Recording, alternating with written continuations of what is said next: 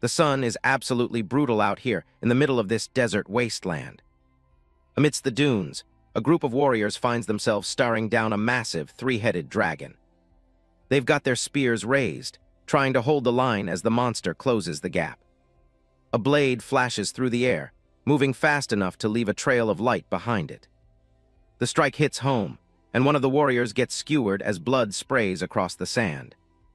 He lets out a final scream as he collapses, clearly not making it out of this fight.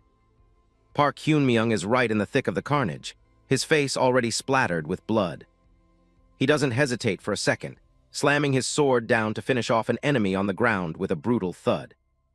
He's gasping for air, the heat and the non-stop fighting pushing him to his absolute limit. The enemy soldiers look on in total shock, staring at him like he's some kind of monster. He stands there hunched over, his body trembling from exhaustion as he grips his blood-stained blade. Seeing him struggle, the enemy warriors charge back in, thinking they've finally got an easy kill. Everything is starting to blur, and it feels like his heart is about to explode right out of his chest. Every single breath is pure agony, like he's swallowing a mouthful of jagged glass. He looks up at the sky, drenched in a mix of sweat and blood that he can't even tell apart anymore. Even though he's running on empty, he stays on his feet as the next wave of soldiers closes in. He grips his sword tight, realizing this isn't just some crazy high-def graphic. This pain is 100% real. Right then, system notifications start flashing to life, announcing that his hidden traits are finally activating. The enemies roar and lunge forward, shouting to finish him off while he's still worn out. But Hyun-myung just lets out a defiant roar of his own, ready to push back against the tide. He's finally accepted the truth. This brutal nightmare is his new reality. Just 3 months ago, his life was a lot different and a lot more pathetic. He used to spend his days locked away in a dark room, completely glued to his computer monitor. Another game over screen pops up, mocking him for yet another failure in the digital world. He leans back with a frustrated sigh, cursing the game for being such a piece of trash. His room is a total disaster zone, a perfect reflection of a life spent chasing achievements while the world moved on. The morning light starts creeping through the window, a blunt reminder that he's wasted another entire night. He looks exhausted, his messy hair and unshaven face showing just how much he's let himself go. His desk is a graveyard of instant noodles and coffee cans, the standard diet of someone who's given up on reality. He's been living like this for 5 years now, long before he even quit his job. To him, his life is legendary, but only in the worst possible sense of the word. The game he's obsessed with is called Panginia, and it's famous for being an absolute nightmare. It actually had a brief moment of popularity 5 years ago when it first launched. The developers used a ridiculous bait line, promising to grant any one dream to whoever could actually clear it. Most people saw it as a gimmick, but some were desperate enough to spend their lives trying to win. 5 years later, nobody's even come close. The player count has dropped to almost nothing as people gave up. Now, if he's not logged in, the game basically shows that the number of online players is 0. Panginia was infamous for its brutal difficulty right from the start, driving most players away in frustration. The bosses were designed to be so strong they made players question if the game was even meant to be cleared. On top of that, you had to worry about companions who would stab you in the back without a second thought. And if you were unlucky enough to get a bounty, high-level NPCs would hunt you down until you were dead. But the worst part? Permadeath. If your character dies once, everything you've worked for disappears instantly. The game makes its rules very clear from the start. If you die, you lose everything and have to start from absolute scratch. It's an insane system that doesn't respect the player's time at all. Because the difficulty was so insurmountable, the brief burst of popularity the game had at launch died out almost instantly. Now, it's just a graveyard for frustrated players. Park Hyun-myung sits at his desk, staring blankly at the screen with a hand propped against his face. He's starting to think that someone is actively trying to prevent anyone from ever clearing the game. His latest character, a high-level knight loaded with 8 unique items, lies dead on the floor with swords through its back. 5 years of grinding and effort have disappeared just like that. Hyun-myung blinks in disbelief, his eyes fixed on the sudden flicker of his monitor, Something unexpected is happening. A blue system window confirms his character has been deleted due to the death penalty, but another message follows.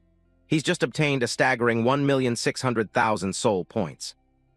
As his old character dissolves into digital pixels, a text box explains that soul points are only acquired when a character dies. The more progress you've made, the more points you get back. Hyunmyoung can't believe the number. 6 million SB is an absurd amount. Up until now, even after hundreds of deleted characters, he'd barely managed to scrape together 80,000 in total. Panginia's system works by awarding points based on the value of the character you just lost.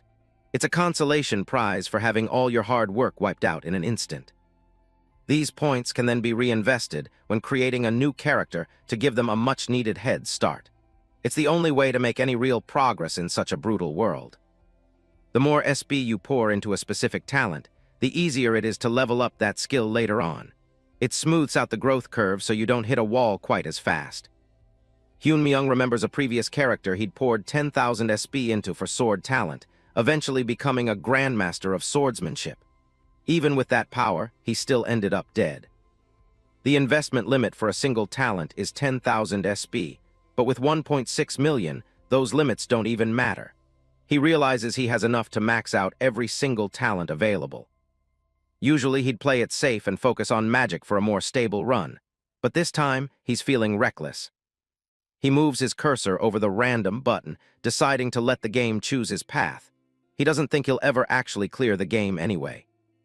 He lets out a smirk, deciding this will be the first and last time he truly tries to enjoy the game before deleting it for good. There's nothing left to lose. He positions his thumb over the button, ready to gamble everything on one last roll. But as he does, a memory from his past flashes through his mind. "Sorry, Hyunmyoung," a voice says as a woman holds a coffee cup between her hands. He looks up at her, his expression full of confusion and hurt. He asks her what she's even talking about, his voice trembling. The world around them seems to fade as he realizes what's coming. She sits across from him with a cold, steady gaze, telling him that he's a good person, but she can't date someone with no future forever. The words hit him harder than any enemy in the game ever could. She leans in, explaining that she's at the age where she needs to start seriously thinking about marriage and stability.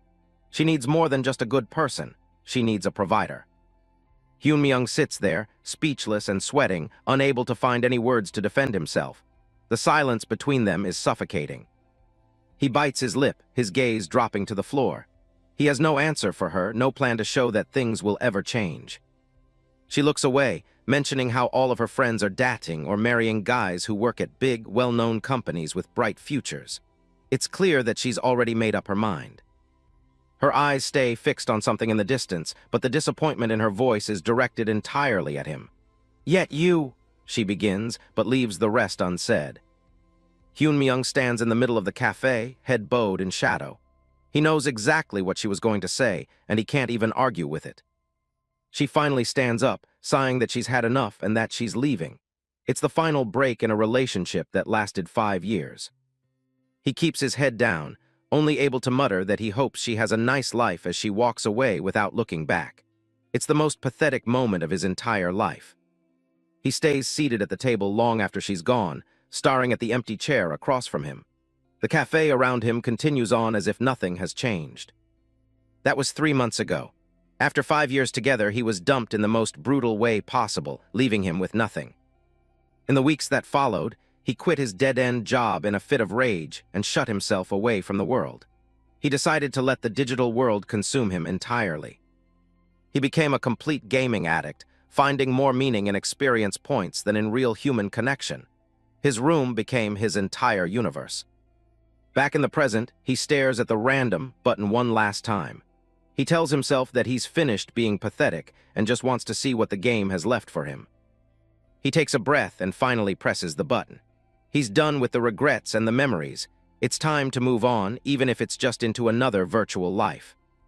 He clicks it down, and the screen erupts into a flurry of digital noise. The system immediately starts consuming 100 SB at a time to rearrange his starting stats.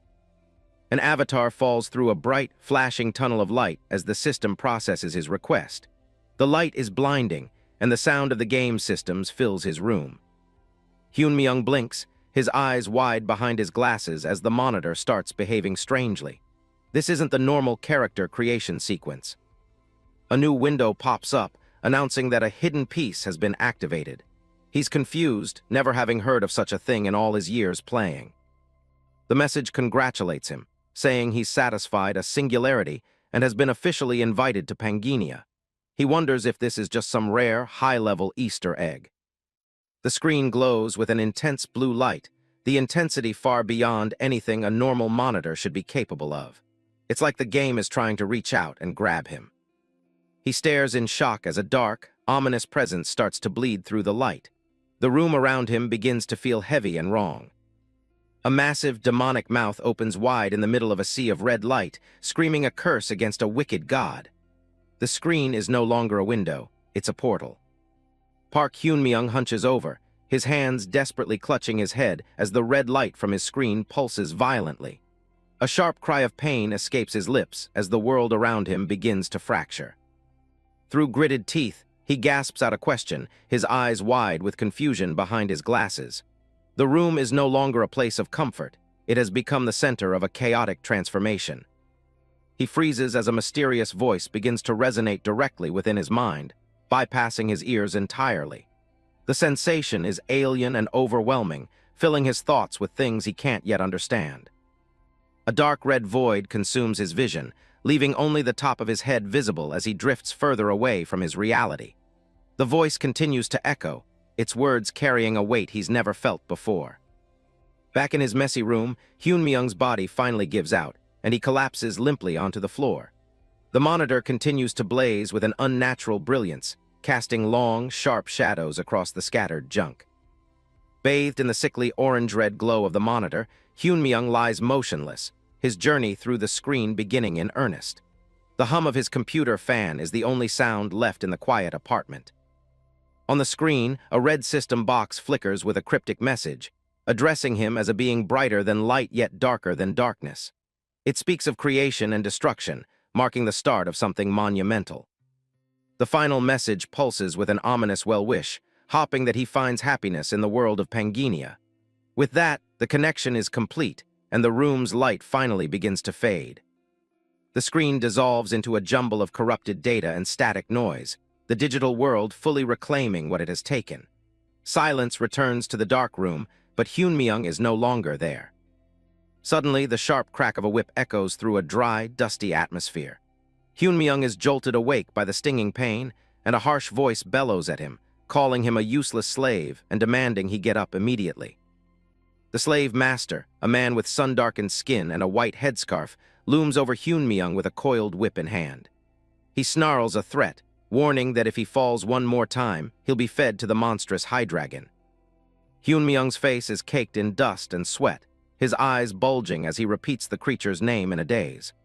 The reality of his situation is starting to sink in, and it's far more brutal than he ever imagined. Massive, scaly talons crush the dry desert sand nearby, each heavy step sending tremors through the ground. The creature is immense, its presence alone enough to dwarf everyone in the area. A wide view reveals a long line of half-clothed slaves, all bound in heavy iron chains, trudging across a vast, unforgiving desert wasteland. Guards with whips patrol the ranks, ensuring no one slows down or collapses from the heat. Hyun-myung looks around frantically, his mind racing to process the impossible sight before him. He's no longer in his room. He's a participant in the very nightmare he spent years playing.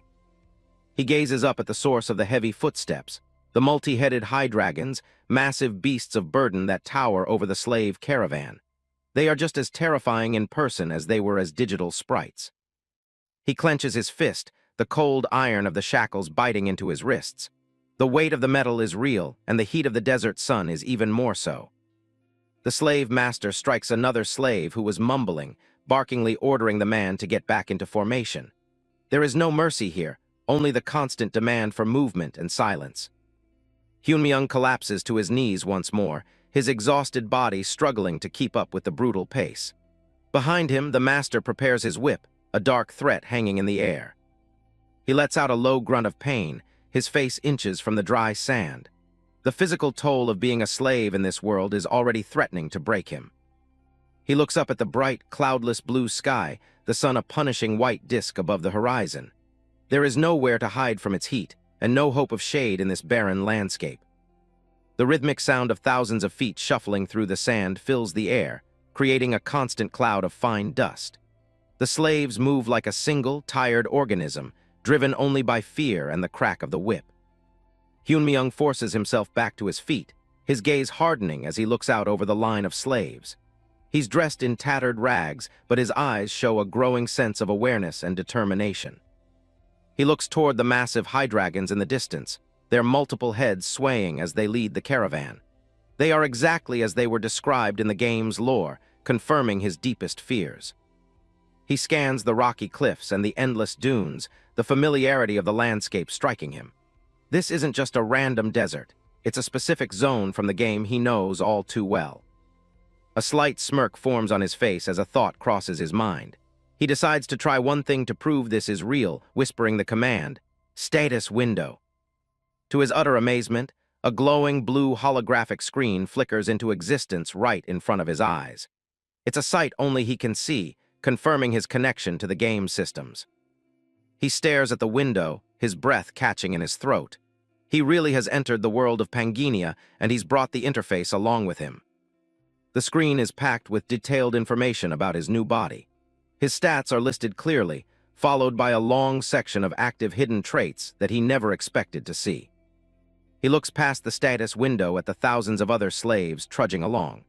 The sheer scale of the reality he's now part of is staggering, yet the floating blue screen is his only comfort. He stares directly into his own reflection in the status window, his face a mix of shock and dawning realization. This is real. He is no longer just a player, but a living part of the world.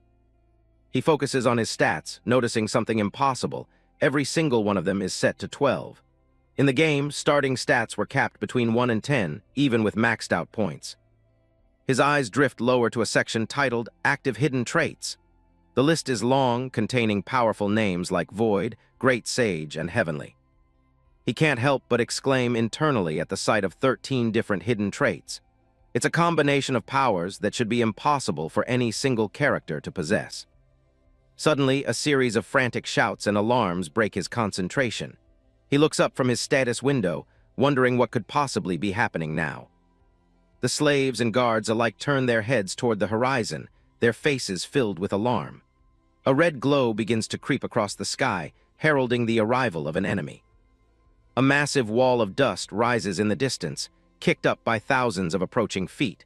The ground begins to vibrate as a new force enters the desert battlefield. A guard screams in terror, identifying the attackers as the army of the Desert Queen. They've apparently broken a non-aggression pact to launch a surprise assault on the caravan. A woman in black leather armor, known as the Snake Princess, stands atop one of the attacking beasts. She looks down at the chaos with a cold, commanding gaze, her forces ready to strike.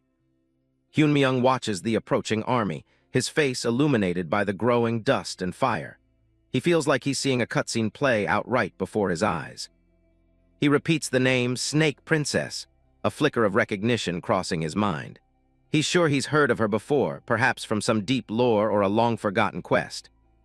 Just as the battle is about to begin, a new blue system window chimes into existence. It announces that the main quest for this world has officially been generated. Park Hyunmyoung stares at the floating blue window in stunned silence as the reality of his situation begins to set in. Below him, the other slaves and guards are already descending into a state of pure panic. The holographic message for his first main quest is clear and unforgiving. He must survive. The penalty for failure is absolute, stating that death in the game means death in the real world as well. A single word, survive, echoes in his mind as sweat beads on his forehead. The weight of the system's threat hangs over him, stripping away any lingering thoughts that this might just be a dream. The sky suddenly darkens with a lethal rain of arrows, plunging the slave caravan into a bloody nightmare. Men scream in agony as the projectiles find their marks, leaving no one safe from the sudden onslaught. Hyunmyoung stands amidst the carnage, his eyes darting between the falling bodies and the blood splattering across the desert floor. The sounds of battle and the pleas for help create a deafening wall of noise around him. His face is tight with tension, a few drops of blood marring his skin as he witnesses the brutal efficiency of the attacking army. The fear is palpable, but a flicker of something else is starting to burn in his gaze. He watches as the world around him turns into a blur of violence, the reality of the game's permadeath rule flashing through his mind. Every second he remains frozen is another second closer to his own end. A pillar of intense blue energy suddenly erupts around Hyunmyung, signaling the activation of a hidden trait. The system identifies it as the heart of the iron-blooded monarch, a power that begins to reshape his very state of being. The system explains that this unique linked trait only appears when a person's physical talents have been pushed to their absolute maximum. It's a legendary ability that few could ever hope to unlock. The trait's effects take hold immediately, preventing exhaustion and drastically reducing the chances of him being caught off guard. Hyunmyung's posture changes, his movements becoming more deliberate and fluid. Around him, the slaughter continues, but the hidden trait allows him to process the chaotic battlefield with inhuman speed. He can see every threat and every opportunity with crystalline clarity. Hyunmyung looks down at a guard who has fallen nearby, his blood soaking into the sand. He sees a sword and a ring of keys lying just inches from the dead man's outstretched hand. He ignores the chaos and focuses on the objective, his mind telling him that he must move if he wants to survive. He reaches for the weapons, his chains rattling as he prepares to fight back. With a quick, practiced motion, he retrieves the sword and the keys, his eyes fixed on the approaching enemies. The fear that once gripped him is being replaced by a cold, calculating resolve. He grips the hilt of the sword firmly, the weight of the steel feeling natural in his hand. He's no longer just a victim of the game, he's now its most dangerous participant. A blinding blue light flares out from his body as his energy surges, creating a protective vortex around him. The transformation is nearly complete, and his true power is beginning to manifest. An enemy lunges at him, but Hyunmyung is already in motion, his blade carving a brilliant white path through the air. His strike is faster than anything a normal human could ever achieve. The impact of his sword creates a massive shockwave of energy, sending his attacker flying backward. The desert air ripples from the sheer force of his newfound strength. He moves with relentless precision, his sword becoming a blur as he strikes down another enemy. Blood sprays against the blue light of his aura, but he doesn't slow down for a single moment. He drops into a low combat stance, his body wreathed in blue energy and his eyes glowing with a menacing light. He has become a vortex of destruction in the middle of the desert. A second hidden trait, Weapon Master, is suddenly activated, further enhancing his combat capabilities. Hyunmyung's eyes glow with a piercing blue light, signaling that his true journey in Pangaea has only just begun. The desert tribesmen are charging across the dunes, their footsteps kicking up a storm of sand. Park Hyunmyung watches them closely, his expression turning cold as he prepares for the impact. One big guy lunges in first, screaming about him being nothing but a lowly slave. However, Hyunmyung wasn't about to just stand there and take it. He sliced the heavy spear in half with one clean sword strike, the metal clashing loudly. With a sharp movement, he knocks the enemy back and sends him stumbling into the dirt. He reached out and caught the spearhead, realizing he was picking up the rhythm of this weapon faster than he should. He hurled the spearhead straight forward, striking down another attacker with the precision and speed of a seasoned veteran. The tribesmen can only scream in shock as their front line starts to crumble under his assault. Hyunmyung shifts his weight, dodging a lethal swing with only inches to spare. He narrows his eyes as something starts to change in the way he sees the entire battlefield. Ghostly silhouettes of axes and swords begin to flicker in the air around him. It's like every weapon he sees is becoming a natural extension of his own body. He parried an incoming axe strike with perfect precision and pushed back with overwhelming force. A blue light pulses from his chest, and suddenly the world seems to slow down around him. He can see it clearly now, the exact path every enemy sword is about to take before they even move. He weaves through the chaos, moving with a grace that definitely shouldn't belong to a slave. His counterattack connects with brutal efficiency, drawing blood instantly. He swaps to a different weapon mid-stride, his hands moving on pure instinct. Another enemy falls as he keeps his momentum going, refusing to give them a second to breathe. The guy tries to beg for his life, but it's way too late for excuses. He stands alone in the middle of a graveyard, surrounded by the men who thought he was an easy target. Sweat drips down his face, his breathing heavy but his focus remains sharp. The remaining tribesmen back away in terror, realizing they're facing a complete monster. System notifications flood his vision. His hidden trait just bumped his weapon proficiency to level 6. He's stunned, reaching level 6 so quickly is unheard of, even for a high-level player. But he knows even this miracle won't let him last forever against an entire army.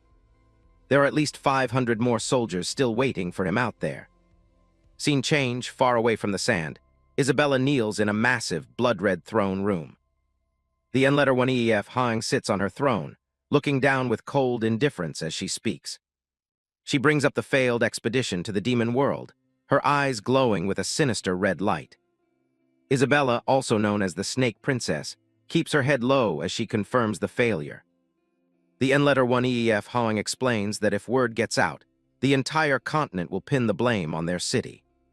She orders Isabella to head to the Kaltzman Desert and eliminate every single survivor. They have to erase every trace of evidence that could link them to the disaster. In exchange for this mission, the N-letter-1 Hang promises to finally lift Isabella's curse.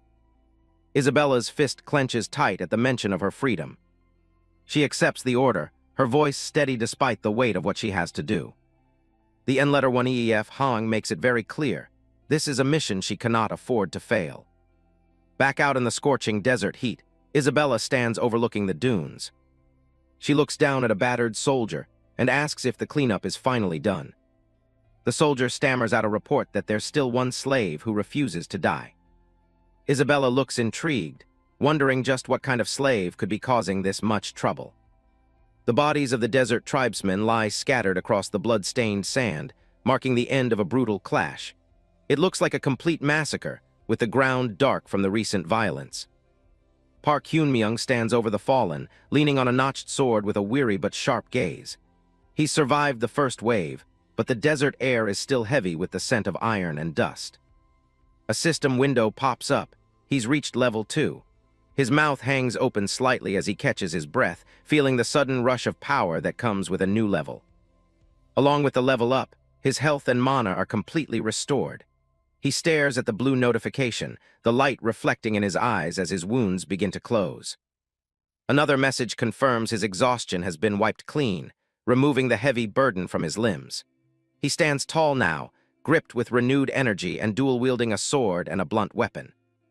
Behind him, more desert tribesmen are closing in, their spears leveled at his back.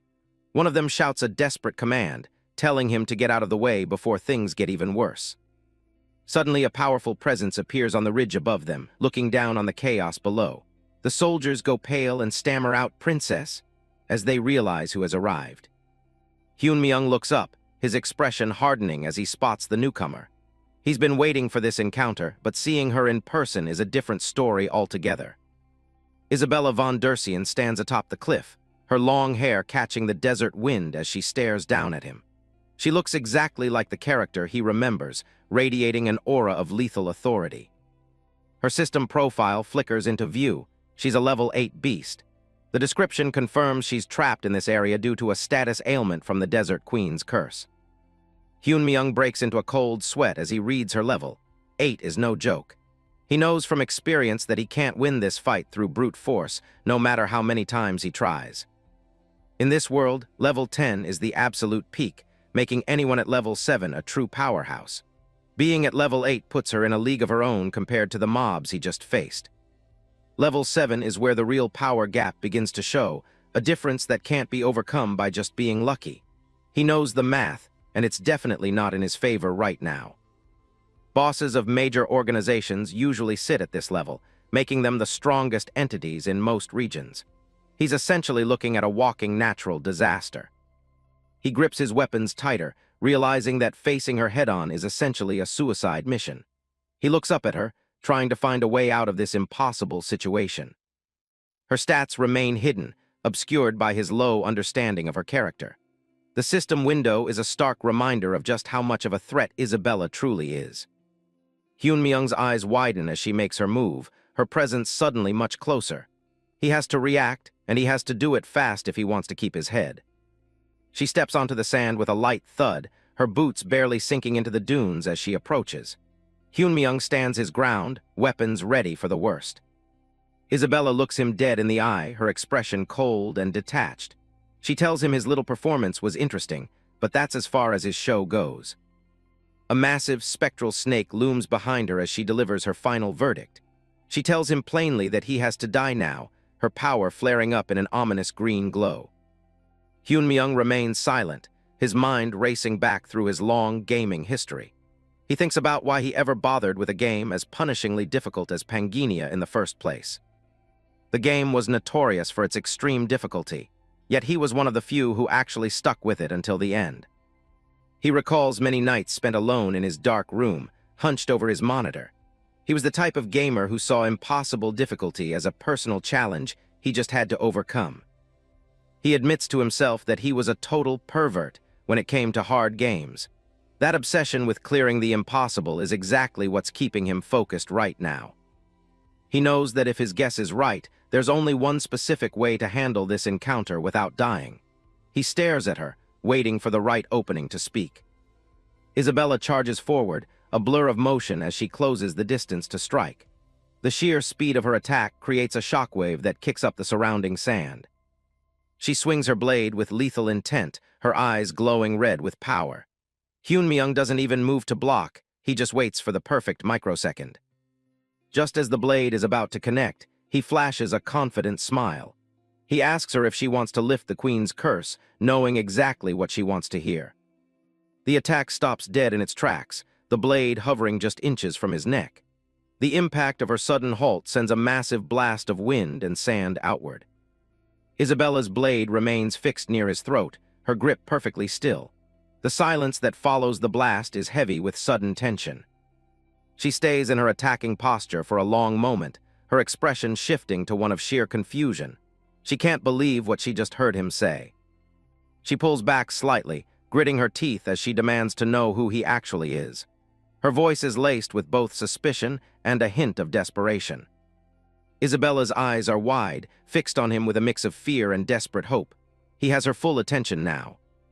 Hyunmyoung looks out over the vast, desolate desert landscape behind her. He tells her that he reads the stars and leads people toward them. He declares himself as the Star Bearer, a title that carries immense weight in this world. He offers to help her lift the curse so she can finally leave this desert. Isabella's pupils dilate in total shock as she hears the forbidden title. She's completely stunned by his bold claim. He watches her reaction, thinking to himself that his massive gamble actually worked. Isabella stands there, her usual coldness replaced by genuine awe. He knows the Star Bearer is a rare NPC class that players need to help them break through their level caps. It's the perfect lie to gain her cooperation. A bright, celestial light shines in his mind's eye as he spins his tail. He knows he's not the real deal, but Isabella doesn't need to know that yet. He thinks about the mechanics of removing the Queen's curse. He knows she needs a specific blessing that only a Star Bearer can supposedly provide. Isabella bows her head, her body trembling slightly as she processes the possibility of freedom. Hyunmyoung knows he has her right where he wants her now. He looks at her with a calm, calculating expression, knowing she'll have to listen to him now. He calls her by her full name, Isabella von Dersian, to drive the point home. A system window flickers above Isabella, identifying her as a character he once created. She stands in a desolate ruin, a level 8 beast with a cold, piercing gaze. Park Hyunmyoung looks at her, reflecting on how she was an unfortunate character he had to neglect because of his own poor choices in the game's starting point. Isabella's expression is hard, her eyes fixed on him with suspicion. He realizes that the Queen's Curse is actually a game mechanic designed to tether players to the starting map. The tension between them remains thick as he analyzes her situation from a player's perspective. A white bird flies over a vast, snow-capped mountain range, a symbol of the freedom players are supposed to have. He knows that in the original game, characters were meant to travel the entire world to reach the ending. An image of a lone white bird trapped inside a golden cage appears, representing Isabella's current state. She's been tied down to this desert wasteland for years due to the Desert Queen's curse. Isabella breaks the silence, leaning forward slightly as she asks for his name. Hyun-myung meets her gaze steadily, preparing to give his answer. "Randolph," he says firmly, causing a system notification to chime in the air. The message confirms that his character's name has been successfully set in this world. The two stare at each other in a tense standoff, neither one willing to back down first. The silence is heavy, filled with the unspoken weight of his gamble. Isabella abruptly turns away, her cape fluttering as she dismisses the immediate threat. She announces that she'll postpone killing him for now, though her posture remains lethal. She continues walking toward her army without looking back, leaving Hyun-myung to watch her retreat. She warns him that if he is lying about being a star-bearer, she will personally rip him to pieces. A close-up of Isabella's face shows her eyes glowing with a menacing red light. The threat is clear. She is not a woman to be trifled with, and his life hangs by a thread. As she passes through the ranks of her soldiers, she gives a sharp command to escort the newcomer. She orders them to treat him as an honored guest and provide the utmost care. A blue system window appears before Hyun-myung, declaring that main Quest 1, Survival, has been officially completed. He's made it through the first major hurdle of this new reality. The system begins settling his results, highlighting a record-breaking performance that borders on miraculous.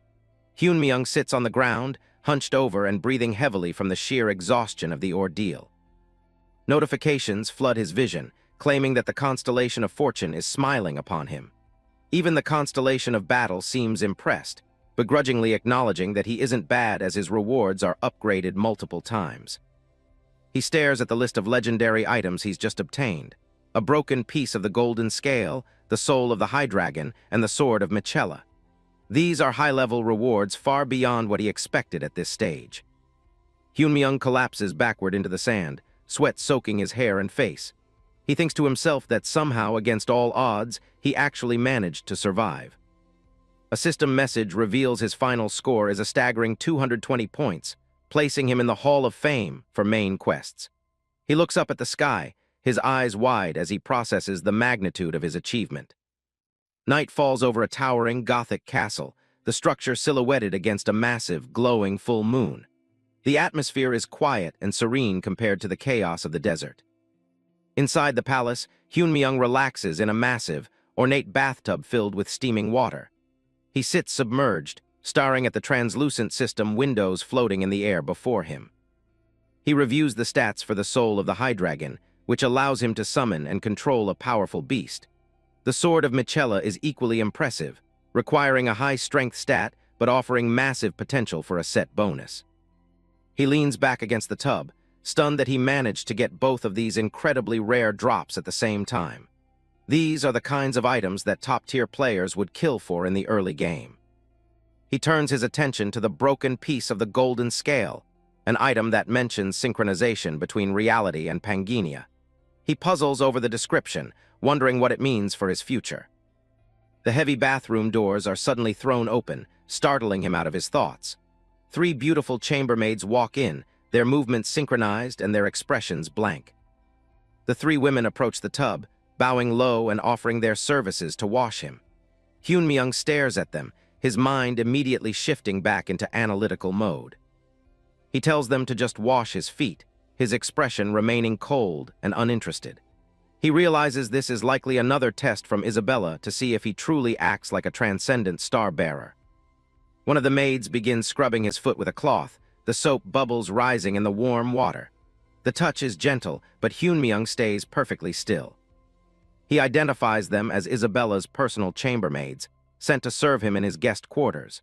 He knows that if he shows even the slightest hint of lust or reaction, she will become suspicious of his identity. He closes his eyes and takes a slow breath, repeating a mantra to keep calm and maintain his stoic facade. He reminds himself that a true star-bearer is supposed to be above such mortal desires. He keeps his face composed and neutral, ignoring the presence of the beautiful women as they continue their work. His focus is entirely on maintaining his cover. One of the maids gasps softly as she moves closer, her hands busy as she adjusts her clothing or her position. The sound is sharp and sudden in the quiet room. A massive system window suddenly pops up, nearly blinding him with its blue light. He thinks, status window, as he scans the new information appearing before him. He looks intensely at the floating screen, his eyebrows furrowed in deep concentration.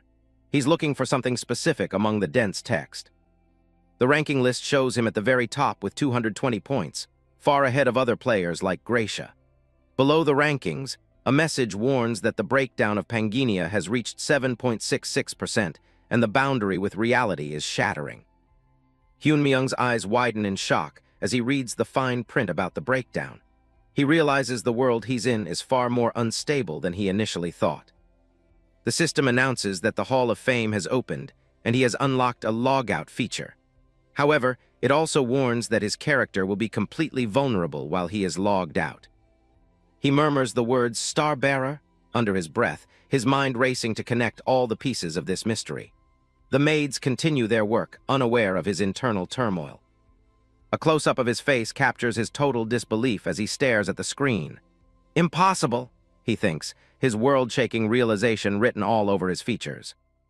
Images of two formidable, glowing-eyed warriors appear in his mind, the players Gracia and I Love Mint Chocolate. These were high-level competitors he knew from his days playing the original game. He wonders if they were summoned to this world just like him, since they both disappeared from the game around the same time. The possibility that his old rivals are here changes everything. An extreme close-up of his eye shows the intensity of his focus as he absorbs the next piece of information. And furthermore, he thinks, his pulse quickening. The logout notification remains on the screen, a bizarre link back to his former life. He repeats the words "logout feature" to himself, his mind already beginning to formulate a new plan. Park Hyunmyung's eyes widen with a mixture of shock and intense relief as he stares at the system notification. He thinks to himself that he finally has a way out of this damned game and back to reality. He suddenly raises his hand, signaling the three chambermaids to stop their work immediately.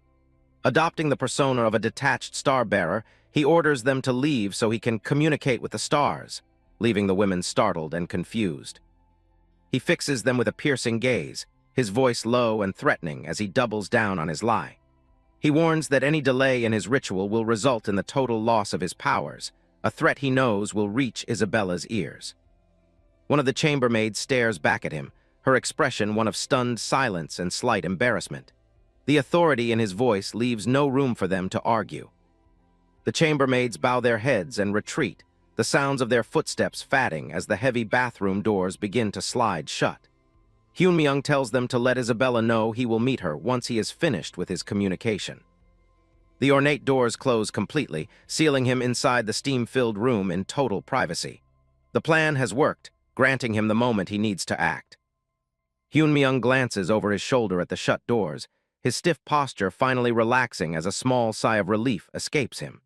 He thinks about how lucky he is that such a shabby excuse actually convinced the servants to leave.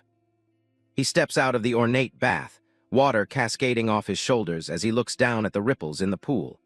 He reflects on the genuine fear he felt at the thought of being trapped in this world forever. He turns his full attention to the glowing log out button floating in the air, his reflection shimmering in the translucent blue screen. He thinks that he's finally finished with this stupid game as he prepares to press the button. With a firm, decisive movement, he taps the logout icon, his finger passing through the holographic light. A sudden, brilliant flash consumes his vision as the system begins the process of sending him back home. Park Hyunmyung closes his eyes as the system begins the logout process, reminding him to make sure his character is in a safe place. A final tip appears in the digital void, carrying a grim warning. If his character dies in the game, he'll die for real. The logout sequence finishes with a quiet chime, confirming his departure from Pangaea. He wakes up back in his cramped, messy apartment, with only the monitor's glow to light up the dark room. The gamer hears faint screams and sirens drifting in through his window, prompting him to see what's going on. He looks down to see the city streets swallowed by fire and thick, black smoke, as if the world is ending. Panicked citizens are running for their lives, as explosions rock the city and the air fills with desperate cries for help. Emerging from the flames is a massive insectoid creature, its glowing red eyes fixed on the chaos below. Hyunmyung's phone vibrates incessantly with an emergency message about an unknown attack hitting major cities. He stares out at the devastation, his face pale and sweating as he tries to process the nightmare unfolding before him. Just outside his apartment, another colossal monster crawls up the side of the building, its segmented legs scraping the wall. The beast opens its terrifying, multi-layered maw and lets out a deafening screech that rattles his window. Stumbling back in terror, the young man falls onto his bed, his heart hammering against his ribs as he gasps for air. He can't believe what he's seeing. These are the exact same monsters he was just dealing with in the game world. Something metallic slips from his clothes and hits the floor with a soft clink as he sits there trembling in shock. It's the broken piece of the golden scale, his legendary item, confirming that the game and reality have officially merged. Park Hyun-myung stares at a massive army in a bleak wasteland. A floating screen displays his low stats, reminding him of exactly where he started. Memories of his time in Pangaea flash by, battling through shadows, crossing paths with the cold-eyed Isabella and the constant struggle to survive. It felt so real, every drop of sweat and every close call etched into his mind. He jerks awake in his gaming chair, gasping for air. "Where am I?" he mutters, his heart still racing from the vividness of the vision. Park Hyun-myung looks around his cramped, messy apartment. A fan hums in the corner, a stark contrast to the silence of the wasteland he just saw. He tries to convince himself he just played the game for too long and passed out. He lets out a dry laugh, rubbing his face. He thinks it's impossible to get sucked into a game like some cheap web novel. His laughter dies in his throat. Right there on his desk, next to his keyboard, sits a small pouch and a gleaming gold fragment. He picks it up, the fragment warm against his palm. His eyes widen in pure terror as the realization hits. Everything he experienced was real. Panic surging, he lunges for his mouse and frantically clicks through his tabs. He has to check the game's official site. The screen remains white, displaying a cold error message. This page does not exist. He stares at the screen, his reflection in the glass showing a man whose world has just been turned upside down. The game homepage didn't just crash, it's completely gone. A sudden, sharp noise cuts through the silence of his room. The air feels thick with sudden dread. He freezes as screams erupt from outside. It's a monster!" someone shrieks, followed by a desperate plea for help. He looks out the window and his blood runs cold. A giant, mantis-like creature is tearing through the streets, sending cars flying as people scream in terror. Blood spatters across the pavement. A man lies motionless in the rubble, the brutal reality of the invasion laid bare. Officers fire their pistols at the beast, but the bullets barely seem to graze its thick carapace. It's a slaughterhouse, and they're completely outmatched. His phone buzzes incessantly on the desk, lighting up with a national emergency alert about unidentified monsters appearing everywhere. Park Hyun-myung watches the carnage from above, his hands trembling as he grips the windowsill. "What is this?" he whispers, his voice shaking. Another creature looms in the distance, its red eyes glowing amidst the smoke and fire. He can't believe monsters from Pangaea have actually appeared in the real world. He collapses back onto the floor, the gold fragment slipping from his hand as his legs give out. The boundary between reality and the game hasn't just thinned, it's completely shattered. He's trapped in a nightmare. A system window flickers into existence before his eyes. It shows a list of legendary traits and a terrifying statistic. The destruction progress of Pangaea is nearing 10%. Sweat beads on his forehead.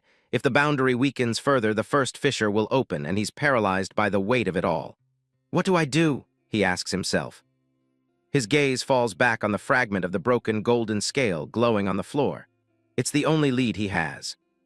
He reaches out, his fingers brushing the cool metal. He can't just sit here and wait for death. A spark of his old gamer instinct flickers to life. He knows he has to find a weapon, something to fight back with. If monsters from the game are roaming freely in reality, he reasons, then maybe things obtained in the game can also be used here.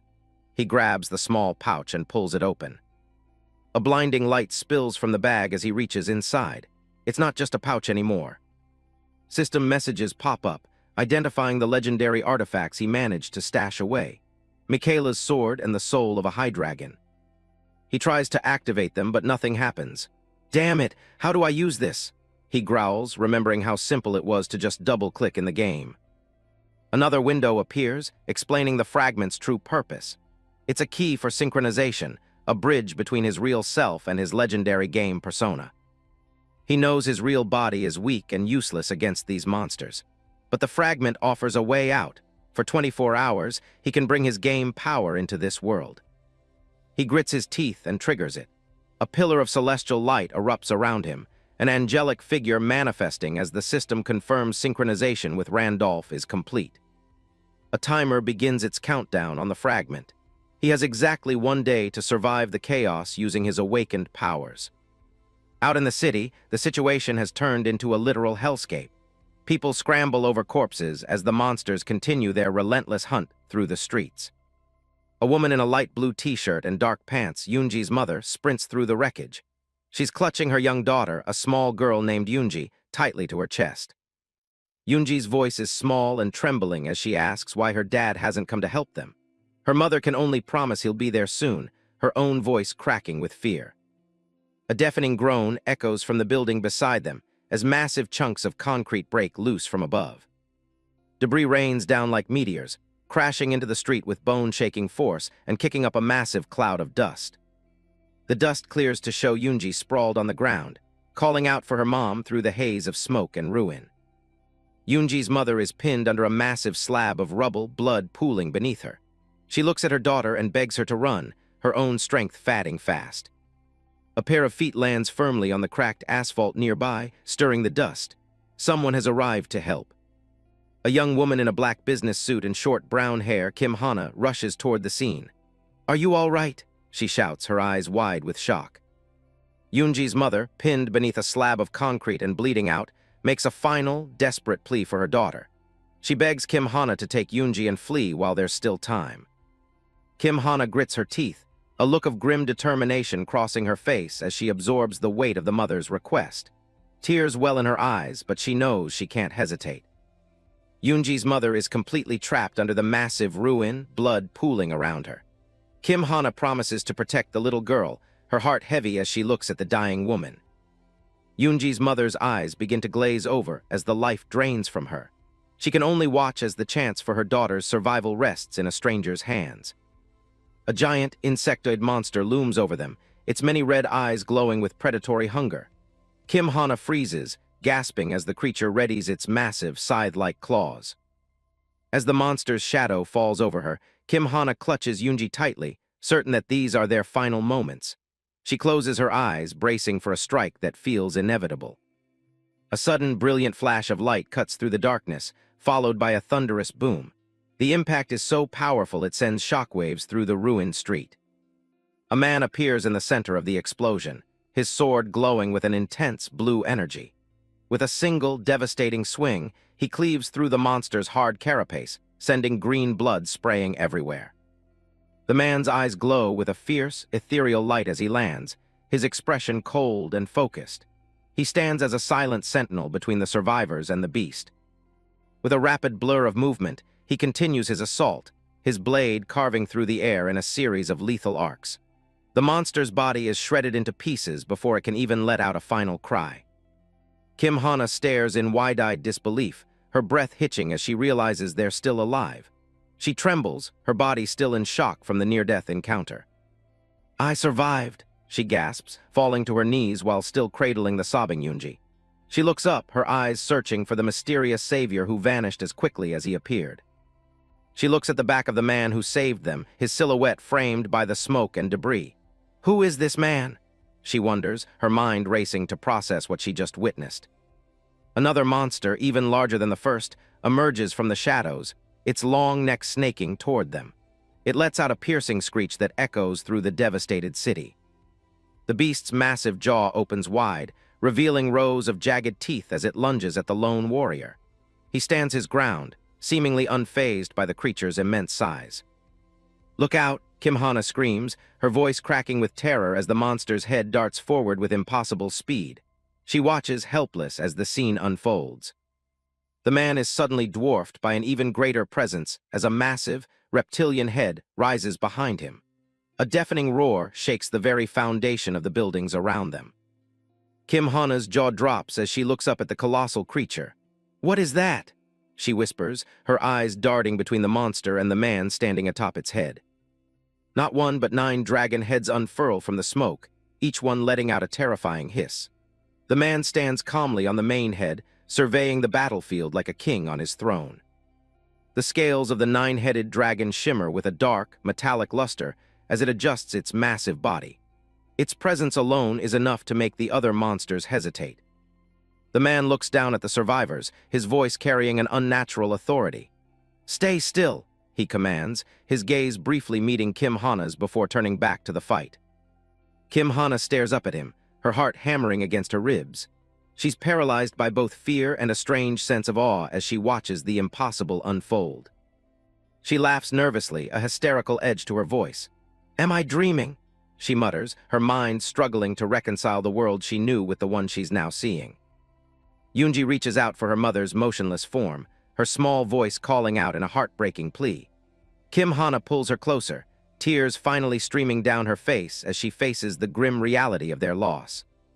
In the distance, more survivors are seen running through the smoke-filled streets, their shadows small and fragile against the backdrop of crumbling skyscrapers. The scale of the destruction is staggering. Kim Hana watches as another monster is snatched up by one of the dragon's heads and crushed effortlessly. She realizes that the world she lived in has vanished forever. The dragon's 9 heads continue their brutal work, tearing through the monsters like they're nothing more than pests. Blood and ichor rain down on the ruined streets. Global news outlets are in a frenzy, reporting that these monsters have appeared simultaneously across the entire world. Major cities are being decimated, and human civilization is on the brink of collapse. However, the reports also mention the appearance of mysterious warriors who are fighting back. These individuals possess power that far exceeds any conventional human weaponry. Flashes of these heroes appear on screens across the globe. A man with a glowing sword, a woman clad in ethereal armor. They move with a grace and power that shouldn't be possible. One man stands atop a pile of rubble, his glowing blade held high as he addresses a crowd of terrified survivors. "Don't worry, everyone. I'll protect all of you," he shouts, his voice filled with a confidence that seems out of place in this apocalypse. The world is changing at a terrifying speed, and the boundary between the game of Pangea and reality is becoming increasingly blurred. The survival of humanity now rests on the shoulders of these mysterious players. A man watches the broadcast on his phone, a look of pure disgust on his face. "We must unite our strength," the hero on the screen shouts, but the viewer only scoffs. "Tusk." He sits in a luxury apartment, seemingly unbothered by the chaos outside. "Idiots! They're wasting their fragments of the broken golden scale," he mutters, his eyes narrowed as he watches the hero's performance. He looks down at his own fragment, the golden metal glowing with a faint, pulse-like light. His name appears on a nearby screen, Massacre. He's one of the top players, and he knows exactly what's at stake. He understands that Pangea and reality are merging, and only those who can adapt to this new world will survive. For him, this isn't just an invasion, it's an opportunity. He clenches his fist, his expression hardening into a mask of cold ambition. In the coming age of chaos, everyone is a competitor, he thinks, his eyes burning with a dark resolve. Those who obtain more power will become the protagonists of this era. A system window appears before him, displaying the updated global rankings for the survival quest. The list is topped by a name that has remained unchanged for 2 years, Randolph. The top score is an absurd 220 points, a number that leaves Massacre and the other players in the dust. He stares at the name Randolph, his jaw tightening with a mixture of envy and frustration. Is this Randolph Guy Phantom? He wonders, his mind racing as he considers the identity of the world's top player. The name is synonymous with power and mystery, a legend that even the most elite players fear. Randolph is also known as Ghost, a nickname earned from his ability to move through the game undetected. No one has ever seen his face or knows his true identity, adding to his formidable reputation. A man clad in heavy armor sits on a throne, his long, white hair falling over his shoulders. He keeps his head bowed, his hands resting on the hilt of a massive sword. Since no one knows his name, everyone refers to him by these 2 nicknames. The figure of Randolph, the legendary top player, sits solemnly in his heavy silver armor. He was the first to lead the Demon Realm expedition, the only group to nearly reach the final clear of Pangea. Despite his unparalleled skill, the expedition ended in a devastating failure. Dark, swirling energy engulfs the battlefield as his powerful form is finally brought down. Text on a stark white background solidifies his legacy. He is undeniably the #1 player in the history of Pangenia. Massacre continues to analyze the situation on his glowing screen, his expression grim. He reasons that since the strongest character would be summoned upon death, Randolph must have been pulled into the real world the moment his expedition failed. A system window explains that while equipment and appearance are reset during the summoning, a player's talents carry over from their previous character. Massacre's lips curl into a sinister smirk, the scars on his face twitching. "I understand why he got such a high score," he muses, his red eyes gleaming with newfound understanding. The focus shifts to a young man with messy brown hair, his gaze distant as he reflects on the changing world. He looks like a shadow of the legendary warrior he once was. Logging back into the game, Park Hyun-myung relaxes in a bathtub, the steam rising around him. He considers how both monsters and players have been summoned, with players taking on their in-game forms. Closing his eyes, Park Hyun-myung feels the pieces of the puzzle falling into place. The reality of the merger is becoming increasingly undeniable. His mind drifts back to the failure of his last character, the armored Randolph, who was left broken and defeated after the expedition's collapse. 3 swords are driven deep into the warrior's back. The memories are bitter. It wasn't just the monsters that stopped them. Hired NPC mercenaries hindered their progress, and in the end, even their supposed allies turned against them in a cold-blooded betrayal. No matter how many scenarios he had planned for, the sheer level of interference from those around him had been beyond anything he could have expected. Park Hyun-myung steps out of the bath, water rippling as he moves. He begins to suspect that those interfering variables might have been other summoned players, just like him. Whether they were rivals or players who simply didn't want the game to end, he was clearly a target. The weight of his past fame now carries a heavy price. Now back in the game world of Pangenia, Park Hyun-myung walks with purpose, dressed in a simple tunic. He knows he can no longer just hide after logging out. He must be prepared for those still targeting him. He traverses the grand, marble-floored hallways of a palace. To ensure his safety in both reality and the game, he needs to regain his former strength as quickly as possible. He enters a high-ceilinged throne room where Isabella von Dersian sits regally. "Have you finished talking with the stars?" she asks, her tone both curious and commanding. Park Hyun-myung approaches her, his expression unreadable. Isabella watches him closely, her dark hair with red highlights framing her sharp features. "Yes," he replies, standing before her. "I've come to keep my promise with you." Isabella smirks, satisfied with his response. However, Isabella raises a finger, her eyes narrowing slightly. "I do have one condition, though," she states, causing Park Hyun-myung to pause. "What is it?" he asks. In the distance, maids move about the opulent room, their presence a reminder of Isabella's high status. The atmosphere is tense as the two negotiate. "Take me to the sanctuary, Isabella," he says firmly. The request catches her completely off guard, her red eyes widening in shock. Isabella stares at him as if he's lost his mind. "The sanctuary? Are you insane?" she exclaims, her voice echoing through the chamber. Park Hyun-myung remains undeterred, his gaze steady. He knows his next main quest is to obtain a class, and the one he desires can only be found there. A confident smirk plays on his lips as he explains his reasoning. "There's a star there," he says, his eyes glinting with ambition. "It can be obtained here." A blue system window confirms his goal. Main Quest 2, obtain a class. The reward depends on the rank of the class obtained, and the sanctuary is the key to his next level of power. A full moon hangs over the jagged ruins of a dark castle. A sharp-heeled boot steps firmly into a thick pool of fresh blood. Isabella walks calmly through a corridor littered with the bodies of fallen guards. She pauses to wipe the blood from her dagger, her expression cold and focused. Hyun-myung watches her from a distance, acknowledging that she's a reliable ally despite the carnage. The scene shifts to a few hours earlier, where Hyun-myung asks Isabella to take him into the sanctuary. Isabella is baffled, calling him insane since obtaining a class is the immediate goal. Hyun-myung leans in with a smirk, revealing that he knows a star is hidden within that very place. He explains that to lift her curse with the blessing of the stars, he has to get his hands on that star first. He's the only one who knows the exact location, having found it by sheer luck in his previous life as a player. Isabella warns him that the sanctuary is forbidden, and bringing an outsider in would have dire consequences. Hyun-myung doesn't blink, telling her it's her last chance to escape the desert for good. Back in the present, Hyun-myung swallows hard, knowing he'd be dead if his persuasion hadn't worked. They finally reach the entrance to the holy ground. A massive stone staircase leads down into a dark, swirling abyss. System windows flash warnings.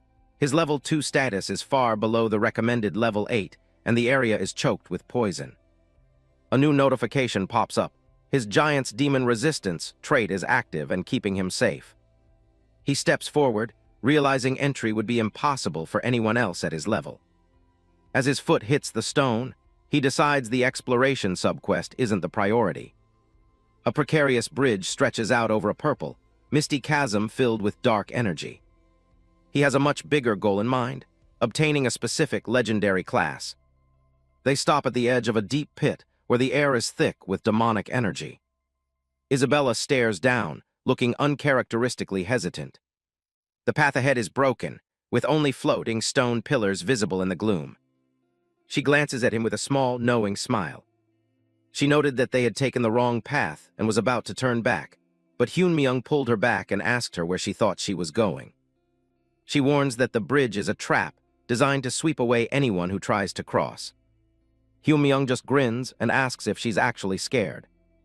Isabella's eyes widen in shock at the suggestion.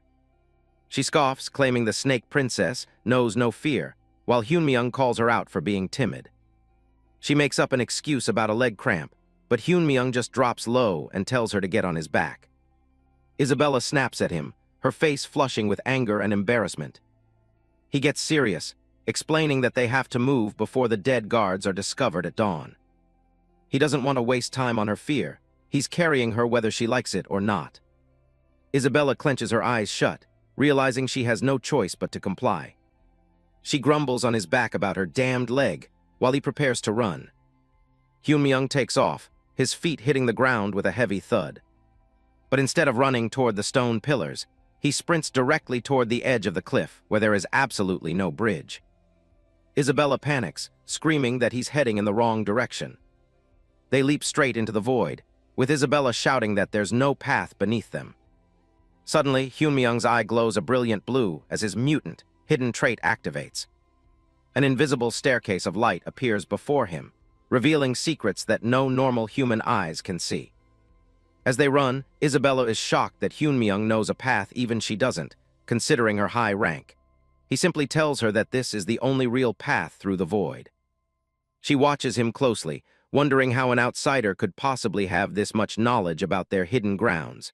It doesn't make sense for a simple star-bearer to be this confident. Isabella notes that even in a place choked with poison and demonic energy, he isn't even breathing hard. There's something deeply strange about how he's handling the pressure. Hyun-myung shoots her a smirk, teasing her about her fear of heights again. She just tells him to shut up, though her face is still a little red. He even jokes that she's a bit heavy for a level 2 player to carry, which only makes her more annoyed. She glares at the back of his head, asking if he actually wants to die. To her, it feels like he's not just confident, but like he's meeting an old friend he hasn't seen in years. He's navigating the terrain with a familiarity that shouldn't be possible. She asks him straight out if they've met before, looking for any clue as to who he really is. He doesn't answer immediately, keeping his gaze fixed on the glowing path ahead. The stairs hum with blue energy as they climb higher into the dark. Hyun-myung finally speaks, saying they've never met in the same place. He reaches a hand out toward the light, explaining that while he has seen her, she has never seen him. It's a cryptic answer that only deepens the mystery. They burst through a blinding white light at the end of the invisible staircase. The energy crackles around them as the environment shifts once again. The transition is sudden, the air crackling with magic as the scene changes. They've successfully bypassed the traps and crossed into a new section of the sanctuary. They land on a lush, flower-covered hillside that looks out of place in the dark ruins. Petals drift through the air as the wind picks up across the green slope. Hyun-myung explains that this is a domain barrier, a shield that hides the true nature of the sanctuary. Only those on the right path can see what's really here.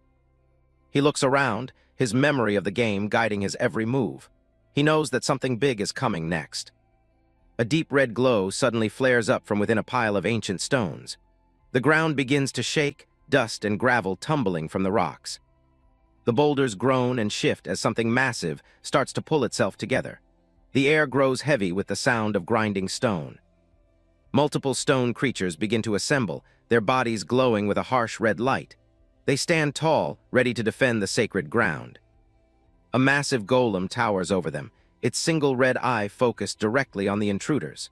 It's an upper-tier guardian, a level far beyond anything Hyunmyeong should be facing. Hyunmyeong realizes that at his current level, even a graze from this thing would kill him instantly.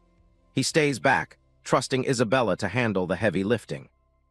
He casually asks if her leg is feeling better now, prompting another sharp response.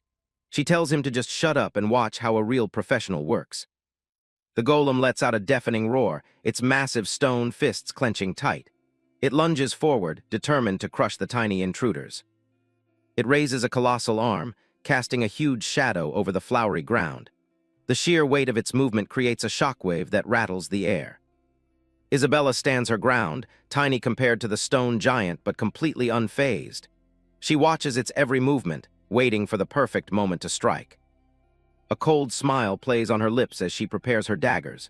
She's an assassination specialist, and size doesn't matter when you know exactly where to hit. The golem's fist slams down, but Isabella is already a blur of motion. She dodges the impact and leaps high into the air, moving with impossible speed. In a single, fluid motion, she strikes the core of the giant. The stone begins to shatter, brilliant light exploding outward from the point of impact. She lands gracefully, telling him that it'll be over soon. Her eyes are sharp and cold as she looks back at the crumbling guardian. Isabella dives back into the fight, her daggers carving through the golem's thick stone skin like paper. Debris flies everywhere as she dismantles the creature piece by piece. The golem's red eye flickers as it tries to track her, but she's too fast. She's already behind it, targeting the joints and internal power sources. The stone giant finally collapses, its massive body breaking apart into harmless boulders. Isabella stands amidst the wreckage, her mission accomplished in seconds. Hyunmyeong smiles, impressed by her efficiency. Even though he raised this character himself, seeing her skills in person is something else entirely. Isabella makes short work of any remaining threats, her movements precise and lethal. The ground is littered with stone fragments as she finishes the job. Hyunmyeong realizes that this is what level 8 actually looks like in this world. The power gap is clear, but he's still not worried about his own low level. The system suddenly pings him with a notification. It seems it's recognizing Isabella's kill as his own, probably because they're treated as a party. A blue screen offers him a new class, Golem Maker. It's a rare summoner-type class, and even at its base, it's considered high-tier in Pangenia. He looks at the sigil of the Golem Maker, knowing it's a powerful option for most players. It would give him a reliable source of strength right away. But without hesitation, he hits the decline button. He has something much bigger and more specific in mind for his character. He explains that the one who can give him the class he really wants is something else entirely. The air begins to swirl with a dark, purple energy. Isabella senses the change in the atmosphere and grips her daggers tight. Something far more dangerous than a golem is starting to manifest. The ground turns a dark, bruised purple as shadows stretch across the field. The scale of this new presence is overwhelming, far beyond anything they've faced so far. A system warning identifies the new arrival, the ancient King Dramat, the master of this mountain. It's a being that was buried by the nameless star long ago. Hyunmyeong looks up as the colossal presence looms over them. He's not afraid. In fact, he says that the king has finally shown himself. Dramat's colossal, scaled head descends from the purple-tinged shadows, a single slit-pupiled eye burning with ancient power. Standing in the grassy field, Hyunmyeong and Isabella are dwarfed by the sheer scale of the ancient king and greater god who guards the stars. A translucent blue system window flickers into existence, flashing a stark warning across the screen. It notes that Hyunmyeong's current level is dangerously far below the sanctuary's recommended level of 10. Hyunmyeong looks up at the massive silhouette looming in the mist. "You've finally shown yourself," he says, seemingly unfazed by the scale of the creature. A colossal snake head descends from the clouds, its red eye glowing with ancient power. This is Dramut, the guardian of this sanctuary, and the system makes it clear that Hyunmyeong is nowhere near strong enough to be here. Up close, the pressure is heavy enough to make a normal person collapse. Hyunmyeong breaks a sweat just trying to keep his footing as the beast glares at him. The mountain guardian coils its massive body around the plateau, radiating an aura of absolute dominance. Its size is enough to make the entire mountain feel small. Isabella looks back, wondering if he's lost his mind for bringing her to a place like this. He tries to play it cool, telling her the snake is actually pretty gentle despite its looks. The snake immediately proves him wrong by lunging with a deafening roar. Isabella barely has time to scream that it definitely does attack first before the air around them explodes. A massive shockwave from the beast's movement sends Isabella flying through the air. She can barely keep her balance as the sheer force of the wind threatens to tear her apart. She slams into the ground, kicking up a cloud of dust and debris. She recovers quickly, gripping her daggers, but the impact clearly rattled her. Hyunmyeong watches the chaos with a slightly awkward expression. His gentle guide, Theory, is falling apart pretty fast. Isabella shoots him a look of pure rage, her teeth bared. She's definitely not finding this situation funny or gentle. Hyunmyeong tries to piece together his game memories, thinking this guy was supposed to be a guide. Isabella screams back, asking if this looks like a friendly creature to him. Dramut's giant eye focuses on them, demanding they prove their worth. Isabella panics, trying to explain that she's not the one challenging the sanctuary. The snake doesn't care. It knows she's the one who destroyed its sentinel guard earlier. It doesn't take kindly to people breaking its toys. A massive tail whips through the air with the speed of a falling building. The force of the movement alone is enough to crack the ground. The tail smashes into the earth, narrowly missing Isabella. Dramut makes it clear, if she can't prove herself, she's never leaving this place alive. She scrambles away from the impact zone, shouting at Hyunmyeong to actually do something besides standing there and watching. Hyunmyeong watches the environment crumble around them. He's confused because in his past runs of the game, this fight never happened. It clicks, the rules of the world have changed because he's no longer the powerhouse he used to be. The Guardian only respects strength, and right now, he lacks it. This is the legendary ancient King Dramut, a name feared across the game's lore. A greater god with a massive body, serving as the ultimate protector of the star. His presence is enough to overwhelm any ordinary mortal.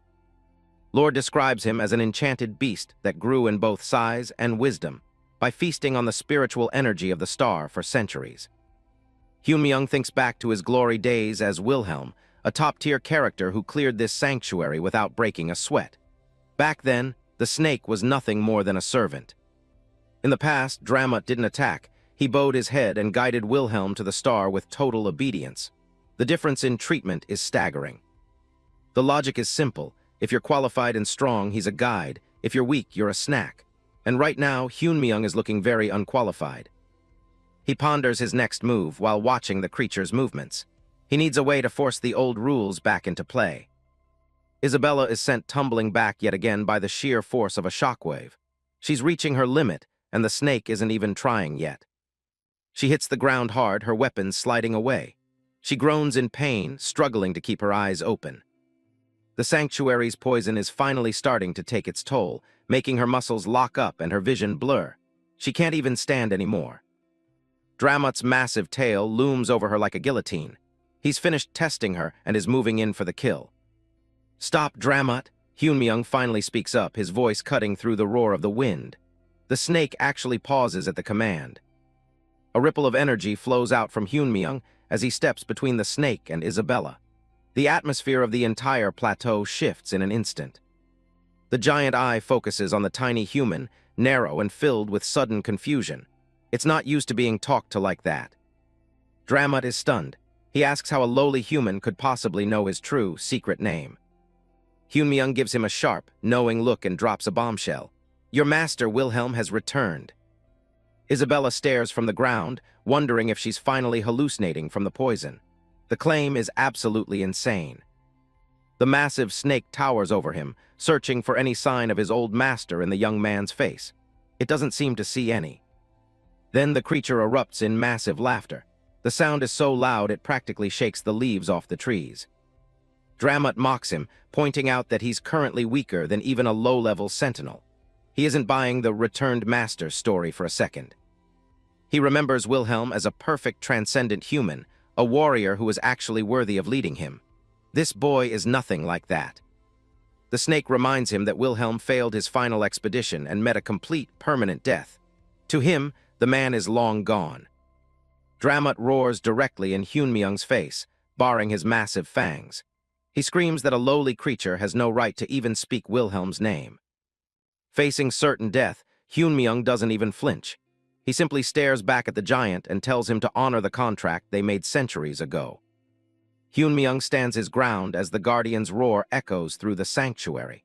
The sheer scale of the creature would be enough to make anyone else run, but he isn't even flinching. Dramut is visibly shaken, its red eye widening in disbelief. It demands to know how a mere human could possibly know about the secret contract it made with its former master. The beast's confusion is clear. That contract was supposed to be a secret that died with its maker. It stares down at the young man, waiting for an explanation that shouldn't exist. Lore pulses through Hyunmyung's mind as he recalls the game's hidden mechanics. The contract states that anyone who obtains the Star of the Mountain gains the Guardian's true name and becomes its new master. The details are grim. The Guardian must obey, but the secret must never be revealed. If the pact is broken, the one responsible will face a lethal curse. Hyunmyung realizes he's gambling on a loophole by being in Randolph's body. Since the actual contract was made by Wilhelm, he's hoping the game's curse won't actually trigger for him. Dramut lowers its massive head, its tongue flicking out as it searches for a scent of familiarity. It asks point-blank who this creature standing before it really is. Hyunmyung doesn't give a straight answer, keeping his gaze steady.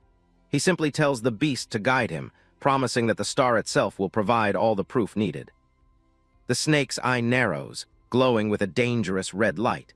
It warns him that the star shows no mercy to the unworthy and will incinerate anyone who lacks the proper qualification. A small smirk plays on Hyunmyung's lips. He challenges the Guardian's bluff, asking if it's simply afraid that the star will acknowledge him as its rightful master. Dramut scoffs at the arrogance, calling him a brat who looks like he'd crumble in a single bite. It can't fathom where this puny human gets the confidence to talk so much trash. Despite its doubts, the Guardian decides to lead him to the star rather than killing him on the spot. It admits that while it doesn't believe he's Wilhelm, his knowledge of the contract makes things complicated. Dramut slithers toward the heart of the sanctuary, with the two humans following behind. The beast would much rather let the star's trial finish him off so it doesn't have to get its own hands dirty. The trio moves through the desolate sanctuary under a heavy, darkening sky. The atmosphere is thick with ancient magic and a silent, oppressive anticipation. Isabella looks around as they reach a secluded area, her expression one of pure shock. The gravity of the situation is finally starting to sink in for her. She looks up at a stone altar looming in the darkness. "Is this where the star is?" she asks, her voice barely a whisper in the gloom. Hyunmyung steps forward, confirming that the object resting on the altar is exactly what they came for. He's completely focused on the prize ahead, ignoring the Guardian's threats. There it is. The star is revealed to be a glowing white skull sitting atop an ancient stone pedestal. It radiates an eerie, powerful light that fills the entire chamber. Isabella is confused, wondering how a skull could be considered a star. Hyunmyung explains that this is more than just bone, it's actually the face of the goddess Lee. He recounts the history of Pangenia, explaining how the goddess's body was shattered into 32 fragments upon her death. These fragments are the legendary stars scattered across the continent. He reaches out and picks up the skull, explaining that these pieces are the keys to transcendence for any player. It's the ultimate power-up that everyone in this world dreams of achieving. Hyunmyung's face is set in stone as he prepares for the next step. He knows exactly what's about to happen and isn't showing a hint of fear or hesitation. The moment he grips the skull, it erupts into a massive pillar of white-hot energy. The sanctuary is flooded with light as the power of the goddess is unleashed. Isabella shields her eyes, screaming out in terror. She's convinced he's about to be incinerated and wonders if he's actually lost his mind this time. Dramut watches with a cruel satisfaction, laughing at the display. It's certain the star has rejected him and is now watching its supposed master burn to death. A dark silhouette remains standing within the heart of the inferno. The flames swirl around him with violent force, but he hasn't moved an inch from his spot. Inside the light, Hyunmyeong looks more annoyed than anything else. He mutters about the guardian's attitude while the power of the goddess washes over him. He knows the secret. The star only kills those who try to bypass the guardian. Since he technically passed through Dramat by negotiating, he's safe from the deadly rejection. His mind is already on the next goal, securing the specific character class he needs. This is a one-time opportunity, and he can't afford to mess it up. He stares into the hollow eyes of the skull as it begins to crack. He remembers a rare lore detail stating that if a classless player acquires a star, it grants them a special class. The word void pulses from the artifact as it starts to disintegrate in his hands. This is the moment of truth where his destiny in this world is decided. A massive list of legendary traits and classes begins to spiral around him like a whirlwind. Everything from Weapon Master to Great Sage is momentarily within his reach. The system announces that he is one who faces destruction, but the light only grows more intense. He's being remade from the inside out by the pure goddess power. Messages flood his vision, confirming that his mana is being converted into raw star energy. He's already gained new skills like Star Pierce and a blessing that enhances his abilities. The rewards keep coming as his base stats receive a massive permanent boost. The system explains that his power will only grow as he collects more of Lee's fragments. The most important detail is that these effects are permanent, even if he achieves transcendence later. Hyunmyeong's eyes glow with a new, terrifying intensity. Finally, the notification he was waiting for appears. He has officially acquired the Star Successor class. The process is complete, and the blinding light begins to fade. Isabella can only stare in mute shock, her mouth hanging open. She's just witnessed a human absorb the power of a god, something she thought was completely impossible. Hyunmyeong stands silently for a moment, letting the new power settle into his veins. The air around him crackles with a lingering static from the transformation. He turns to Isabella, his voice calm and steady despite the chaos. He asks her what her heart truly desires once her curse is finally lifted from her. She's still dazed, but the answer comes out instinctively. She wants to leave the desert behind and find the lost bloodline of her family, the Dersians. Hyunmyeong leans in, his gaze piercing and full of newfound authority. He offers to help her achieve that dream, but only on one specific condition. Park Hyunmyeong makes his proposal with a calm, steady voice. 1 year of service in exchange for her freedom and the location of her lost family. Isabella stands frozen, the weight of the offer clearly showing in her eyes. A haunting image of a woman on a dark throne flashes through her mind, a figure of cold authority that she seems desperate to escape. Back in the present, Isabella looks down at the ground, her voice barely a whisper as she begins her reply to his offer. Her hand clenches tightly against her shoulder, her knuckles turning white as she battles with her own pride and desperation. Hyunmyeong places a steady hand on her, his gaze intense as he promises he is nothing like the queen and never breaks his word. Isabella looks up at him, her pupils dilating as she begins to realize the true nature of the man she's dealing with. She remains silent for a moment longer, her lips pressed together in a thin, hard line of determination. Finally, she drops to one knee in a formal gesture of submission, vowing to serve him exactly as he requested. Hyunmyeong looks down at her with a satisfied nod, acknowledging that she's made the only logical decision available to her. He turns his attention back to the massive snake Dramat, asking for final confirmation that the star's owner is the Guardian's master.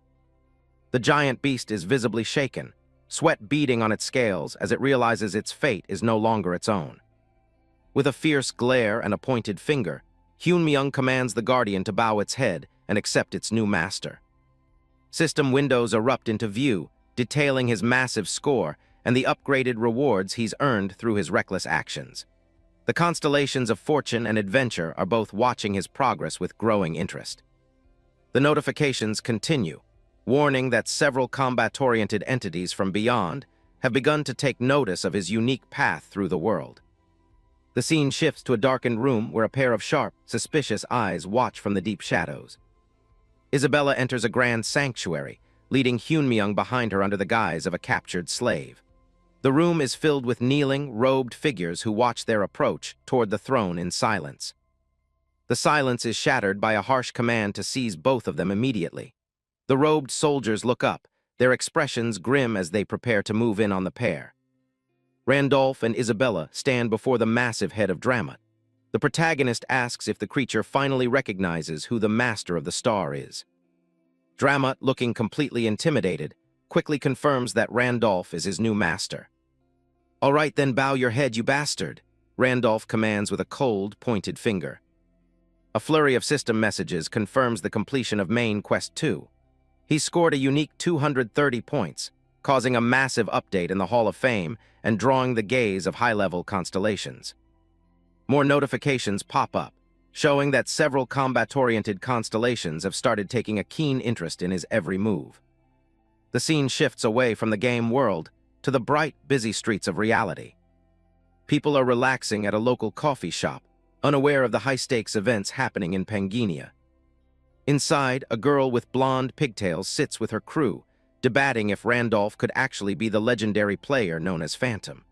She's convinced no one else could have scored that high without knowing the game inside and out. Her two companions look serious, wondering if they can track him down before any other guilds get the chance. The pigtails girl takes a drink, listening quietly with a sharp, calculating look in her eyes. She explains that Phantom is finally a real player now, so there has to be a way to find him, starting with a fishing tactic. Since the secret auction hall just opened for him as a quest reward, she's betting he'll definitely try to use it. She details the plan. They'll list a high-quality item at a dirt-cheap price to lure him in. Once he buys it, they'll use a special twin ability on a talisman to attach a tracking spell directly to the buyer. She notes how many rookies fall for these traps, only to be tracked down and robbed shortly after. One of the men is skeptical, doubting someone as experienced as Phantom would ever be that careless. The girl leans forward, her expression turning intense as she argues that his past decisiveness is exactly why he'll bite. She recalls his failed but massive expedition, her face flushing with a manic, obsessive energy. Her face twists into a wild, blushing grin as she laughs, convinced his greed for juicy items will be his downfall. Her companions watch her with pure concern, wondering if they should call for help or just report her for stalking. They wonder what kind of powerhouse he is in reality, maybe a CEO or the heir to a massive corporation. The scene shifts to a dark alleyway as the conversation about Phantom's identity continues. The global rankings refresh, showing Randolph firmly in first place, while another player named Massacre is officially banned from the quest. Gracia stares at the new rankings in disbelief, shocked that anyone could score that many points.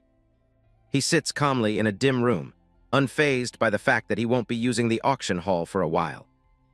On the floor next to him lies Massacre, beaten and bloodied, gasping for air. Gracia casually walks away from the violence he just committed, looking completely indifferent. He grabs the man by his hair, coldly stating that he'll just keep killing everyone in the top ranks until he's back at the peak. Back in the game, a sub-quest notification confirms that the sanctuary exploration has been completed.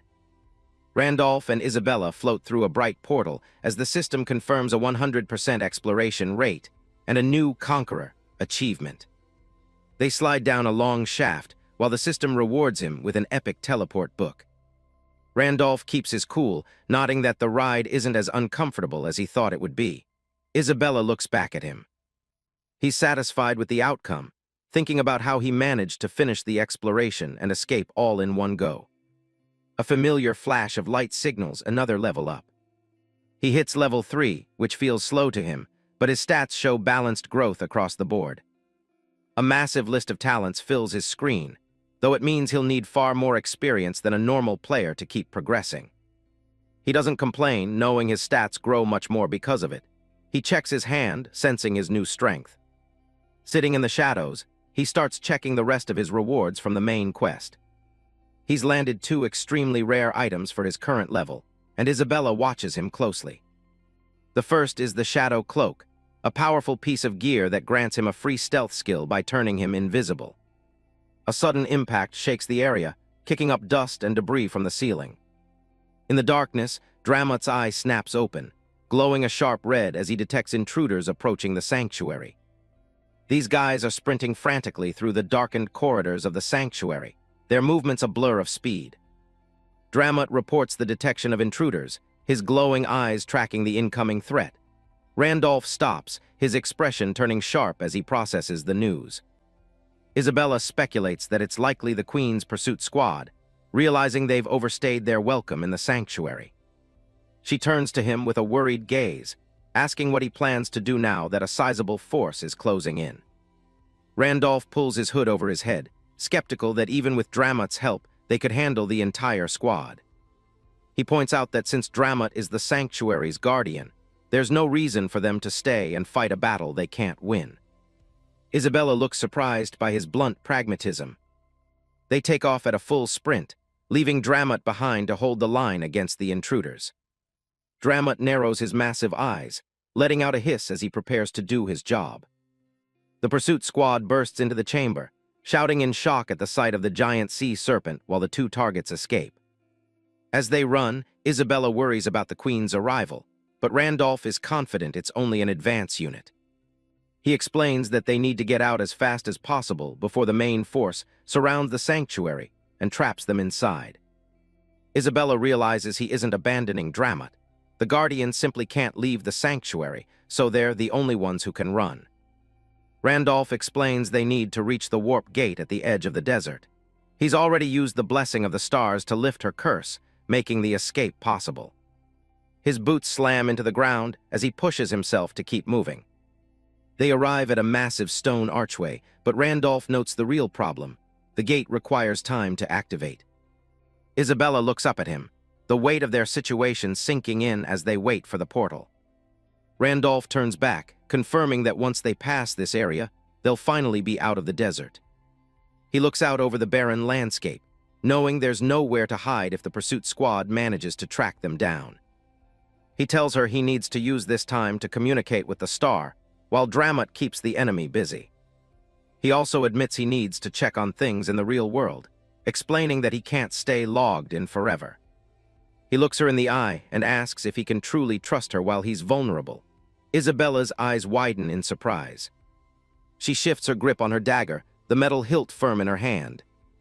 With a look of pure determination, she vows to protect him no matter what. The system begins the logout process, displaying a few helpful tips about the auction hall. Park Hyunmyoung wakes up in his own bed, the soft light of morning filling his room as the logout completes. He sits up and lets out a sigh, still struggling to get used to the strange feeling of returning to his real body. He picks up his phone, immediately scanning for any updates on the world's status.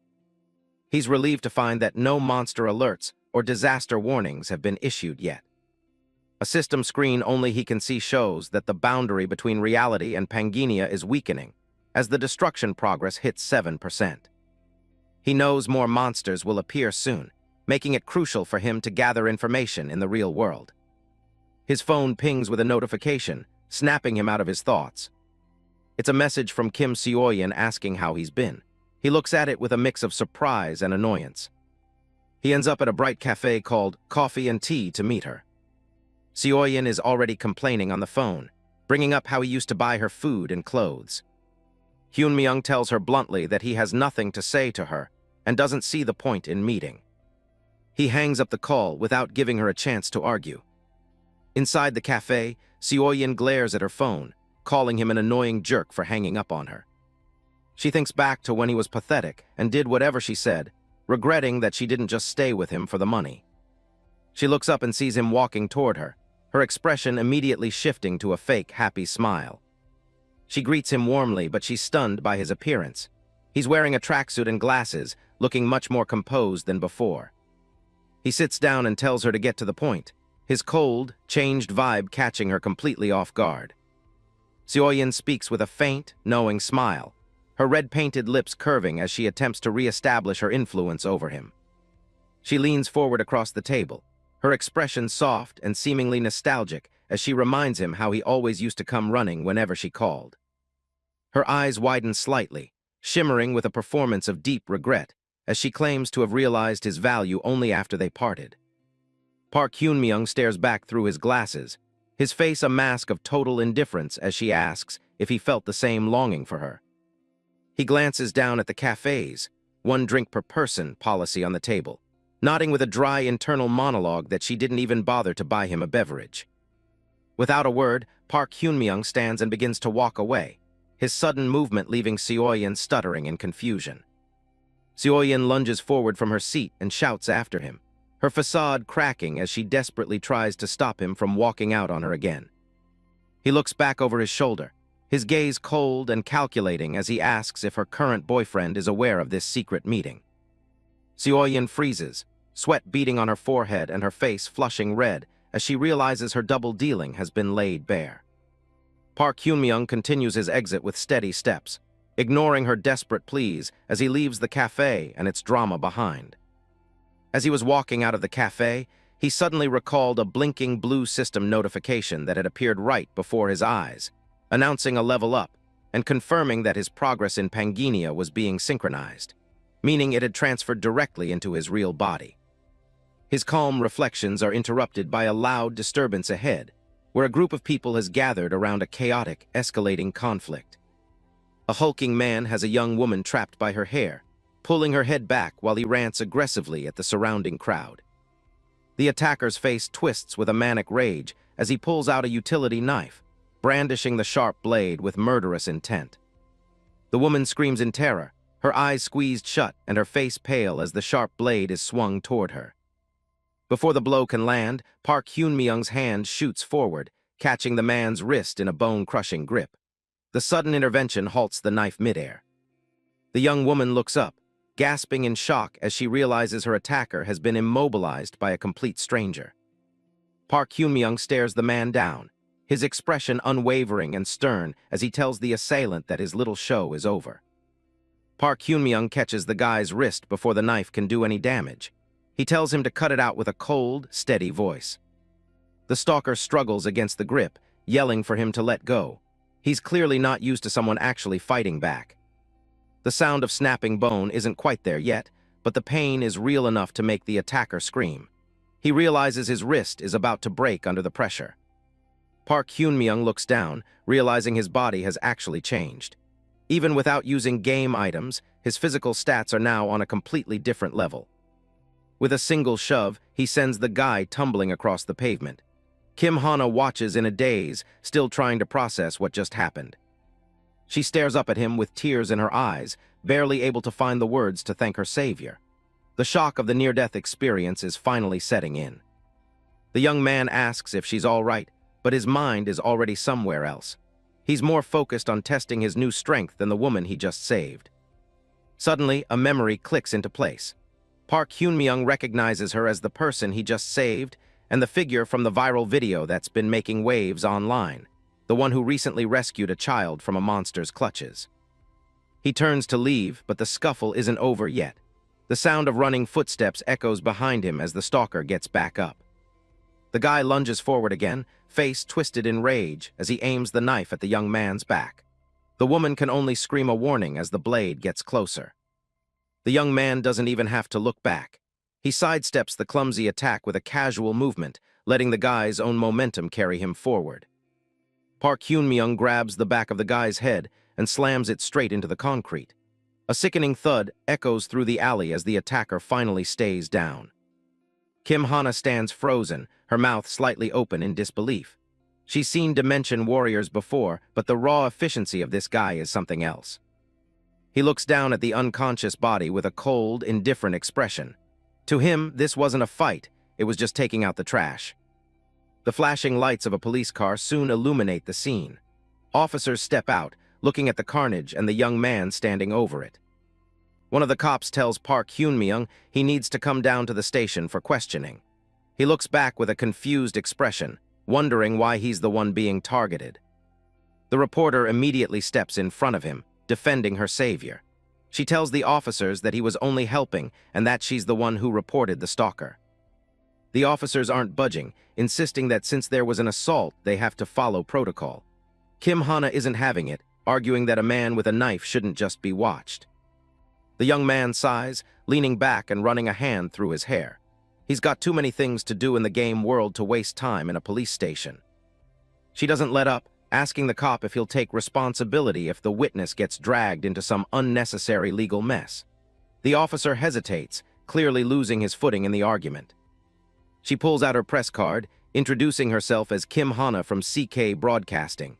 Her eyes are sharp and determined, showing she's not someone they can just push around. The cops exchange a worried look, realizing they're dealing with a major media representative. The situation just got a lot more complicated for their paperwork. People in the crowd start whispering, recognizing her from the recent news reports. They mention she's the one who saved a child from a monster on YouTube. Seeing the public sentiment shift, the officer lets out a defeated sigh.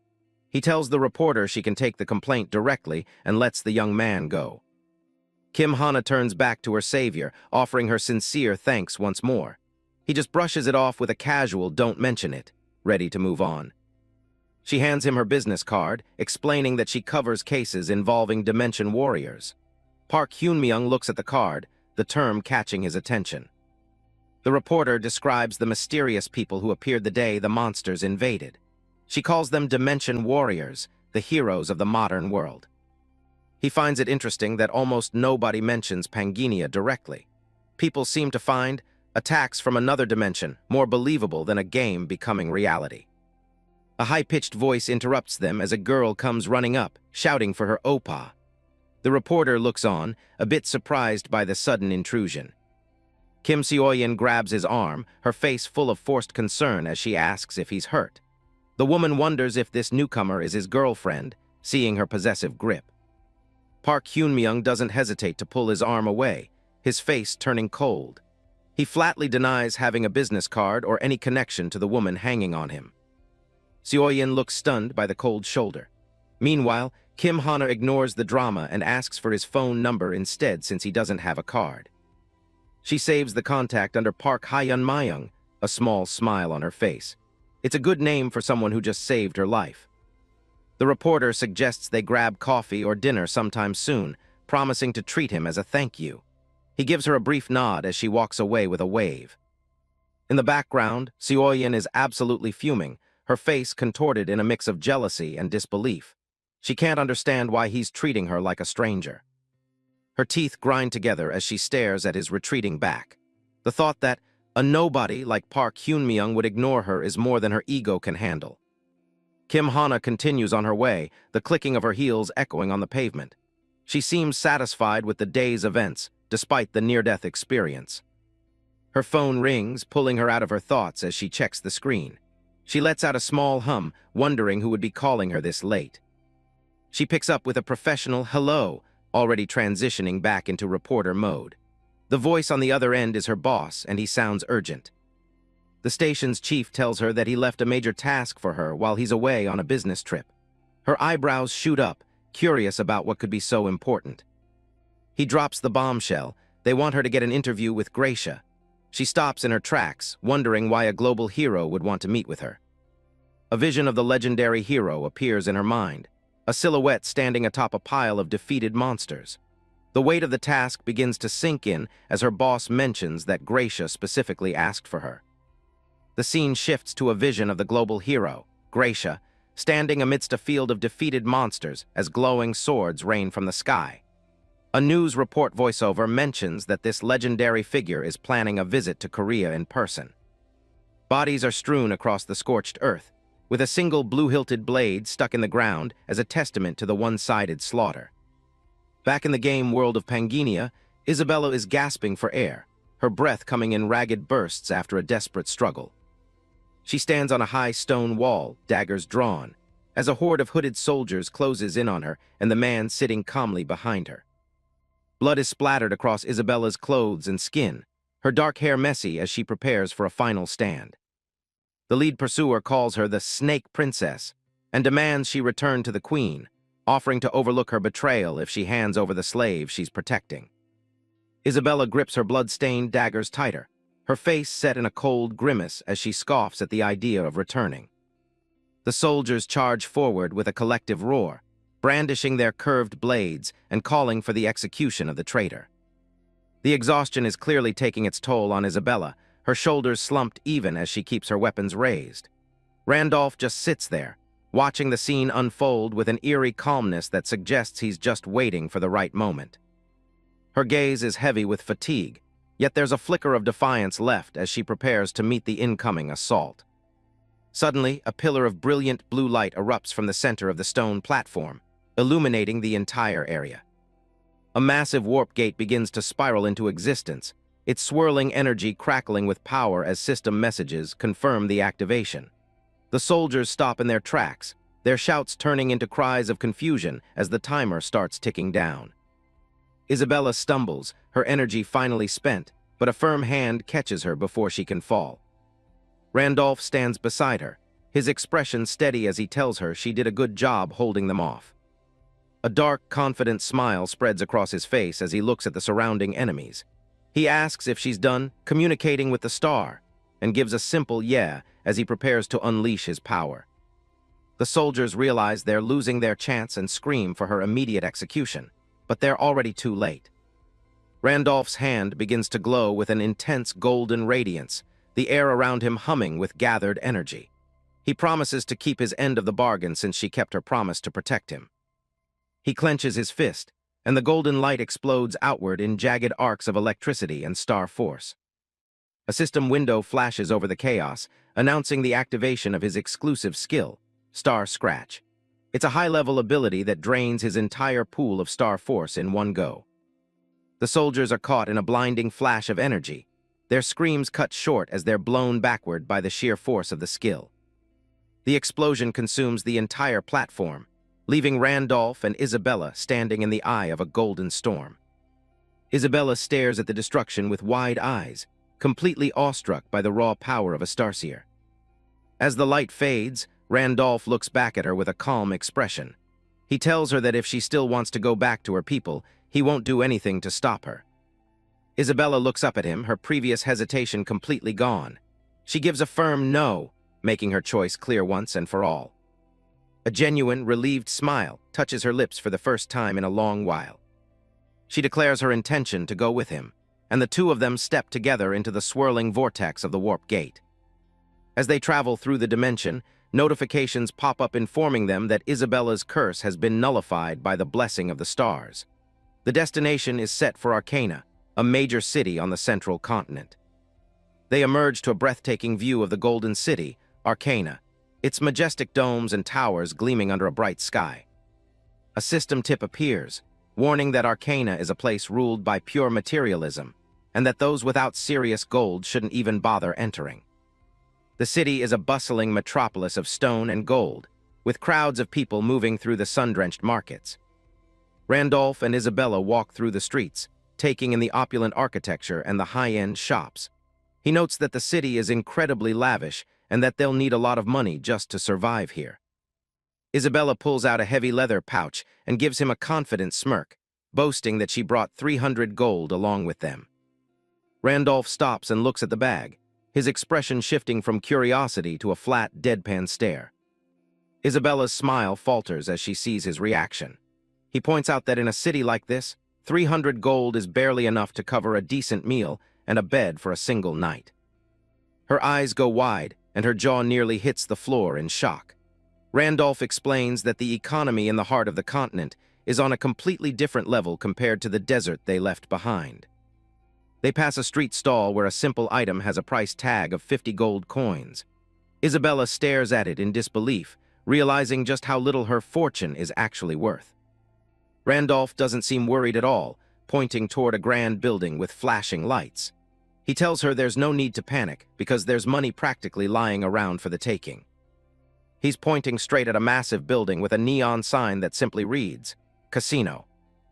Isabella stares at the building, her face completely blank as she tries to process what he's suggesting. Randolph stands confidently in front of the entrance, his cape fluttering as he prepares to test his luck in the city of gold. He looks back at her with a mischievous grin, telling her not to worry because he happens to be a very lucky guy. A final system message chimes in, announcing that a hidden trait called Golden Grace is activating, turning the odds heavily in his favor. Welcome to Arcana, the Golden City. It's a place where morality takes a backseat to luxury, earning it the title of the City of Pleasures. In the world of Pangenia, every lower city behaves like its own independent kingdom, and Arcana is no different. Here, the rules are simple and brutal. There's only one thing that matters: money.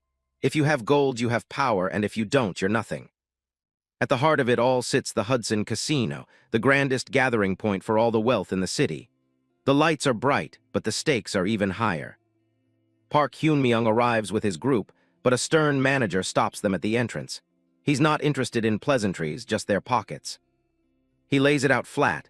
Unless they have 10,000 gold for the deposit, they aren't stepping foot inside. Isabella and the other companion look completely blindsided by the steep price.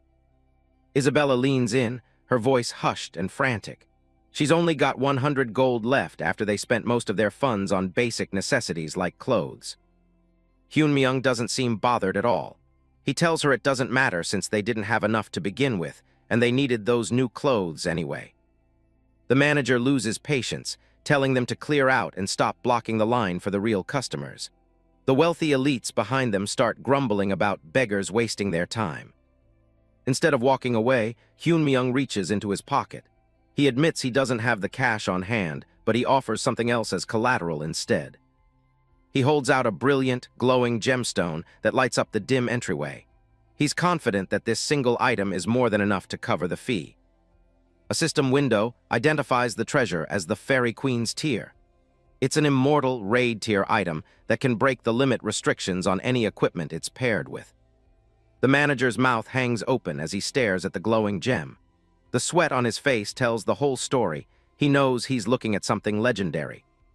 Suddenly, the staff are falling over themselves to be polite, bowing and rolling out the red carpet.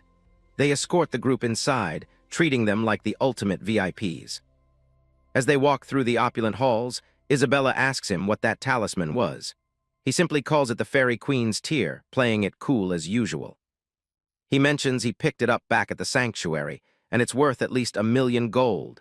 The male companion is horrified that he just handed such a fortune over to total strangers. Hyun-myung just smirks, completely unfazed. He figures it's just a deposit, and he'll have plenty of money to pay it back once he's finished winning.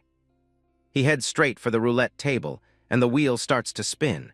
Every eye in the room is glued to that little white ball as it skips across the numbers. The ball settles into the exact pocket he predicted. The crowd starts to buzz with excitement, unable to believe what they're seeing. The room erupts in cheers and whispers of disbelief. People are calling him the god of gambling, stunned that he started with so little and is already clearing the house. Stacks of chips pile up until they surpass 1.4 million gold. Hyun-myung sits back, looking bored while the casino staff look like they're having a collective heart attack. He reflects on his blessing of gold trait, knowing there's no better advantage to have when there's serious money on the line. Everything is going exactly according to plan. Isabella is overjoyed, shouting that they're rich, but a manager suddenly bows before them. He looks like he's about to cry as he delivers the news. They'll give him all his winnings, but there's a catch. He's officially banned from the Hudson Casino forever. The companion is baffled that it's happening this quickly. The manager explains that every other customer is copying his bets and draining their reserves. It's become a serious crisis for the casino's bottom line. As they look around, people are indeed clutching handfuls of gold coins, all thanks to following Hyun-myung's lead. The house is losing big time. Guards surround the table and the manager politely, but firmly, asks them to leave the premises immediately. They aren't taking any chances with him anymore. Isabella's eyes glow with a sharp, dangerous intensity. He's not angry about the ban, but he isn't finished with his business here yet. Hyun-myung agrees to leave without making a scene, much to the manager's relief. He stands up, ready to walk away with his massive haul of gold. But before he goes, he tells them he needs to speak with the owner of the casino. The manager tries to shut him down, insisting that a meeting simply won't be possible. Hyun-myung tells him not to misunderstand the situation. He's not the one who wants the meeting, it's the owner who will want to see him. He tells the man to go tell his boss about who he is. Meanwhile, in a private office, the owner is already staring at the glowing talisman on a silk cushion. The owner activates his Hand of Observation skill, which is currently at level 8. A blue magical circle appears over his hand as he begins the analysis. His eyes widen in shock as the system confirms the item's authenticity. He can't believe that someone actually walked into his casino carrying such a treasure.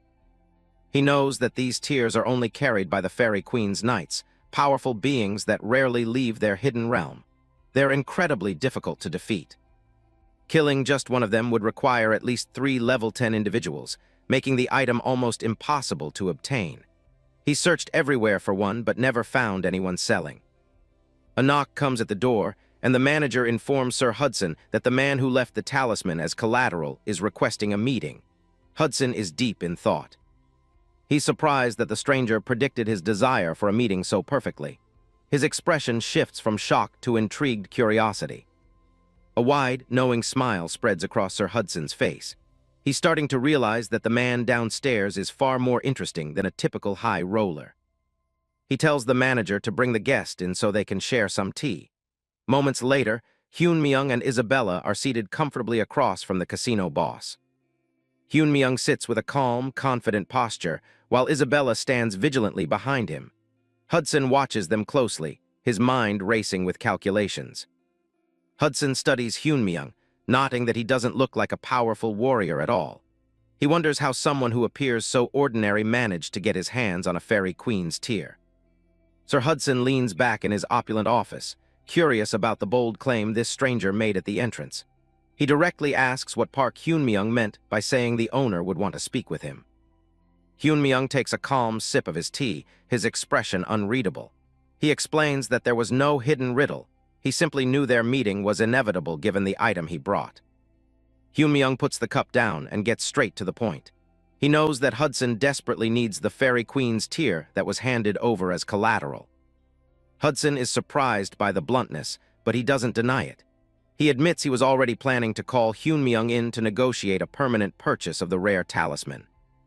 Hyun-myung remains composed, stating that as long as the price is right, he's open to a deal. He's looking for leverage, not just gold. Hudson tries to set the bar high, offering 2 million gold for the stone. He frames it as a generous offer that most would find impossible to turn down. Isabella's eyes nearly pop out of her head at the mention of 2 million gold. To her, that's an astronomical sum for a single item. Hyun-myung doesn't blink, countering with a demand for 20 million gold instead. Isabella looks like she's about to faint from the sheer audacity of the price hike. Hudson scoffs at the number, pointing out that 20 gold is enough to buy a mansion in the center of the city. He argues that a talisman is just a tool for reforging, nothing more. He leans forward, telling Hyun-myung that even as a collector, he won't pay that much for what he considers a mere hobby item. He thinks he has the upper hand in the valuation. Hyun-myung doesn't move, his voice remaining level as he responds. He agrees that if it were just a collector's item, the price would indeed be ridiculous. But then he drops a bombshell, telling Hudson that the Fairy Queen's tear isn't just a hobby item for him. It's his ticket into the city council. Hudson's eyes narrow, his confidence suddenly wavering as the conversation shifts. He realizes his secret ambition might not be as private as he thought.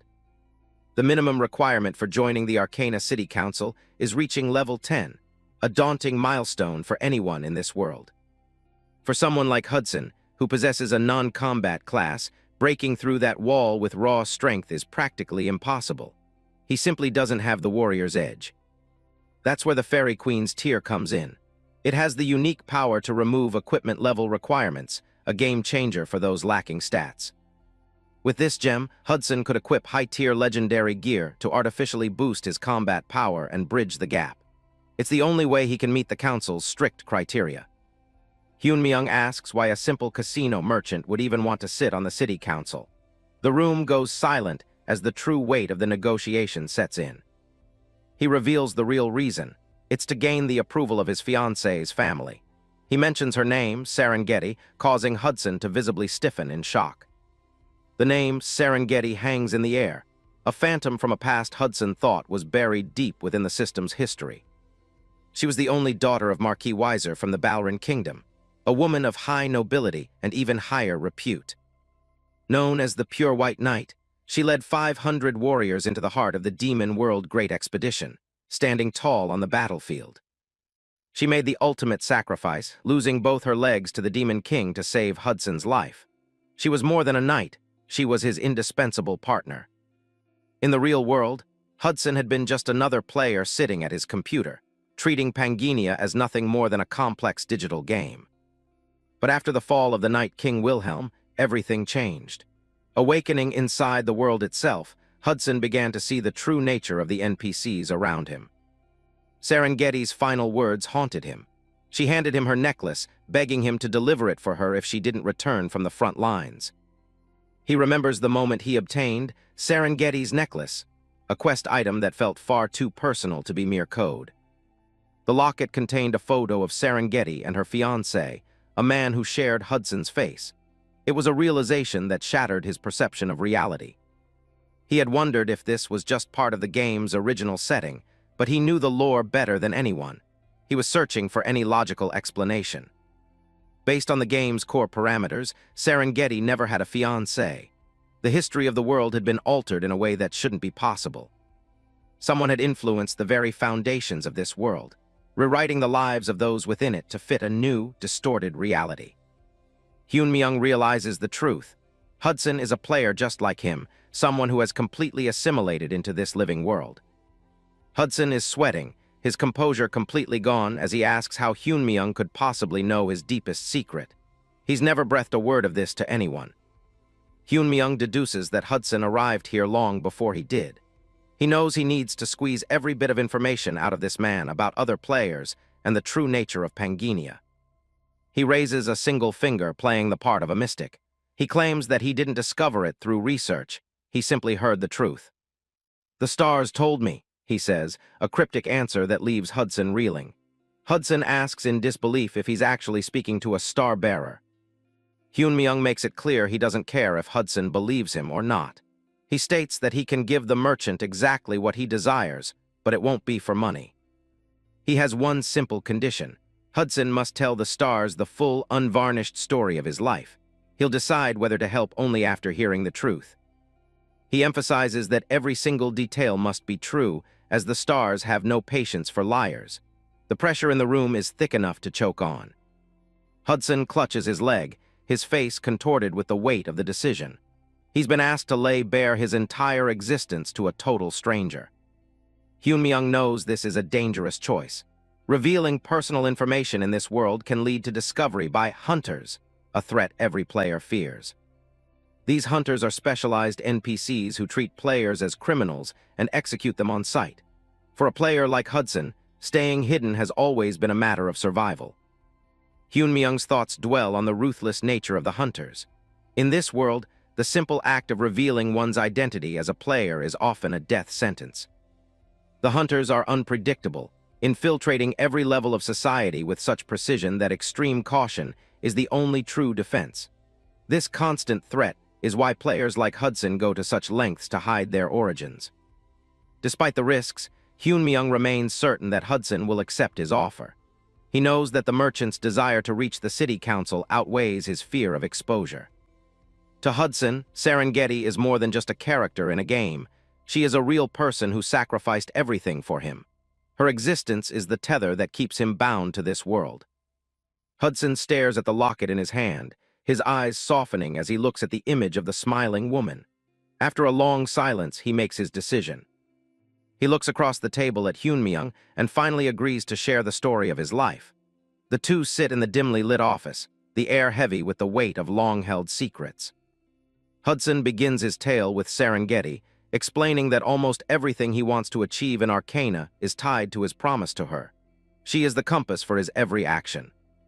He mentions that she was a brave knight who took part in the Demon World Great Expedition, an assault led by the legendary 8 heroes. Hyun-myung's eyes widen at the mention of the group. Hyun-myung interrupts, questioning the number of heroes. He had always believed that the Night King Wilhelm led the expedition alone. Hudson is equally surprised by Hyun-myung's confusion. He explains that while Wilhelm was the most famous, the expedition was actually a joint effort by all 8 legendary figures. He adds that rumors persist of infighting amongst the heroes, which many believe was the true cause of the expedition's ultimate failure. The red light of the office casts long, ominous shadows. Hyun-myung is stunned, his mind racing to reconcile this new information with what he thought he knew about the game's lore. The idea of heroes fighting amongst themselves seems like pure nonsense. Hudson asks if Hyunmyung even knows the names of the 8 heroes. He begins to list them, starting with the most powerful member after Wilhelm himself. The man he names is Gracia, a legendary figure whose reputation was second only to the Night King.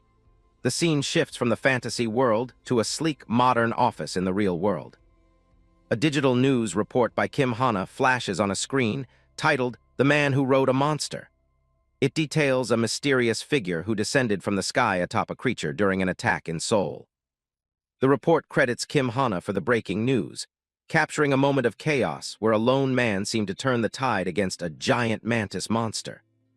In a high-rise office, Gracia, now a sharp-dressed man in the modern world, receives word that an interview with Kim Hana has been scheduled. He acknowledges the news with a brief thanks. His assistant suggests bringing the reporter to the U.S. instead, mentioning that the government wants Gracia to stay put in case of further monster attacks on American soil. The city of Seoul shines in the distance. Gracia declines the suggestion, staring intently at the image of the man riding the monster. He insists on going to Korea to see the situation for himself. He leans back, a faint smile on his lips as he gazes at the blurry photo. He has a gut feeling that this mysterious man might be the long-lost friend he's been searching for. Back in Pangaea, Park Hyunmyung remains focused, unaware that his actions in the real world have caught the eye of a legendary hero. The journey is only beginning.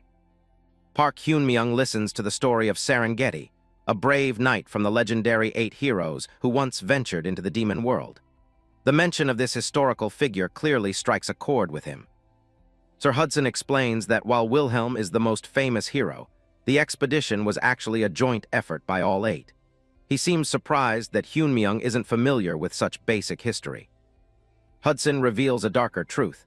The mission failed not because of the enemy, but due to infighting among the heroes themselves. Hyunmyung stares in shock as the statues of the legends loom behind his thoughts. The scene shifts to the present day, where a bright blue sky hangs over a busy city street. Someone is scoffing at the ridiculousness of that historical claim. Hyunmyung sits in a high-end restaurant, staring at a plate of steak with a completely drained expression. He looks like he's running on fumes. Kim Hana asks if the food isn't good, noticing his lack of appetite. He quickly reassures her, claiming he's just tired from everything that happened the day before. He thinks back to his time with Hudson, where the man stayed up all night crying and spilling secrets after a few drinks. That conversation gave him a lot of valuable info on the 8 heroes. But that intel gathering meant he stayed logged in all night without any rest. Because of that, he ended up being 10 minutes late for this lunch meeting. He looks at the elegant decor, feeling a bit out of place. He wonders if it's really okay for him to be eating for free at such a fancy spot. Hana dismisses his concerns, reminding him that he got rid of her stalker. In her eyes, a free lunch is the bare minimum for someone who acted so bravely. Her expression suddenly hardens as she spots something behind him. She asks if that woman in the back is the one he used to be with. Just a few tables away, Seoyeon is sitting with a guy and glaring right at them. The tension in her gaze is impossible to miss. The blue-haired man with her looks over with a judgmental squint. It seems their private lunch just got very crowded. Hyunmyung recognizes the guy from Seoyeon's social media. He remembers how she was flaunting her new boyfriend while still keeping her old profile pictures up. Hana whispers, asking if they should move to a different table to avoid any drama. She can tell the situation is getting uncomfortable. He just continues eating, telling her not to worry about it. As far as he's concerned, he has absolutely no connection to that woman anymore. Suddenly, someone shouts his name across the restaurant, stopping him right before he can take another bite. Young Jinwoo is standing right behind him, looking down with a face full of arrogance. He immediately accuses Hyunmyung of stalking Seoyeon all the way here. Jinwoo gets louder, calling him a shameless bastard for pestering her even after the breakup. He's making sure everyone in the room hears his accusations. Hyunmyung looks up, genuinely surprised by the logic. He asks for clarification, wondering if Jinwoo actually believes he's the one doing the stalking. Jinwoo brings up a story about Hyunmyung crying and begging Seoyeon at a cafe recently. It's clear Seoyeon has been feeding him a complete fantasy about their past encounters. Seeing Seoyeon's smug smirk in the background, Everything clicks for him. He finally understands the kind of lies she's been spreading to save face. Jinwoo points a finger in his face, threatening to kill him if he ever gets near Seoyeon again.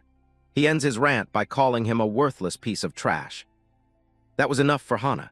She slams her hands onto the table and stands up, demanding to know why he thinks he can just barge in and say whatever he wants. She stares him down with pure indignation, but Jinwoo just looks back with a condescending smirk. He's clearly not used to being challenged like this. He asks her how much she's being paid to be here, assuming she's just a rent-a-girlfriend Hyun-myung hired. Other diners start whispering as the scene escalates. Hana tries to explain that she's the one who made the reservation and is treating him as a thank you. She tells him to watch his mouth, but he's already reaching for his wallet. He mocks her, asking if 1,000,000 is enough for her to get lost. He throws a handful of 50,000 won bills right at her face. Hana's eyes go dark as the money flutters around her head. This wasn't just an insult to her, but to everything she stands for. Before he can finish his next sentence, she delivers a crushing slap across his face. The force of it snaps his head to the side. She calls him a crazy bastard, her expression sharp and uncompromising. She isn't backing down an inch from his display of wealth. Jinwoo's face contorts with shock and fury. He touches his cheek, his eyes wide as he realizes she actually struck him first.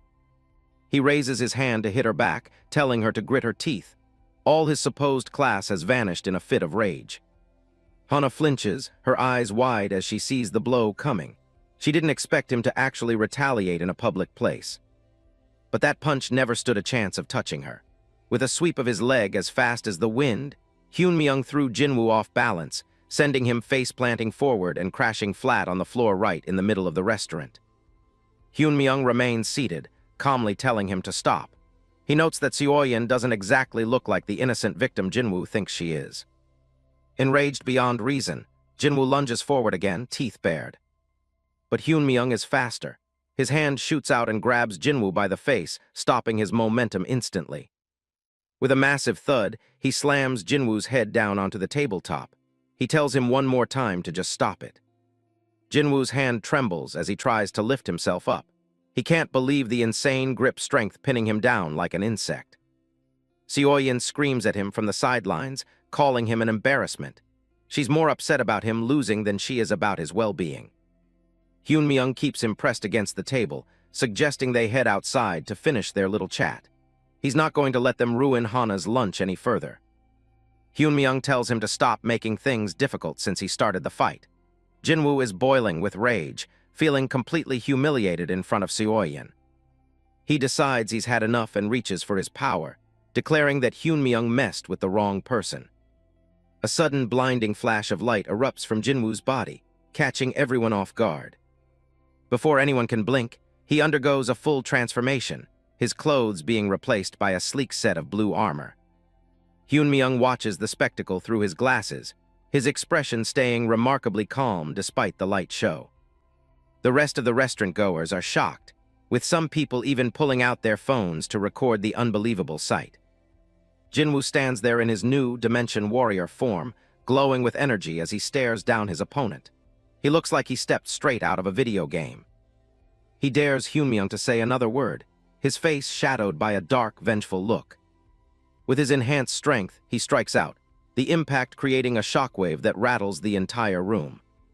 From above, we see Hyun-myung sprawling on the floor while Hana screams out his name. As he lies there, Hyun-myung realizes the guy actually is a player. He's taking a moment to process the fact that he was just attacked by someone with actual stats. He wonders why he's acting like nothing happened, as if being knocked down by a superpowered warrior is just another routine event. He saw the transformation clearly, so he questions if the guy actually put him down gently on purpose. Suddenly, a system window pops up in front of his eyes. His hidden trait, Great Sage, has been activated. The trait gives him a full readout on his opponent. Young Jinwoo is a level 4 spearman. Jinwoo is still fuming, feeling like he's been made a fool of by someone he considers trash. Hyun-myung is surprised to see that Jinwoo actually has a class and has reached level 4. The system starts explaining the mechanics of Panginia's level system, where each section requires more experience to progress. A side-by-side comparison shows Hyunmyoung's stats as Randolph, a star successor with a massive list of talents. It seems having more talents means he needs a lot more XP to level up. The trade-off is simple. The more talents you have, the stronger you become, but the slower you'll reach the next level.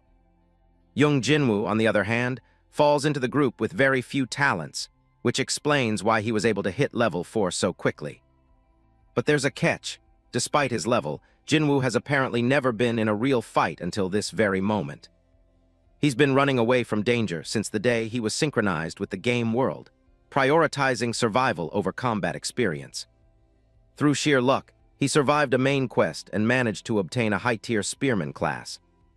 That lucky break allowed him to log out, and he's been avoiding Pangenia ever since, living off his status in the real world. Hyunmyoung realizes that for most people, adapting to a world like this wouldn't have been easy. Not everyone started with a legendary item like the heart of the iron-blooded monarch. Seoyin grabs Jinwoo's arm and tells him it's enough, noticing that everyone is starring. Jinwoo huffs, his mood completely ruined as he agrees to leave. He gives Hyunmyoung one last warning not to cling to Seoyin again, telling him he should consider himself lucky to still be breathing. As he walks away, Hyunmyoung watches him, thinking about how foolish the guy is for showing off his status like this. He predicts that someone who wastes their time like that won't live very long. Hana rushes over to his side, asking if he's okay. He sits up and brushes himself off, assuring her that he's perfectly fine. She's fuming and wants to report them to the police immediately, but he tells her to just let it go. He points out that technically, they were the ones who threw the first punch. He just wants to finish their meal in peace and move on from the drama. But before they can get another bite, a massive tremor shakes the entire building. People start screaming as they're thrown from their seats by what looks like an earthquake. Hana looks up in confusion, while Hyunmyoung gets a very bad feeling about this. Loud cracking sounds echo through the restaurant as massive fissures split open across the ceiling. Giant, toothy worm monsters burst through the walls, sending debris flying everywhere. Hana is frozen in terror as the things loom over her. Hyunmyoung quickly covers her mouth to keep her quiet, telling her to stay calm and wait for a second. Total chaos erupts as the monsters slither through the restaurant. People are desperately trying to crawl away from the massive maws full of sharp teeth. Hyunmyoung notices something strange. The monsters aren't actually attacking the civilians. They seem to be focused on something else entirely. He identifies them as cheedworms, scavengers that usually only go after corpses. He figures as long as they don't attack first, they might be safe. But then he spots Jinwoo and Seoyin across the room. Jinwoo is still in his armor, looking incredibly tense as the worms close in. Seoyin is clutching onto him, screaming for him to do something. Jinwoo looks panicked, clearly out of his depth. He finally gathers his courage and summons a glowing blue spear, preparing to strike back at the nearest monster. Park Hyunmyoung screams a warning at the top of his lungs, calling young Jinwoo an idiot and telling him to hold back his attack. He knows that these scavengers shouldn't be provoked without cause. Jinwoo ignores the warning and lunges forward, his glowing blue spear slicing clean through the thick, rubbery hide of a cheed worm in one fluid motion. Blood sprays across the restaurant floor as the monster is cleaved in two, leaving Jinwoo stunned that he managed the kill in a single hit. He looks down at his armored hand, a newfound sense of power surging through him as he realizes he's much stronger than he previously believed. Emboldened, he continues his rampage, shouting that he'll kill every single one of the monster bastards as he swings his spear with lethal intent. He directs the panicked civilians toward an exit, taking pride in his role as a Dimension warrior, protector, and reveling in the awe of the crowd.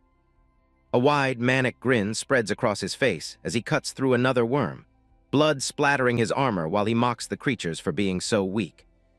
While Jinwoo is distracted by his easy kills, Hyunmyoung remains calm and tells Kim Hana to get as far away from the area as possible.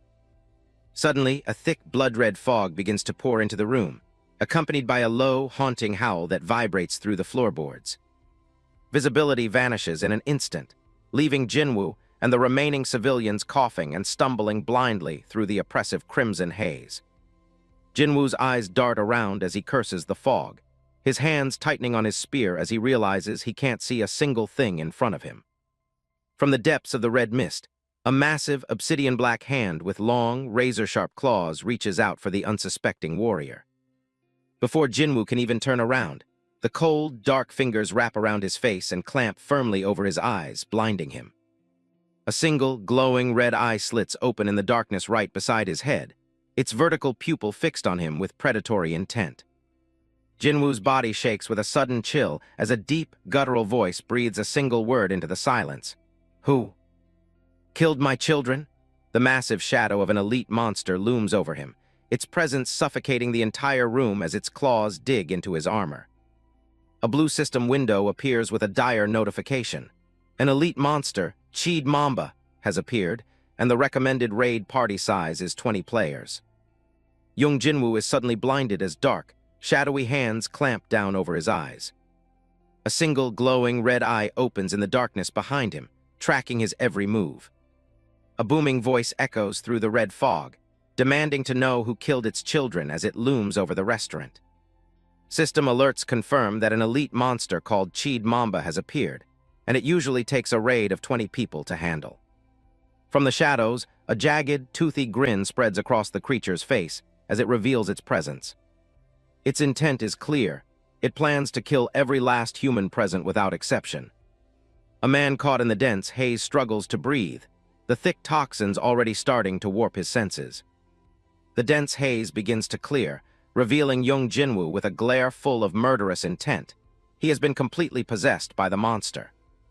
Young Jinwoo looks down at his hand, where a radiant, ethereal spear of light is descending straight toward the other guy's head. A cold, bloodshot eye locks onto him as the monster utters a single command: die. A system notification reveals that the fog is actually Cheed worm blood, inducing a hallucination ailment in everyone who breathes it in. The other guy lets out a frantic scream as the spear strikes slices down right before him. Dark blood sprays across the scene in a violent arc. But that is actually Young Jinwoo's blood, as a close-up shot reveals his severed arm flying through the air. Hyunmyeong intervened, saving the man's life by slicing clean through Jinwoo's arm. Young Jinwoo's eyes turn blood-red with pure rage. He has been completely taken over by the hallucination. Park Hyunmyeong hadn't planned on stepping in so soon, but seeing things cross the line has finally forced his hand. He draws his sword, stepping out into the thick red mist to face the beast head-on. The massive, multi-limbed body of Cheed Mamba wriggles through the haze like a serpent stalking its prey. It lets out a chilling, guttural laugh, relishing the fear and chaos it has sown among the humans. The monster looms over the area, its multiple eyes glowing with a sadistic hunger for its next victim. It looks down at Hyunmyeong, seeing nothing more than a delicious-looking snack to be devoured at its leisure. Kim Hana stumbles through the fog, her face pale as she frantically calls out for her friend's name. She looks in every direction, but the red mist has turned the dining room into an unrecognizable maze of smoke and shadows. Panicked, she cries out for Hyunmyeong again, her voice lost in the sounds of crumbling debris. She stares into the shifting red void, her heart racing as she waits for any sign of life from the gloom. Amidst the confusion, Hyunmyeong uses the dense fog as cover to mask his movements from the monster's sight. He managed to complete his transformation into his combat gear while the monster was occupied, but he knows this won't be an easy win. Even in his armored form, he recognizes that Cheed Mamba is an opponent that demands absolute tactical precision. If he didn't already have the monster's exact attack patterns memorized, he would have been torn apart long ago. The elite monster is genuinely shocked. It can't understand how a human with such average physical stats is dodging every blow. It realizes the boy is moving with uncanny foresight, as if he knows exactly where every strike will land before it even begins. Another massive claw comes whistling through the air, but Hyunmyeong stays perfectly out of reach with a sharp pivot. Cheed Mamba snarls in frustration, claiming that all the humans dodging is ultimately useless against its power. Hyunmyeong leaps into the air, twisting his body to avoid a cluster of tentacles that smash into the floor right where he stood. He's already analyzing the boss's sequence, calculating exactly which move is coming next in its rotation. His eyes remain locked on the creature, tracking the subtle shifts in its muscles as it prepares for a heavy skill. The monster unleashes its blood spatter attack, sending a lethal spray of toxic crimson liquid across the room. Hyun-myung lands gracefully, his blade held at the ready as he stays just outside the danger zone of the splash. He's well aware that even a single drop of that tainted blood would inflict a crippling status ailment upon him. A sudden, massive eruption of power shakes the entire building as the monster escalates its assault with a heavy strike. A giant spike erupts from the ground, sending debris flying as Hyun-myung is forced to brace himself against the overwhelming force. Park Hyun-myung pants heavily, his eyes darting around as he anticipates the monster's next move. Every breath feels like lead in the suffocating heat of the battle. The massive tentacles of Chid Mamba whip through the air, barely missing him as he narrowly avoids another bone-crushing strike. The monster can't believe a mere human is dodging its elite-level attacks. Chid Mamba looms over him, its multiple eyes glowing with a mix of surprise and frustration at his evasion. It admits that his ability to dodge is truly impressive for a player of his level. The monster sneers, its jagged teeth dripping with malice as it reminds him that evasion won't matter if he can't actually land a blow. It prepares to ramp up the intensity of its assault. Hyun-myung remains calm, focused on his strategy despite the exhaustion visible on his face. He knows he only needs one clear opening to turn the tide of this fight. He reveals his trump card, the Fairy Queen's Tear talisman, a rare item that glows with a brilliant blue light in his palm. He promises that his next strike will be the one that ends the monster's life. Using the talisman, he bypasses the stat requirements to equip the legendary Hermes' shoes. Shifting energy surrounds his legs as the equipment takes effect, granting him godlike speed. He follows up by equipping Michaela's armor and helmet, the full set snapping into place with a flash of red and gold light. The synergy between his items is finally beginning to reveal its true power. System messages flood his vision, confirming that the Celestial Dragonborn set option and the Swiftness option of Hermes' shoes have been activated. He is now a blur of motion on the battlefield. Hyun-myung is thankful he had the foresight to buy these items at the secret auction house before the world changed. He apologizes to Hudson in his mind, knowing he's using a secret weapon earlier than planned. The stats of his new gear are overwhelming, offering him speed and agility far beyond his natural limits. With the requirement reduction from the talisman, he can finally utilize their full potential. He launches himself forward, a streak of light trailing behind him as he activates the Swiftness skill. The sheer force of his movement sends debris flying in every direction. The monster swings its massive, spiked limbs in a desperate attempt to catch the blurring human, but it's too slow. Hyun-myung moves like the wind, weaving through every lethal strike. His eyes are locked onto his target, tracking the monster's movements with superhuman clarity through his new helmet. Every action is a calculated step toward his final goal. He sidesteps to dodge a thunderous blow that shatters the floor, using the momentum to pivot and shift his center of gravity in preparation for a counterattack. His boots crunch into the rubble as he stabilizes his stance, his armor glowing with an internal, draconic power. He is no longer just a player, he has become a force of nature. With another burst of speed, he disappears from the monster's sight entirely, leaving only a faint trail of blue energy in the air. He is closing the distance in the blink of an eye. The camera zooms in on his determined face, his eyes glowing with an intense blue light as he zeroes in on the monster's weak point. The battle is entering its most critical phase. Hyun-myung strikes with a series of blindingly fast sword slashes that leave trails of blue light across the monster's thick hide. He is moving so fast that the beast can barely even register the pain. Chid Mamba screams in rage, its multiple eyes wide with shock as it realizes it's being pushed back by a single human. It lashes out with everything it has, but its attacks are futile. Realizing the situation is getting worse, the monster immediately plays a dirty trick as a volley of sharp spikes manifests behind its back. Hyun-myung shows no signs of flinching and charges forward, relentlessly maintaining his decisive onslaught as he slices clean through the volley of bone spikes launched by the monster. He parries a massive spike with his sword, the sparks flying as the two powerful forces collide. He doesn't give an inch, his feet firmly planted despite the overwhelming weight of the attack. His focus remains absolute, his eyes never wavering as he analyzes the monster's predictable attack patterns. He is always one step ahead, waiting for the perfect moment to end this. But the monster is no pushover either, possessing a whole slew of attack moves, as it swings its massive tail to block the main character's advance. Even though Hyunmyeong managed to raise both arms to guard, he was still blocked and took a heavy, bone-rattling blow. He gritted his teeth against the pressure of the strike, the terrifying force behind the movements already taking a toll on his body. Yet, he refused to slow down until the beast was officially dead and gone. Hyunmyeong readies his blade for a final, decisive strike, his armor pulsing with draconic energy. This is the moment everything has been building toward. He activates the full, celestial dragonborn set option, a massive burst of energy erupting from his gear as he prepares his ultimate attack. The air itself seems to vibrate with the power he's channeling. Wings of red energy erupt from his back, granting him even more mobility as he takes to the air. He is no longer bound by gravity, a true warrior of the heavens.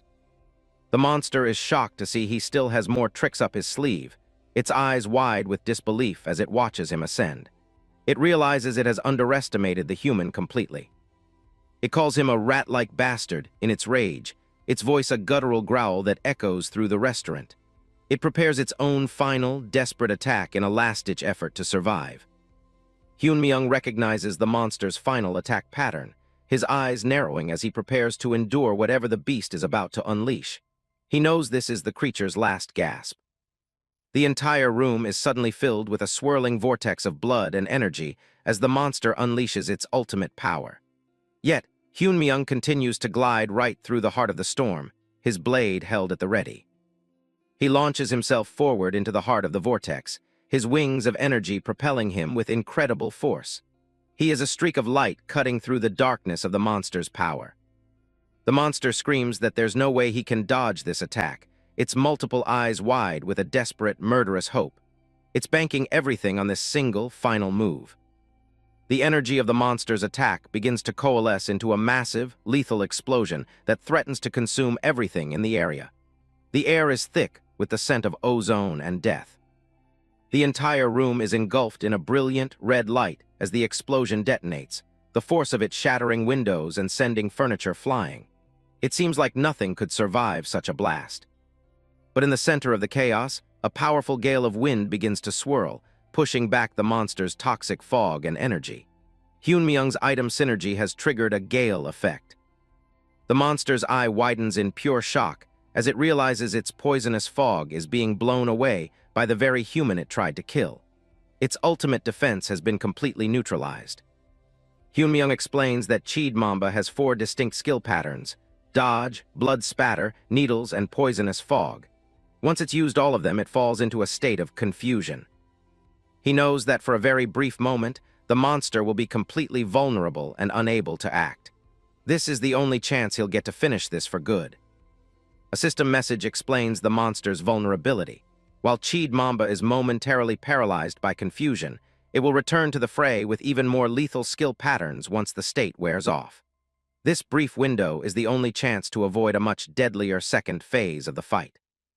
Park Hyunmyeong seizes the opening, plummeting from the air with his sword raised high for a final, decisive blow. He knows that if he fails to kill the beast now, his own life will be the forfeit. The monster looks up in sheer terror, its multiple eyes wide with the realization that it has been outplayed. It tries to plead for its life, a desperate W-wait, escaping its jagged maw as the shadow of the blade looms over it. A massive pillar of light erupts as the strike connects, the sheer force of the impact pinning Cheed Mamba to the ground. The creature's screams are drowned out by the deafening roar of the energy discharge. Hyunmyeong drives his blade deep through the center of the monster's forehead, fulfilling the grim promise he made earlier. Dark, tainted blood sprays across his armor as the sword finds its mark with lethal precision. His eyes, visible through the narrow slit of his visor, remain cold and focused even as the battle ends. He reminds the dying beast of his word. He told it that he would be the one to end its life by piercing its skull. A system notification confirms the elite monster Cheed Mamba has been eliminated, with Park Hyunmyeong earning a full 100% contribution score. He's now absorbing a broken golden scale fragment, a process that's going to take 10 minutes. The thick, suffocating fog finally begins to dissipate, revealing the devastation left behind. Kim Hana watches from the sidelines, struggling to process the sudden silence. The darkness recedes, leaving behind a grim update. Pangea is 91% through its collapse. On top of the scale fragment, he's rewarded with an item called Lucky Dice. Kim Hana looks around, her breath hitching as she tries to make sense of the carnage.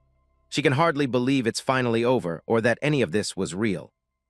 Her eyes land on the warrior in red armor standing amidst the ruins. He looks powerful, otherworldly, and strangely familiar.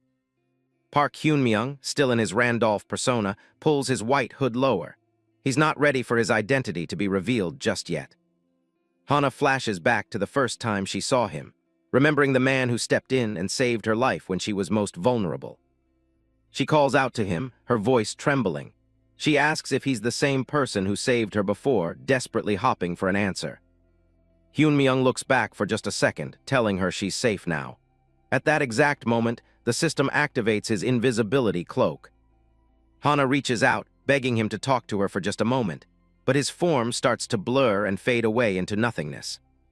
She's left standing there, completely stunned by the impossible vanishing act she just witnessed. The man is gone, leaving Hana alone in the center of the battlefield with only questions and a fatting trail of red. The sound of footsteps crunching through the debris breaks the silence. Someone is approaching, but they don't sound like a warrior in heavy armor. Hana spins around, startled, and sees a familiar face standing just a few feet away. It's Park Hyun-myung, back in his glasses and casual hoodie. He smiles warmly, telling her he's relieved to have finally found her after they got separated in the chaos.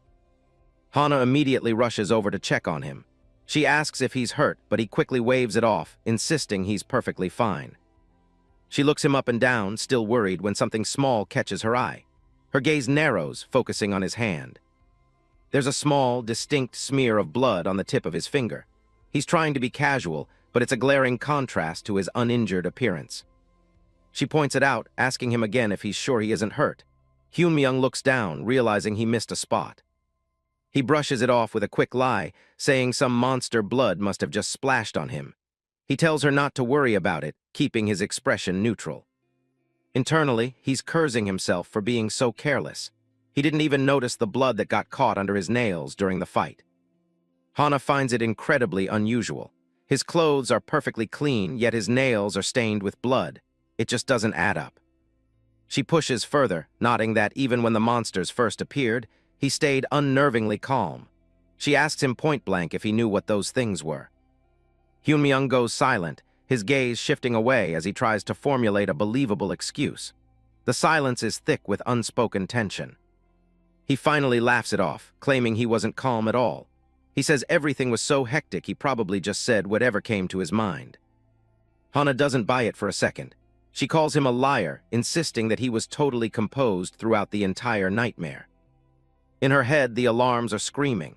She's convinced he's hiding something big, and her suspicion is only growing. The fact that he acted like it was nothing, and showed up right after the mysterious warrior vanished is far too convenient. She can't shake the feeling they're the same person. She stares at him, her mind racing as she tries to connect the dots.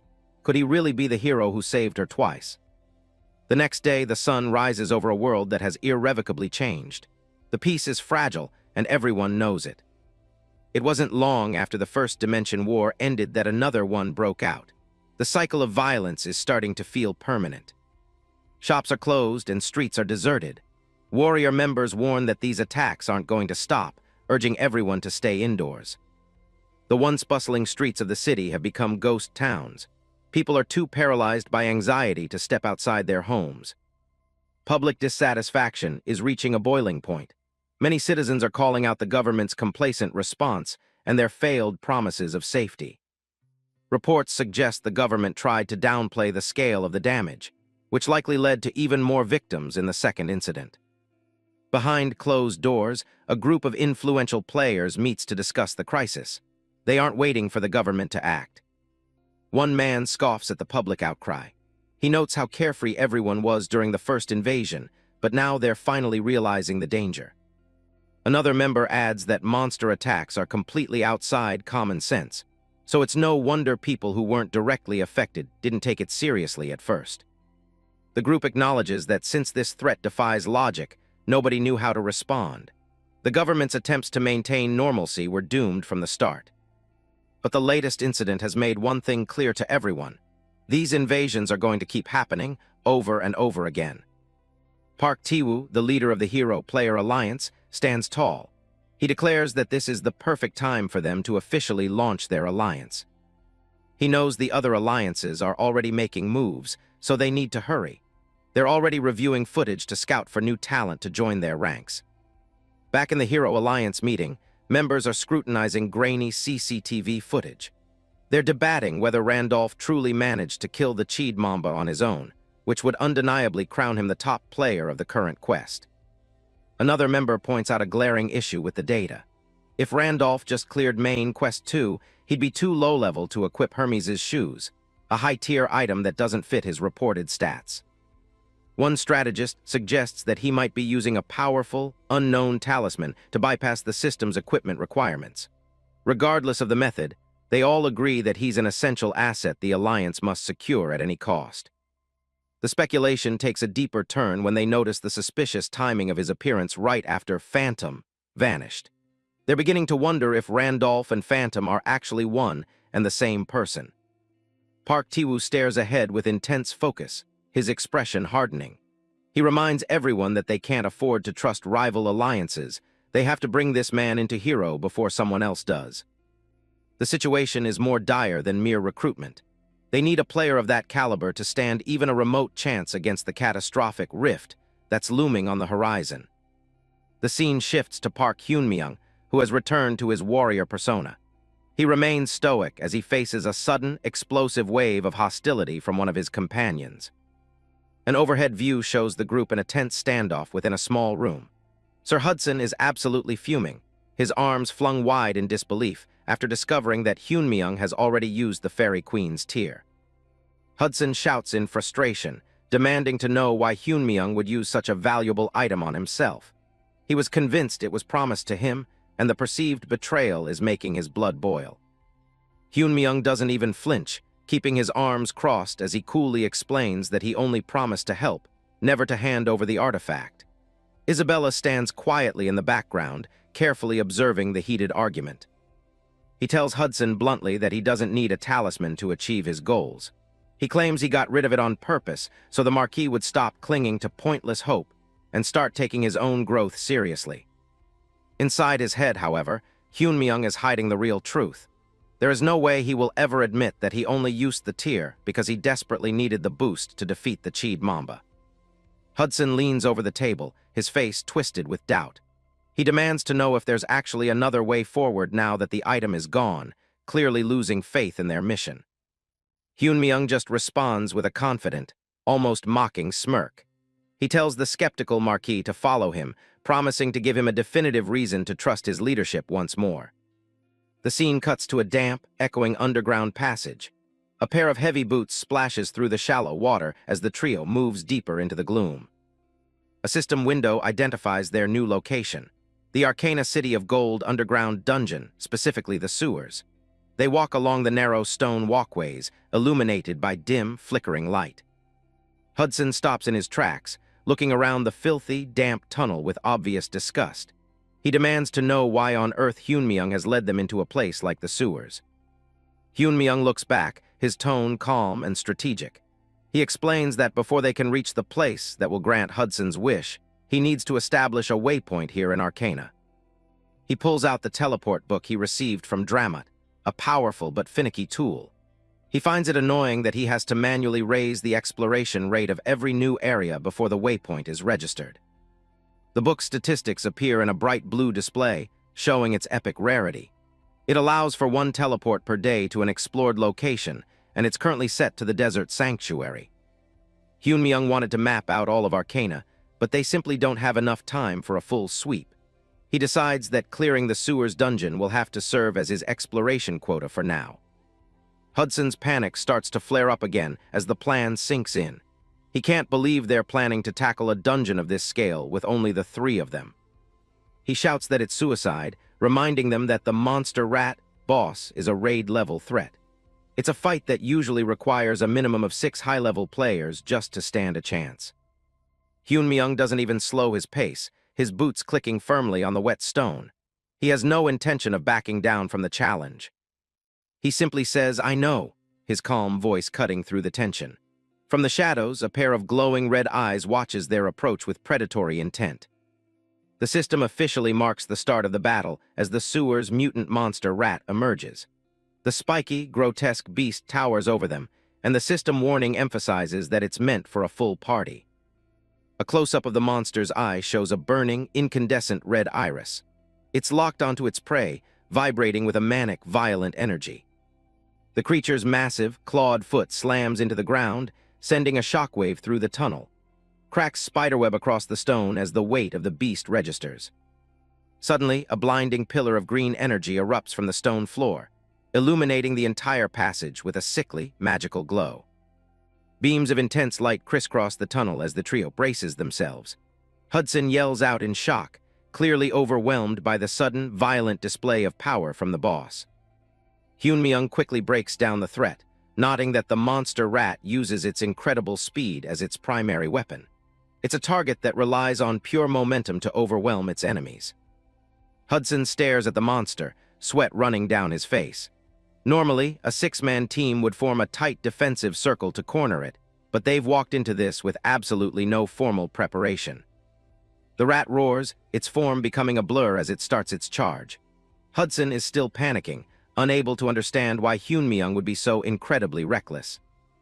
Hyunmyeong doesn't move an inch, his voice steady as he calls out to Isabella.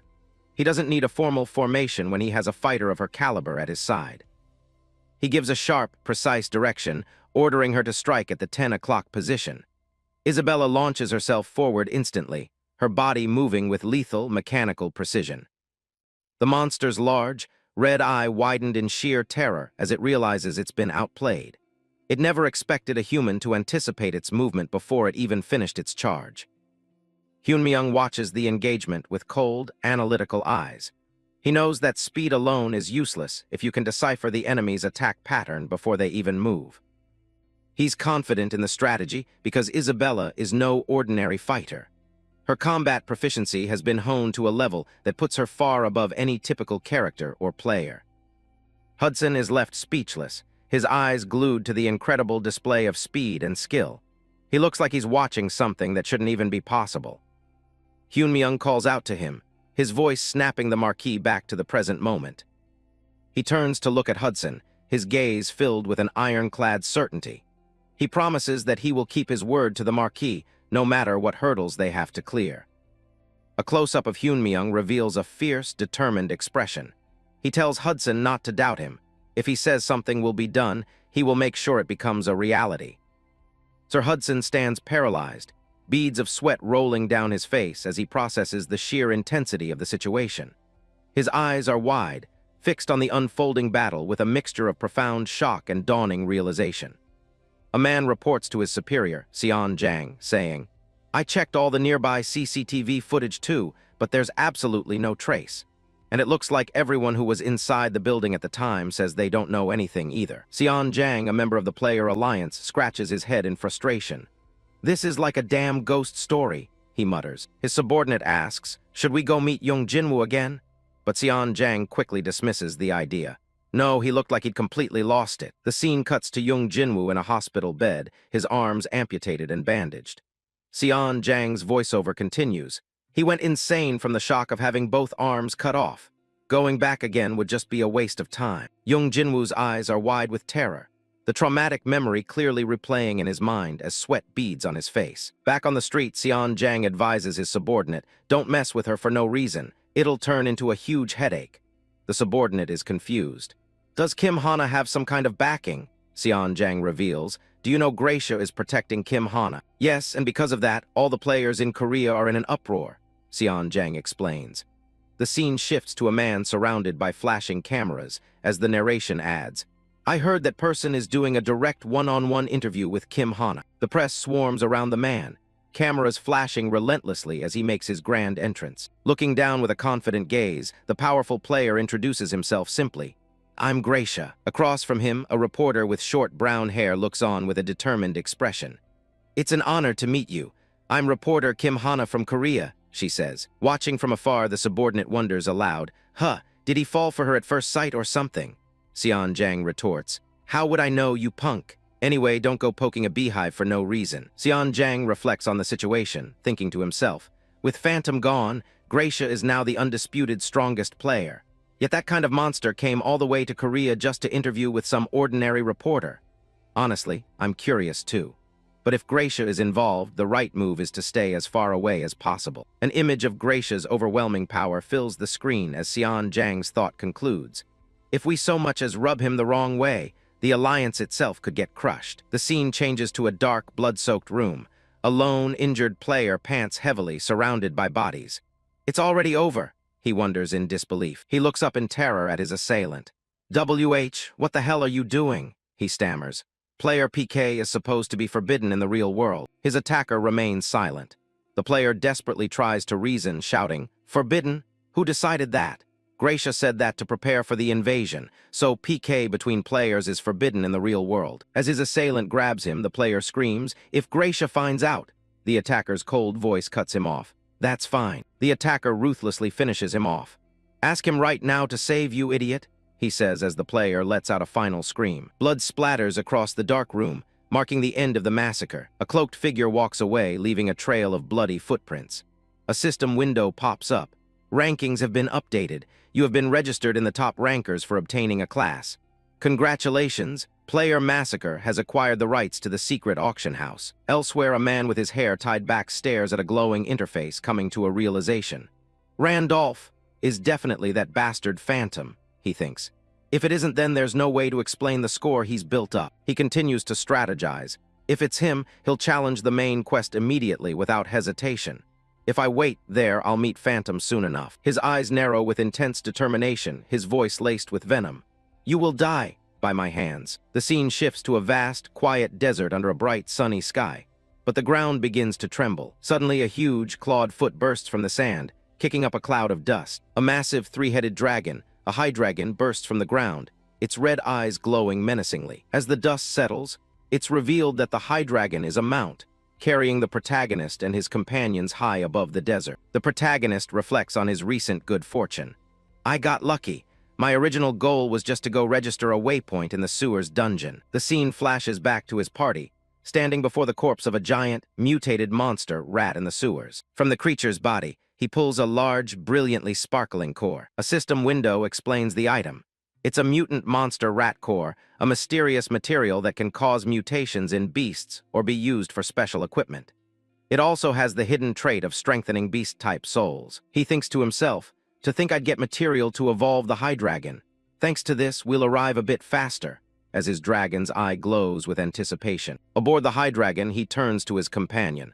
Hudson, did you take care of things at the casino properly? Hudson confirms. Yes, I did. As you instructed, I took care of everything. Hudson sits down, explaining his decision to leave his old life behind. It's true the casino is a shame to give up, but it can't be helped if we have to be away for a long time. If it's for marrying Serengeti, it's not even worth worrying about. With a look of conviction, Hudson adds, besides, there's no way people around here would leave the casino alone if I'm not there. I've decided to trust and follow you, Star Bearer. Hudson reflects on what cemented his decision. And more than anything, while the woman named Isabella who hunted a monster rat alone is impressive, the way she acts is like she can see through everything. He remembers her giving a precise command. Isabella, 10 o'clock. Recalling the Star Bearer's own mysterious power, Hudson thinks. There's no doubt he's an extraordinary man. If I miss this chance, I don't know when I'll ever get an opportunity like this again. The Star Bearer simply scoffs at Hudson's declaration of loyalty. Is that so? While Isabella was dozing off beside him, he thought, he made the right call. Now I can focus entirely on hitting level 10 and advancing on the path of the Star Bearer. But Isabella, despite being fast asleep, muttered, I can hear your true thoughts, you know. Hudson interrupts the moment, asking, so where are we headed now? The Star Bearer replies, didn't I tell you? To which Hudson says, no, I don't recall hearing it. With a smirk, the protagonist says, we're going to the masterpiece that will grant your wish. Hudson can only echo in confusion. The masterpiece. He clarifies in his thoughts, the masterpiece that will fulfill Hudson's request, and the place where main quest 3 begins. Aloud, he declares their destination. We're going to the Tower of Spirits. The scene transitions to a lush, ethereal forest, bathed in a magical blue light. The party arrives, taking in the sight of the massive, ancient trees that tower over them. Hudson looks around, underwhelmed. Is it this place? To my eyes, which know nothing, it just looks like an ordinary forest. The protagonist calmly corrects him. It's not an ordinary forest. Hudson replies, pardon. He gazes up at a colossal, shadowy tree. This is the entrance to the Tower of Spirits, the Basrock Forest, where the spirit tree grows. The narration explains the lore. A spirit tree is a tree where spirits are born. A tree where spirits are born temporarily has the power to open a path to the spirit realm. The protagonist walks towards the spirit tree, his internal monologue explaining the rule of this place. Entering that path at dusk is the only way you can head toward the Tower of Spirits. But as he reaches out and places his hand on the ancient bark, a grim realization dawns on him. However, as his silhouette stands before the cracked and withered trunk, his thoughts are grim. This tree has already been dead for a long time. He looks out at the darkened woods, realizing the scale of the problem. Not just this tree, the entire forest is dying. It's been quite a long time since a new spirit was born in this forest. He draws his sword, its blade glowing with an ethereal light. It's not a good method, but we have no choice. His companions watch from a distance, shocked by his actions. Star-bearer, WH, what are you trying to do? Hudson asks nervously. He grips the hilt of his sword with both hands, preparing to strike. With a determined cry, he swings the massive blade. Both Hudson and Isabella look on with wide-eyed disbelief. His powerful strike slices clean through the ancient, colossal tree trunk. The spirit tree crashes down, its trunk shattering on impact, sending debris flying across the clearing. Hudson stares at the fallen tree in horror. Is it really okay to cut it down like that? The star-bearer stands silently amidst the wreckage. As a strange light emanates from the sky, Hudson panics. That tree is the entrance to the Tower of Spirits. Suddenly, a streak of light slams into the ground right beside them. An arrow of pure energy comes hurtling towards them from the treetops. In a flash, Isabella shoves Hudson to the ground, intercepting the deadly projectile with her blade just in time. "Whoa!" he yells. She grunts from the force of the impact, her hand bleeding as she successfully deflects the attack. Cug. From the shadows of the forest emerges their attacker, a stern-looking archer with pointed ears. "To think you'd block it," he says, impressed. "You're quite something." The powerful being addresses her directly. "Human woman." A system window identifies him as the level 9 master of Basrock Forest, a high dryad. As Isabella holds Hudson back, he stares in sheer terror. "En no way, a high dryad." The high dryad looks down on them with disdain. "I thought you were merely a wandering traveler who'd gotten lost, so I was going to show mercy and let you pass through the forest." His expression hardens as he gets to the point. "But you dared to cut down the spirit tree. Humans have lost their fear, huh?" He sneers, as dozens of level 7 Dryad Guardians suddenly appear in the trees, surrounding the party with drawn bows. Isabella and Hudson look up at the sea of enemies. 40, no, at least 50. Isabella's eyes narrow as she assesses their dire situation. "If that many rush us at once, we'd have no chance. In the worst-case scenario, I have to make sure the Star-Bearer escapes." But the Star-Bearer calmly steps forward, drawing the Guardian's attention. "Don't take your anger out on the wrong person," he calls out. "I'm the one who cut the tree down." He meets the enraged High Dryad's gaze without flinching. "If I hadn't done this, you wouldn't have shown yourselves until the very end, would you?" The Dryad can only reply, "You're insane." Unafraid, the Star-Bearer looks up at the Forest Master and says calmly, "Come down. I want to talk with you." The High Dryad rejects the offer without hesitation, his eyes glowing red as he draws his bow, ready to fire. "I refuse." But as he aims, the human's voice cuts through the tension. "Do you plan to just stand by and watch as the forest dies?" The Dryad's fingers halt on the bowstring. His eye widens in shock, caught completely off guard by the question. "What?" The Star-Bearer stands his ground, sword in hand, and makes an unbelievable promise. "I'll bring this dying forest back to life." He continues, laying out the grim truth for the forest's guardian. "I don't see a single spirit in this forest that could breathe life into it. If no new spirit is born like this, you know better than anyone that the entire forest will die before long." He then makes his demand. "Open the gate to the Tower of Spirits, then I'll give this forest a spirit." But the High Dryad scoffs at the proposal. "Nonsense. Even if we open the gate, the Tower of Spirits is a place only the chosen can enter." He glares down with contempt, asking, "Are you saying a mere wretch like you can enter the tower?" The narrator explains why this seems impossible.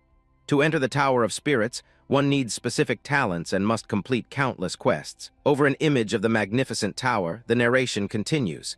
It requires breaking through atrocious odds, and among all gamers, the number of people who have entered can be counted on one hand. At Randolph's current level, it's an impossible dream. But there's a catch. Of course, that's only if Randolph were an ordinary character. A brilliant green aura explodes from the protagonist as a system window declares, Hidden trait, Druid's nature affinity has been activated. Ignoring the impossible odds, he issues a command. Shut up and open the gate. I'll take responsibility for saving this forest, so open the gate already. The leader of the forest guardians fixed his gaze on Hyunmyung and asked calmly, So, are you claiming that you will save this forest? The remaining High Dryads, losing their patience and not believing a single word, snarled in fury. Lies, I'll kill you, spirit tree. Destroy, I'll kill you. Seeing the Dryad swarm surging forward, Hudson and Isabella brace themselves for the clash. The Dryad guardians roar, I'll kill you, while others chime in, I'll shoot you dead. While the lackeys were still causing a chaotic ruckus, screaming, I'll kill you, I'll kill you. They were all poised to pounce. Just one word from their leader, and the entire mob would tear Hyunmyung's party of three limb from limb. But just as the tension reached its breaking point, the leader raised his hand, his voice turning cold and sharp, drowning out the noise with a single command. Stop! The Dryads are taken aback, their furious charge momentarily halted by his unexpected authority. With a single stride, the leader closed the gap, standing face to face with Hyunmyung. The High Dryad stares him down, speaking with a threatening tone. You'd better keep that promise. Hyunmyung meets his gaze without flinching. Don't worry, I always keep my promises, he declares, adding, I'll bring a spirit back to this forest. The High Dryad turns away, still skeptical. I don't expect someone like you to actually pull it off, he scoffs. I just figured it wouldn't be too late to kill you after you fail. Having reached an uneasy truce, the High Dryad leads the way deeper into the woods, simply stating, Follow me. The sun shines brightly through the canopy of the ancient forest. He leads them to a clearing, where a large pile of stones stands like a makeshift grave. This is all that remains of the forest's last spirit. The High Dryad explains the grim situation. With the forest dying like this, the only way to open the tower's gate is to use the corpse of this stone spirit. He reminds Hyunmyung of the stakes. Don't forget that if you fail, you'll become nourishment for the forest immediately. Hyunmyung crosses his arms and asks, And if I succeed? The High Dryad's eye narrows as he makes his promise. Then, I'll give you a reward worthy of it. A system window appears, outlining the subquest. Hyunmyung smirks, thinking to himself, A battle with the forest, huh? What a grandiose way to put it. A green aura began to emanate from the leader's hand as he declared, Get ready, for now I shall. Open the portal. A brilliant burst of light exploded from his hand, consuming the entire area. The entire forest is consumed by a blinding flash. As the light intensifies, the silhouettes of Hyunmyung and his party can be seen entering the newly formed gateway. The force of the portal's opening is immense, blasting everyone with its radiant energy. A system message confirms his success. A portal leading to the Tower of Spirits has been created. Only those who have been granted permission may enter. Before them lies a swirling vortex of golden light, an entirely new dimension. Stepping through, Hudson and Isabella find themselves in an otherworldly space, surrounded by a sea of cosmic energy. Hudson stammers in awe, this place is. Hudson turns to Hyunmyung asking, Star-bearer, does this mean we've entered the Tower of Spirits? Hyunmyung clarifies, No, this is the inside of the portal meant to enter the tower. To enter the tower itself, you have to receive permission here. Permission from who? Hudson's question is answered before he can even finish it. A small, fiery spirit wearing a golden helmet materializes before them, floating amidst the star-like embers of the portal. A spirit? Hudson wondered to himself. Do we just grab it by the neck and take it with us? Hyunmyung calmly replied, No. Hudson added, I mean, it looks pretty cute. The little spirit floats closer to Hyunmyung, seemingly inspecting him. It looks up at him, its simple white eyes blinking in the cosmic void. Suddenly, a voice emanates from the spirit. I can sense a druid's aura. I grant you permission to climb the tower. A system notification confirms what's happening. Hidden trait, druid's nature affinity, has been activated. The spirit then asks, Are the ones behind you your friends? Hyunmyung simply replies, They are. The spirit presses further, people you can entrust your back and your life to. After a brief pause, he responds, Let's say they are. Good, then I'll allow them to enter as well, the spirit declares before adding a condition. However, each of them must face the tower's trial on their own. Instantly, a surge of dark energy erupted from the ground, enveloping all three of them. Isabella muttered, What is this? While her companions were caught completely off guard. Feeling himself being pulled away, Hyunmyung called out to the other two, I'll be back in a flash. Hudson panicked as his body began to disintegrate into particles of light, screaming, My body! It's disappearing. The spirit offers some reassuring words as they vanish. Time in reality and time in the tower flow differently, so climb the tower without worry. With its final words of encouragement, the spirit sends them off. I wish you luck, Druid. Hyunmyung receives the quest details. Main quest 3 is to climb the tower. The system notes that mysterious towers stand across the world, and completing one is a main quest. It also provides a tip. It's recommended to first climb the Tower of Basics that exists in each city. Hyun-myung finds himself alone, standing before a massive, ominous door adorned with a skull and wrapped in shadowy tendrils. He looks at the menacing gate, thinking to himself, "It's been a while since I've been in the Tower of Spirits," before his thoughts are cut short. What? Looking up at the terrifying stone face carved into the door, he wonders, what is this trial anyway? His mind races, recalling the rules. To enter the Tower of Spirits, you must pass a trial, which takes on different forms depending on the climber's elemental affinity. He remembers that when he created Isabella, the elemental affinity he chose was wind. Meaning for Isabella, it would be the trial of wind, he thinks. As for Hudson, who has water affinity, it will be the trial of water. He concludes that each trial that forms will be delivered, best suited to its climber. But the trial before him is different. But this is a trial of an element I've never seen before, he muses. Is it because when Randolph was created, he had an affinity for every element? As if in response to his thoughts, the eyes of the stone face on the door crackle and glow with intense power. A disembodied voice booms from the gate, impressed. Amazing! A being with affinity for all elements, water and fire, light and darkness. You possess elements that can't coexist. The voice continues its assessment. Is it because of the void element, the one that encompasses all things? Though this is far too much to be simply called a void. It's the incarnation of chaos. The gate issues its challenge. Come in, the trial you must pass through is called the Trial of Chaos. The heavy doors begin to swing open. As he steps across the threshold, the voice offers a final warning. You who have opened a trial that has never once been opened, be careful. If chaos devours you, you'll never be able to return. Hyun-myung walks alone into the vast, empty space beyond the gate. He enters a massive, empty hall echoing with silence. He whispers the name of his challenge to himself. The Trial of Chaos. His thoughts drift back to his past. For the past 5 years, I played Panginia without missing a single day.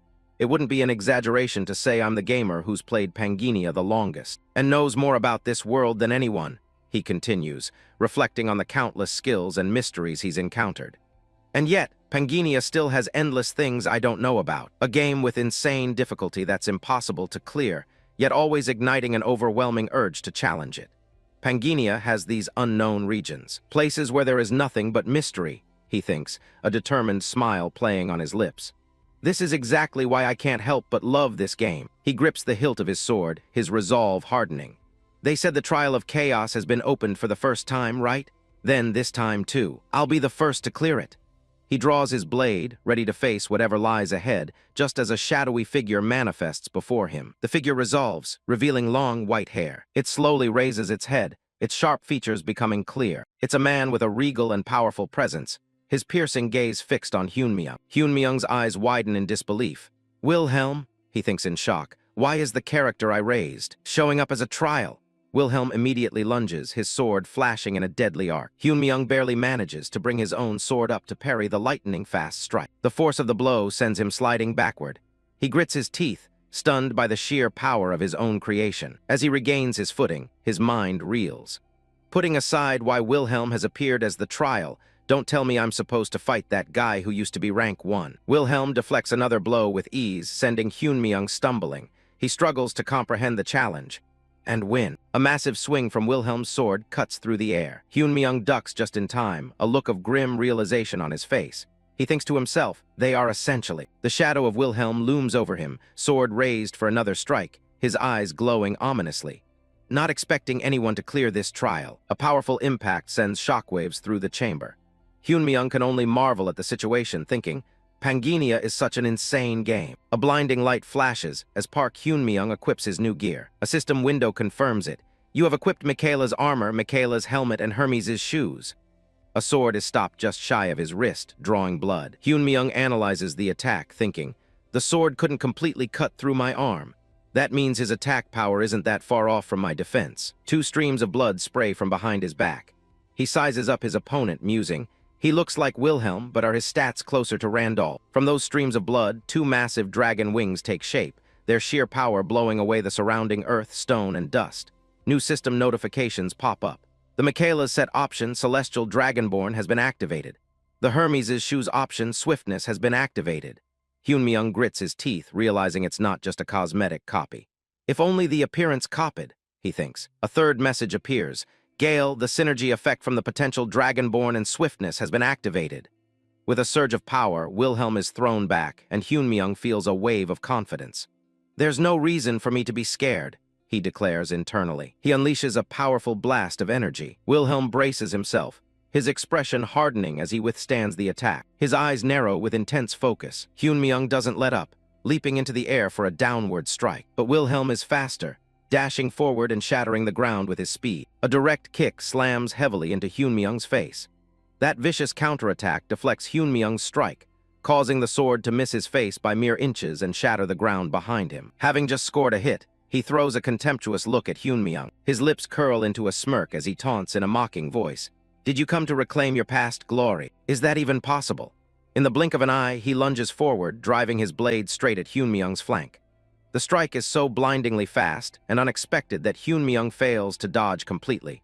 The blade grazes him, leaving a stinging wound as a spray of blood splatters out. An unexpected turn of events leaves him stunned, his face contorting in pure shock. His fist clenches tight, trembling with tension as he channels all of his pent-up rage into it. Enraged, Hyunmyung lands a heavy punch, shouting, "What the hell are you saying?" He grabs Wilhelm by the hair, his grip tightening. Unleashing a brutal slash, Hyunmyung roars, "You cheap knockoff!" Blood splatters everywhere. And just like that, he tosses Wilhelm's head aside.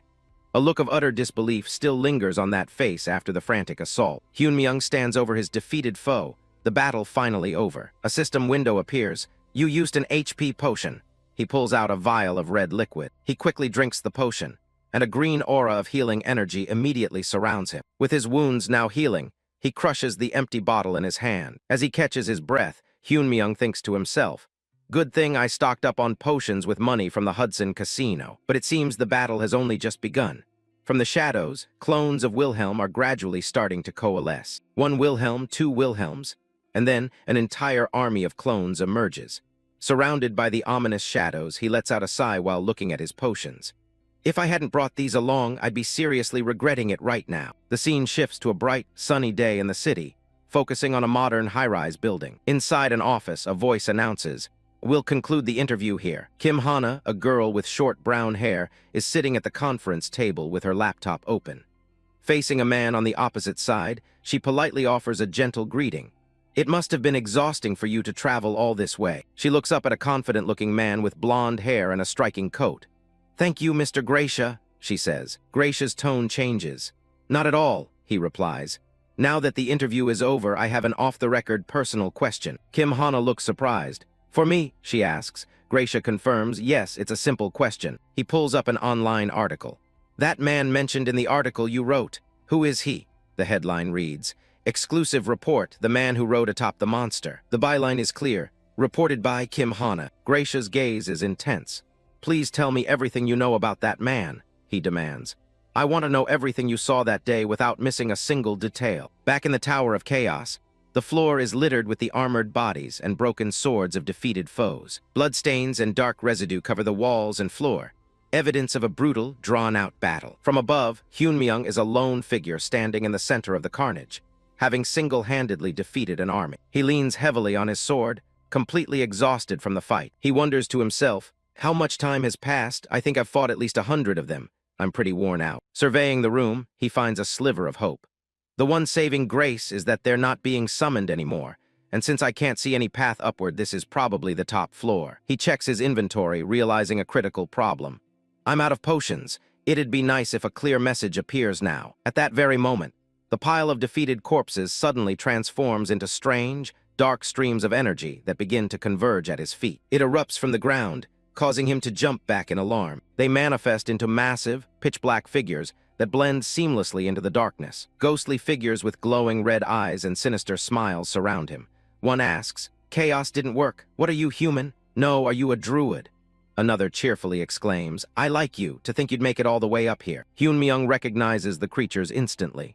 "Spirits of chaos," he says, then hopefully asks, "If you've shown yourselves, does that mean I've cleared the Tower of Chaos?" One of the spirits flashes a massive, mocking grin, repeating his word with dripping sarcasm.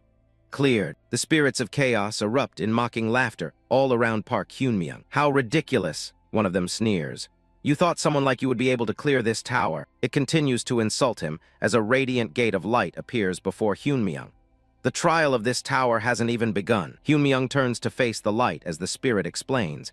Beyond that barrier is where the real trial starts. A spirit whispers over his shoulder. You're already in tatters just from getting this far. You think you can clear it. It reveals the supposed truth of the trial. That thing was never meant to be a trial you pass through in the first place. They show him a horrifying vision of an endless army of clones. Beyond it, hundreds, no, thousands of the chaos illusions you've been fighting are waiting for you. The spirit's voice is filled with condescending pity. Give up, you'll never clear this tower. Suddenly, Hyun-myung starts to move forward, making the spirit stare in wide-eyed shock. Ignoring their taunts, he strides directly towards the light barrier. The spirits panic, shouting, "Hey, where do you think you're going? You idiot, do you want to die?" They change their tune, offering deals. "If you give up here, I'll make you a special offer and form a contract with you. No, make a contract with me. It'll be like obtaining a star." As he gets closer, their offers become more desperate. "Make a contract with me? I'll tell you the location of a unique piece of equipment in the world. Or how about skills? I'll gift you the highest tier skills of the chaos type." But Hyun-myung is lost in thought, remembering the game's mechanics. The Tower of Spirits sets the clear reward depending on which trial you enter. Clear the trial of fire and you receive the fire spirit's egg. Clear the trial of wind and you receive the wind spirit's egg. He continues to recall. By hatching the egg, you can form a contract with a spirit of that attribute. He thinks about his own situation. The trial I entered was the trial of chaos, the first one ever opened in Pangenia. I thought the clear reward would be a chaos spirit egg. He analyzes the spirit's behavior. Spirit eggs are rare to begin with, and this would be the first ever obtained, so a chaos spirit egg should be a top-tier reward. However, before I even cleared the tower, they are already desperately shouting for me to contract with them first. A sly grin spreads across his face as he comes to a conclusion. If that's the case, then beyond that door, there might be a reward even better than a chaos spirit egg. He doesn't hesitate, walking straight into the light as the spirits wail behind him. "You're making a stupid choice. Come back. This is your last chance." As he reaches the threshold, he turns back to the frantic spirits. "You clearly said there were tons of the ones I fought on the other side," he says calmly. A spirit responds in disbelief. "Yeah, don't tell me you're actually planning to fight thousands of illusions. It'll definitely be hard, especially since I've used up all my potions," Hyun-myung admits. "However, thanks to that, I've memorized their patterns to the point I'm sick of them." The spirits are stunned into silence. "What?" one of them manages to utter. Hyun-myung continues, "Now I don't need potions or anything like that." With absolute confidence, he declares his plan. "I'll just repeat the patterns I've learned thousands of times. If doing only that will let me clear it, there's no reason to refuse." The spirits are speechless, their faces going completely blank at his declaration. One of them breaks the silence, a wide grin spreading across its face. "I wasn't expecting you to challenge it for such a ridiculous reason." As Hyun-myung is fully engulfed by the brilliant light, the spirit's final words echo after him with a tone of newfound respect. "You're an idiot I actually like." He steps through the barrier and finds himself in a breathtaking, celestial space filled with golden light and swirling stars. Standing in the vast, glittering expanse, Park Hyun-myung looks around in awe. "This place is," he wonders aloud. A system message flashes before him, confirming his success. "You have ascended to the top of the tower. Main Quest 3 has been completed. Calculating results." A small, fiery wisp of a creature appears. Hyun-myung asks, "Quest complete." The little fire spirit speaks. "So you really did succeed in climbing the tower, Druid. Congratulations." It floats up to him, adding, "It seems your companions are still alive." Hyun-myung finally understands the deception. "All that talk about the real trial beginning was a lie," the spirit confirms his suspicion. "That's right. If you had chosen to contract with the spirits of chaos, you would have been trapped there for the rest of your life." He grips his sword hilt in annoyance. "Those bastards are really good at lying, huh?" The spirit replies. "The spirits of chaos like to lie to begin with. Though you must have received a hint when you crossed the trial," the spirit adds. Hyun-myung has a moment of realization. "So that's what it was. Either way, you should collect my clear reward," Hyun-myung says, getting straight to the point. The spirit instructs him, "Hold out your hand, Druid." As he holds out his hand, a notification appears. "You have cleared the Tower of Chaos, distributing the Tower of Chaos clear reward." A vortex of energy swirls above his palm. He watches the energy gather, thinking, if it ends like this with nothing hidden, then the reward is probably a Chaos Spirit Egg. It's a little disappointing, but it's still not a bad reward. The system announces, "You have obtained the Chaos Spirit Egg," as a dark orb materializes in his hand. But just as he accepts the reward, his eyes widen in absolute shock. Something is wrong. Dark, shadowy tendrils begin to lash out from the egg in his hand. The darkness parts to reveal a new, glowing system message. Hidden trait heavenly. Suddenly, out of nowhere, brilliant snow-white feathers burst forth, swirling around to embrace and shatter the dark energy of the Chaos Egg. The system message glitches. The words "you have obtained the Chaos Spirit Egg" flickering and breaking apart. It corrects itself, revealing the true, unprecedented reward. You have obtained the Heavenly Spirit Egg. Hyunmyoung is left holding a breathtakingly beautiful egg, wreathed in soft white feathers and a gentle, golden light. He can only stare in disbelief. His mind reels as he tries to comprehend the impossible item in his hands. What is this? As the trial concludes, a system notification flashes. You have obtained the Chaos Spirit Egg. But that wasn't all. Another message immediately followed. You have obtained the Heavenly Spirit Egg. Holding the glowing orb in his hands, he stares at the strange, feathered egg, its golden light illuminating his armor. His eyes widen in confusion as he examines the unexpected reward, thinking to himself, "What is this?" A description window pops up, detailing the Heavenly Spirit Egg. It's an unknown egg from the heavenly realm, said to lie at the end of light, darkness, and chaos. The final line catches his attention. Only Celestials can see and hatch this egg. The implications hit him instantly. He thinks, Celestials refer to the heavenly race that lives in the heavenly realm, and the fact that I found this egg is proof that I'm one. The pieces start to connect in his mind. No way! Is this connected to heavenly, my hidden trait? Maybe heavenly isn't just a name overlap, and this could be a trait related to the heavenly race. He decides to ask his companion spirit, "Hey, do you know what this is?" The spirit replies, "Other than the fact that it isn't an ordinary egg, I don't know." The spirit adds a crucial piece of information. However, even the Spirit Kings are showing interest in it. Hearing this, he can only mutter, "What?" Hearing those words, old memories of the game suddenly flood back. The Spirit Kings are some of the strongest beings in existence. If even such beings are interested, it means that this has tremendous value. Realizing he can't figure it out right now, he decides to put it away. "I'm curious what kind of egg it is, but there's no way to find out right now." A notification confirms the Heavenly Spirit Egg has been stored in his inventory.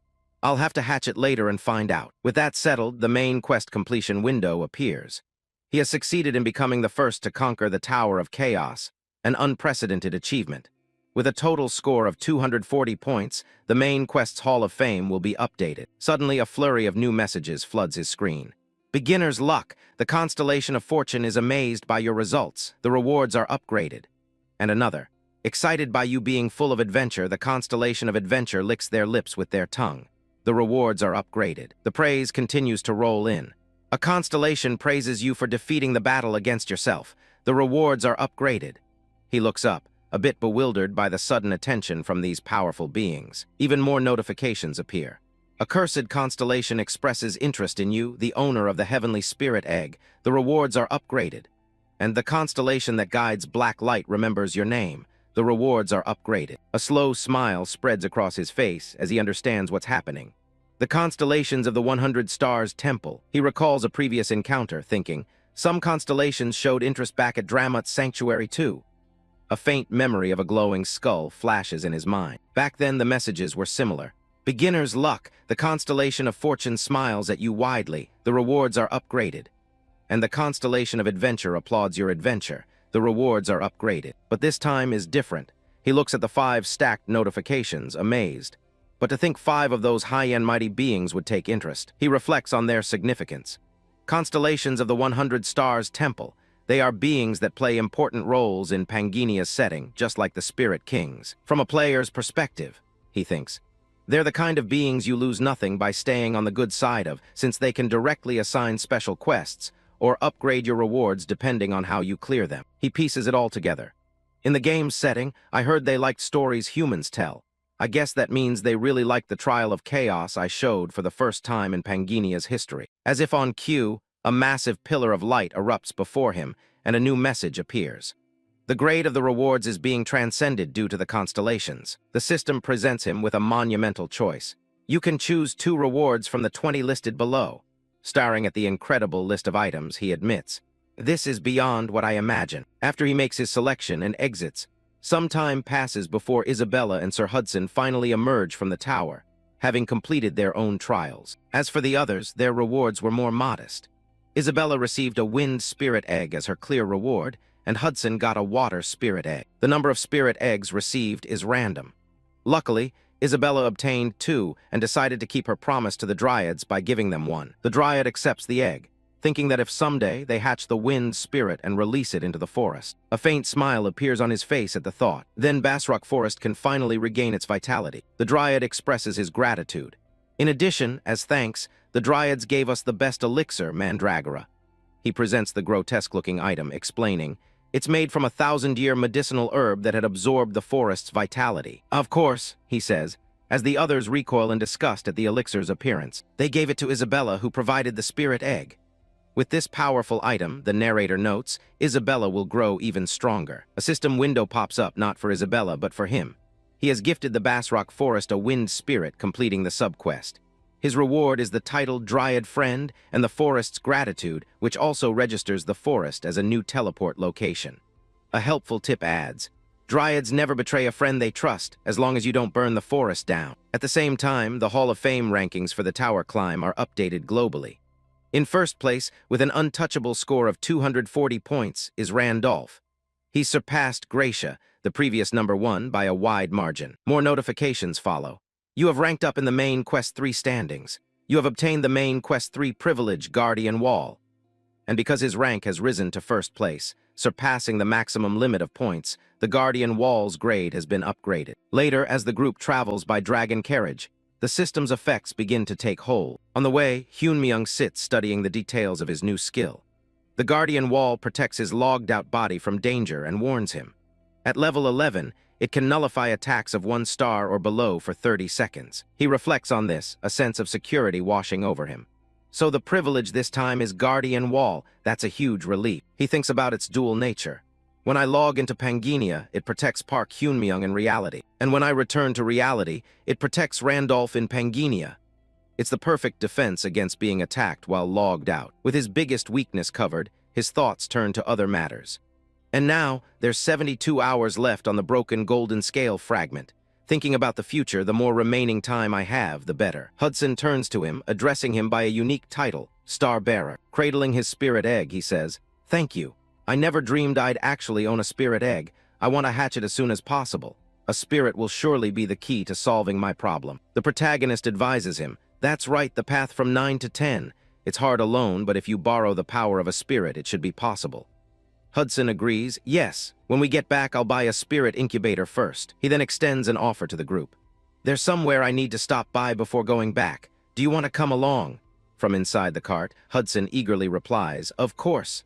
After receiving such a great favor from you, I'll accompany you anywhere if you need me." A slight smirk plays on his lips as he simply says, "Thanks." The group arrives at a large town with quaint, tiled-roof houses under a bright, sunny sky. Sir Hudson looks around at the familiar yet unsettling architecture, his voice trembling. "So the place you needed to stop by was here," he shouts, his face etched with pure shock as he recognizes the strangely somber streets of his own city. As Sir Hudson panics, grabbing his head and yelling, Park Hyunmyung cuts him off with a sharp, "Quiet." Isabella, looking concerned, asks, "Where are we going that he's acting like this?" He replies, "The Knight's Garden, the territory of Marquis Weiser." He then delivers the final blow. It's where Hudson's fiancée is. The revelation sends Hudson into a fresh wave of panic. "Why are we here? I'm not qualified to propose to Serengeti yet." Hudson stammers. Park Hyunmyung walks on ahead, saying coolly, "Don't make a fuss. I'm not telling you to propose today. We're here because I personally have something to ask Serengeti," he explains. Hudson watches him, wondering, something to ask her, like what? But as he surveys the street, he sees broken windows and destitute people lying on the ground. The sight stops him, and a flicker of confusion crosses his face. They walk further into the town square, where people dressed in somber clothes are gathered. Before them stands a large, black obelisk, the center of the gathering. A memorial service is underway. Isabella observes the scene with a grim expression. Looks like they're in the middle of a memorial service. Isabella asks if he came because of the names carved into the stone. "Does anyone know who these people are?" He shakes his head. "No," Hyunmyung replies. Still keeping his back turned to her, he gazes at the monument and speaks with a heavy, cryptic tone. "But I do know exactly why they ended up like this." His internal monologue begins, revealing a terrible truth. "The 500 names carved onto the gravestone all belong to the knights who followed me into the great expedition." He watches the grieving families, thinking, "I never once thought it was strange that I didn't know their names. I never tried to remember them either. His cold, gamer logic had always prevailed. They weren't even important named NPCs. Even if they fought for me, that was all part of the setting. To him, they were nothing more. They were just part of the game. But that detachment is shattered when a grieving mother collapses, screaming, "Wilhelm, you bastard, give my son back, give my son back." Her cries echo through the square, filled with promises broken by death. "Shin, didn't you say you'd come back? Didn't you tell me not to worry? How am I supposed to live without you?" she wails. As she collapses, Park Hyun-myung begins to move. Isabella watches him go, asking, "Where are you going?" The woman's face contorts in pure agony, a raw scream tearing from her throat. How could? Her eyes squeeze shut as she lets out a final, desperate cry of pain. How could I? AGH. Overcome by grief, her body gives out and she falls backward. But before she can hit the stone ground, a hand firmly grabs her shoulder, catching her. Park Hyun-myung kneels, supporting the unconscious woman as the crowd cries out, "Ma'am, Grandma May collapsed." Isabella rushes to his side, calling out, "Star Bearer." He meets her gaze and says her name to get her attention, Isabella. Lifting the unconscious woman gently into his arms, he gives his next instruction. "Let's go to the relief station." They arrive at the Goddess Church relief station, a place filled with the sounds of suffering. Patients cry out, I'm dying, ugh." Inside, the relief station is overflowing with the sick and the wounded. As Park Hyun-myung sets Grandma May down, Sir Hudson observes, "There are so many patients." But then, he quickly corrects himself as the grim reality sets in. Actually, rather than saying there are too many patients, there are far too few people at the relief station to handle them, he thinks, looking at the overwhelmed staff. He finds it unbelievable. If this is the Knight's Garden, which should be one of the top 3 cities in the Balran Kingdom, yet the relief station in such a city has a staff shortage. Finally, Hudson concludes, "It seems like there's a major flaw in how this place is being run." Right then, a monk with a bowl cut cuts them off. "Greetings, brothers." The monk approaches with a disturbingly cheerful smile, his hands clasped. "You're the outsiders who brought Sister May here after she fainted, correct?" He continues his praise as Grandma May lies unconscious on the bed. "You could have just passed by, but you're so warm-hearted." The group is taken aback by his oily demeanor. Sir Hudson replies cautiously, "Ah, yes." The monk gets uncomfortably close, his smile never wavering. Sir Hudson leans back, unnerved. "And what's the matter?" Then comes the bombshell. "To operate the relief station, we're collecting donations from brothers who visit. If you could donate just 50 gold, it would be a huge help." Sir Hudson is aghast. "You charge money for treatment." Park Hyun-myung's eyes narrow. He thinks to himself, a relief station run by the Goddess Church should be funded by the city's coffers. Wasn't it forbidden to take personal donations? The monk breaks into a cold sweat under his razor-sharp gaze. Hyun-myung continues to press him. "And 50 gold? Even though hundreds of gold move around in a day in Arcana, do you think it makes sense to demand a normal citizen's monthly wage as a treatment fee?" The monk's smug expression finally cracks under the pressure. "We don't have a choice," he mutters. He explains, "Priest Andrew said that from now on we'll be taking donations to operate the relief station." The name shocks Park Hyun-myung. Priest Andrew. He stands, crossing his muscular arms defiantly. "Nonsense. I know Priest Andrew, and he's not the kind of person who would do that." The monk stammers back. It's true." Hyun-myung's mind flashes back to the lore he knows. Priest Andrew, a high-ranking priest of the Goddess Church that serves the twin goddesses of Pangenia, Li, and Pina. He continues his internal recap. "He's an NPC who inevitably gives you honor-related quests when you're raising a class where honor is a factor. He's a devout believer, a spotless and upright sage. That's his setting. The contradiction is glaring. And that Priest Andrew is secretly taking personal donations," he thinks, his suspicion mounting. Suddenly, all the pieces fall into place. The poorly maintained buildings he saw on the way here, the vagrants sitting out on the streets, and even this relief station that's not being run properly. He knows something is deeply wrong.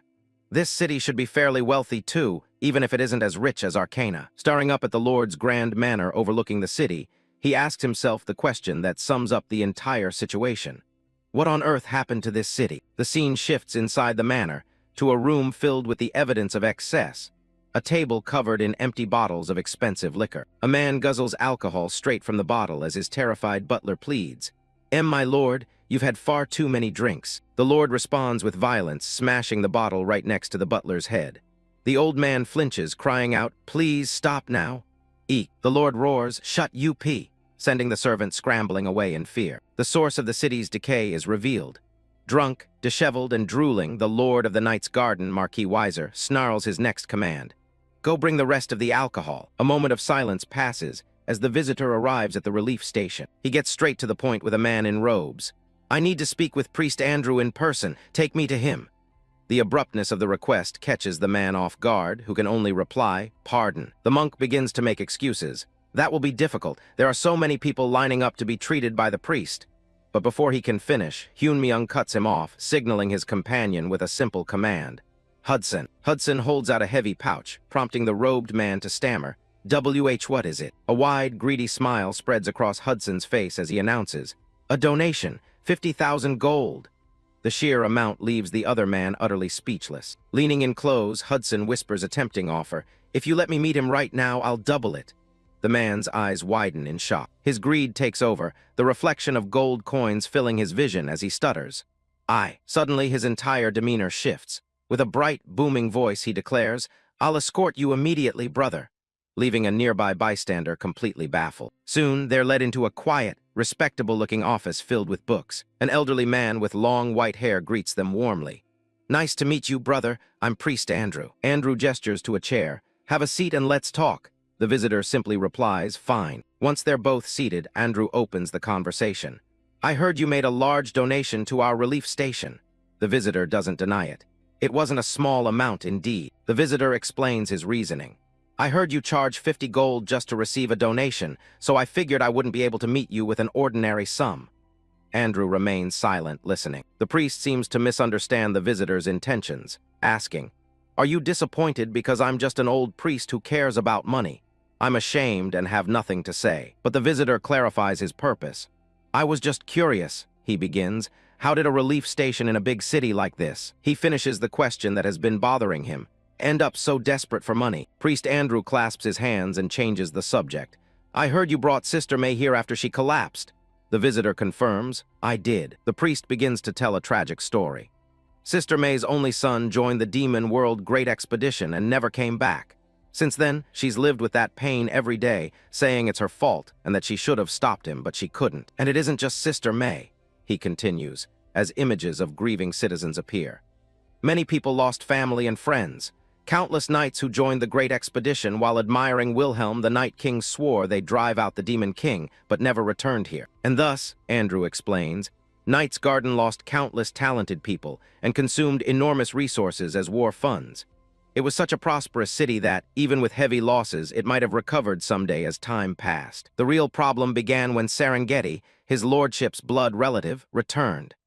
The visitor's expression sharpens at this new piece of information. Andrew continues, "She returned here having lost both legs, but for some reason, ever since she came back, she's remained unconscious and hasn't awakened. Many priests, myself included, tried to wake her, but nothing worked.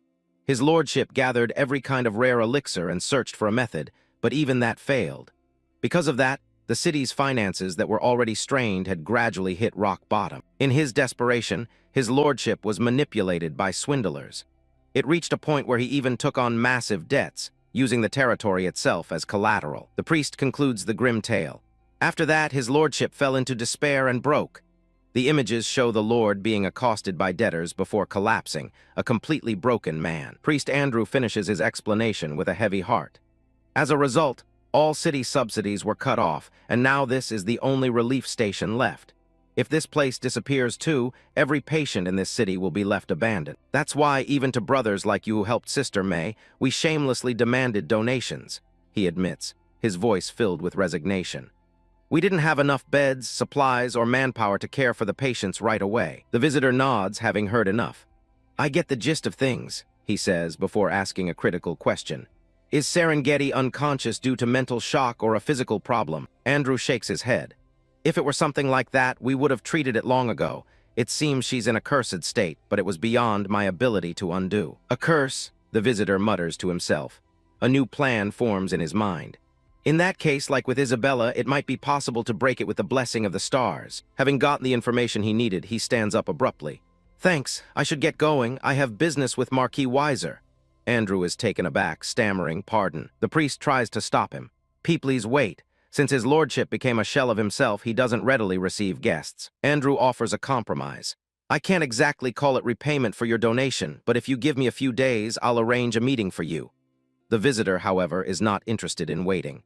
"I don't have time for that." With a sly grin, he adds, And don't worry about the donation. I already got my money's worth. Andrew can only ask in confusion, "What do you mean by that?" Just then their conversation is interrupted by frantic shouting from outside. Priest Andrew, are you inside?" A knight bursts in, yelling an urgent message. His lordship says to bring in the guest who donated to the relief station. The visitor smirks at the priest. "See, when you come in with money, they let you in right away." Andrew can only look on, impressed. He turns to leave, stating, "Then I'll be going." But the priest quickly calls out, "Wait. No matter the reason it was for, thank you for helping," Andrew says sincerely, but the visitor waves it off. "I told you not to worry about the donation. It wasn't even my money to begin with." The priest clarifies, "It's not about the donation. It's about you helping Sister May." The words seem to strike a chord with the visitor, stopping him in his tracks. He pauses for a moment before a small, knowing smile plays on his lips. As he walks away, he speaks in a tone that suggests a shared history. "Good to see you again, Andrew." The priest is left stunned, his eyes wide with disbelief as he whispers, "Again." The scene shifts to a grand, sunlit manor, the residence of the Marquis. Inside, an entourage stands waiting before a set of ornate double doors. In a lavish hall, the group is seated around a long, empty dining table. At the head of the table sits a stern-looking man with a thick beard, calmly sipping from a cup. This is Marquis Weiser. He intently recalls his subordinate's reports, his gaze sharp and focused. Weiser's subordinate finishes his report on the visitor, musing, "So that man donated a huge sum of 100,000 gold to the relief station. Is he a wandering merchant? Doesn't look like he brought supplies in, though. Maybe he's just a rich young master traveling around." After evaluating those pieces of information, the Marquis addresses his guest directly.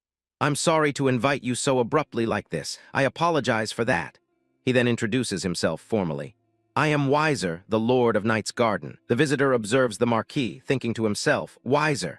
He really has changed a lot on the outside." His mind flashes back to the past.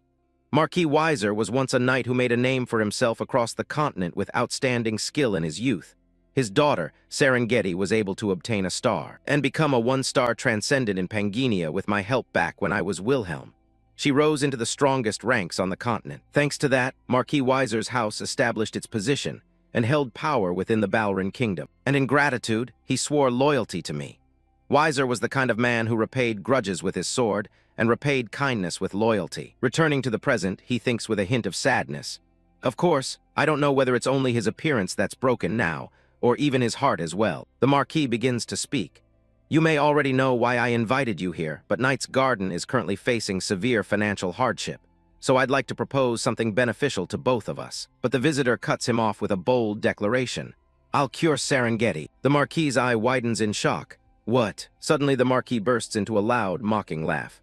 "Ha ha ha ha, ha. His laughter subsides, but his expression turns cold and sharp. "So I was mistaken. I thought you were just some rich young master." He sneers. "Did you hear rumors of me from all over the continent? That if you mention to Marquis Weiser of Knight's Garden about his daughter's name, he'll pour money into your hands." His voice drips with sarcasm as he continues. "Fine, how much do I have to pay you for you to cure her?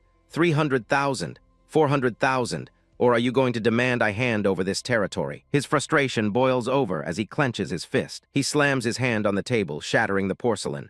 "I've been played by scum like you. I've already lost so much." His eyes glow with rage as he snarls. "What more do I have to give before you're satisfied?" Fed up, the Marquis dismisses him with a sigh. "Ha! This was a waste of time. Gouge out that con artist's eyes and throw him out." His guards immediately move to obey, but the visitor remains calm, his voice steady.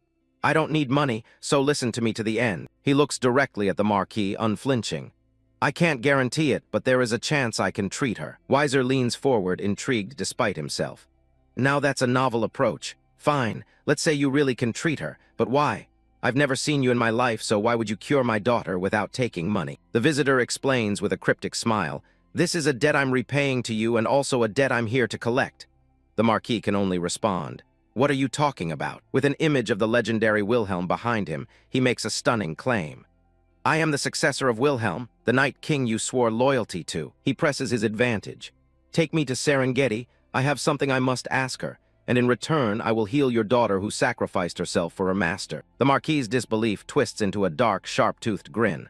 "You're saying you're the Night King's successor? Hoo-hoo-hoo." Leaning forward with his hand covering his face, he speaks with utter contempt. "This continent is crawling with people claiming to be the Night King's successor. You're just another one of them, aren't you? The Marquis loses all patience, his face contorted in a furious snarl. Kill him, he orders his guards, and the two outside as well. As a guard lunges forward, Hyun-myung remains seated, showing not a single trace of fear. He doesn't even flinch, his gaze remaining cool and collected. Still holding his cup, he casually deflects the guard's downward slash with a flick of his hand. To the shock of the guards and the Marquis, with a single fluid motion of his hand, he disarms the guard, leaving him frozen in his tracks. The soldier cries out in disbelief while the visitor calmly commands, "Prepare the room." With shards of the broken cup floating around him, the Marquis stares in disbelief as the visitor says, "I'll prove that. I'm Wilhelm's successor." His eyes burn with an unshakable confidence, leaving no room for doubt. Watching from the stands, Marquis Weiser, a powerful noble, observed the arena with a stern and calculating gaze. The vast Colosseum buzzed with energy as two figures stood in the center, ready to face off. Hudson, Hyun-myung's companion, couldn't hide his sheer disbelief. "AA duel? What on earth is going on?" he stammered. Isabella, standing beside him, simply replied with a shrug. "Well, he's always been this unpredictable." In the arena, Park Hyun-myung is doing some light warm-up stretches while Isabella adds, "I honestly have no clue how things ended up like this either." His opponent remained silent, his eyes fixed on Hyun-myung with intense focus. Across from him, his opponent's body is enveloped in glowing streams of energy. A thought flashes through Hyun-myung's mind. A full set of equipment blessed by a high-ranking priest. He's really going all out for this match. The fully armored knight challenged Hyun-myung directly. "Are you really the successor of the Night King? If you were lying, confess and seek forgiveness. Your life may yet be spared." Hyun-myung just grinned back, completely unfazed. "Whatever. Just uphold your promise that you'll keep my identity hidden. Don't go around telling everyone who you lost to just because you've been embarrassed." The knight let out a chilling grin. "Don't worry, I swear upon my honor as a knight that it won't happen now. Let me see the skills of a self-acclaimed successor of the Night King." With a flash of light, he charged forward, his sword gleaming. The knight leaped through the air, bringing his blade down in a powerful, glowing arc. Hyun-myung watched him come, thinking to himself, many high-ranking knights were wiped out due to the Great Expedition, but even then this man would have higher stats than me currently. He gripped his own sword tightly. And with the difference in equipment grade, I can't take him lightly. As the armored knight's sword came crashing down, Hyun-myung moved in, not to dodge, but to block. The knight's eyes widened, his gaze filled with killing intent as his attack met its mark. Hyun-myung gritted his teeth, bearing the full force of the blow. Energy sparks fly as steel clashes against steel, or wait, that's steel against his head. The impact echoes throughout the entire arena. The knight is caught completely off guard as Hyun-myung uses his own head to test the blade. He stands there, frozen in shock, only able to gasp out, "Ha!"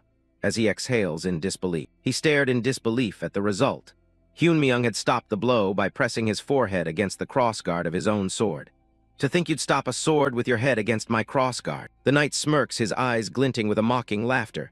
"You're no fraud, but a lunatic," he finished, as blood streamed down Hyun-myung's face, whose eyes were wide with crazed determination. From the stands, a knight comments, "His movements are quite decent," but Marquis Weiser dismisses it. "They're nothing but cheap tricks." The Marquis continued his train of thought, a vision of the legendary Night King in his mind.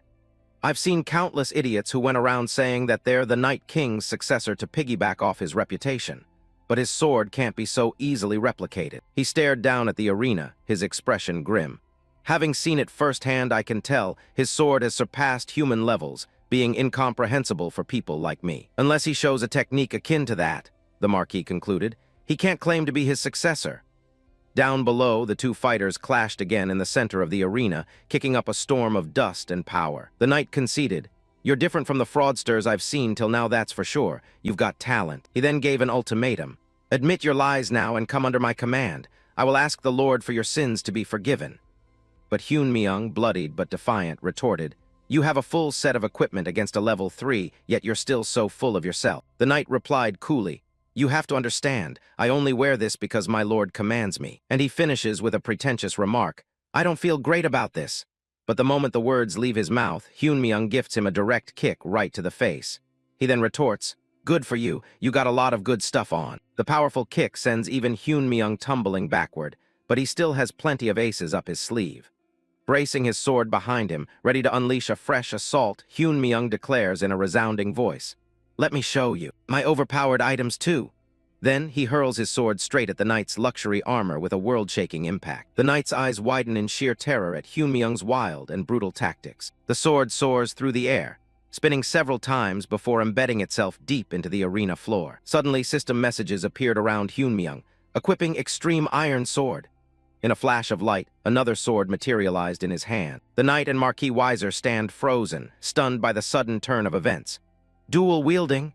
the knight exclaims, his voice laced with disbelief. Hudson was equally confused, exclaiming, "When did he get a weapon like that?" Now armed with two blades, Hyunmyung unleashed a furious barrage of attacks, forcing the knight onto the defensive. The knight analyzed the situation mid-battle. The time between his attacks decreased. Is he trying to win this through speed? However, sparks flew as Hyunmyung's blades glanced harmlessly off the blessed armor. The onslaught continues, but the knight stands his ground, a metaphor flashing by as if Hyunmyung is hacking at a massive boulder.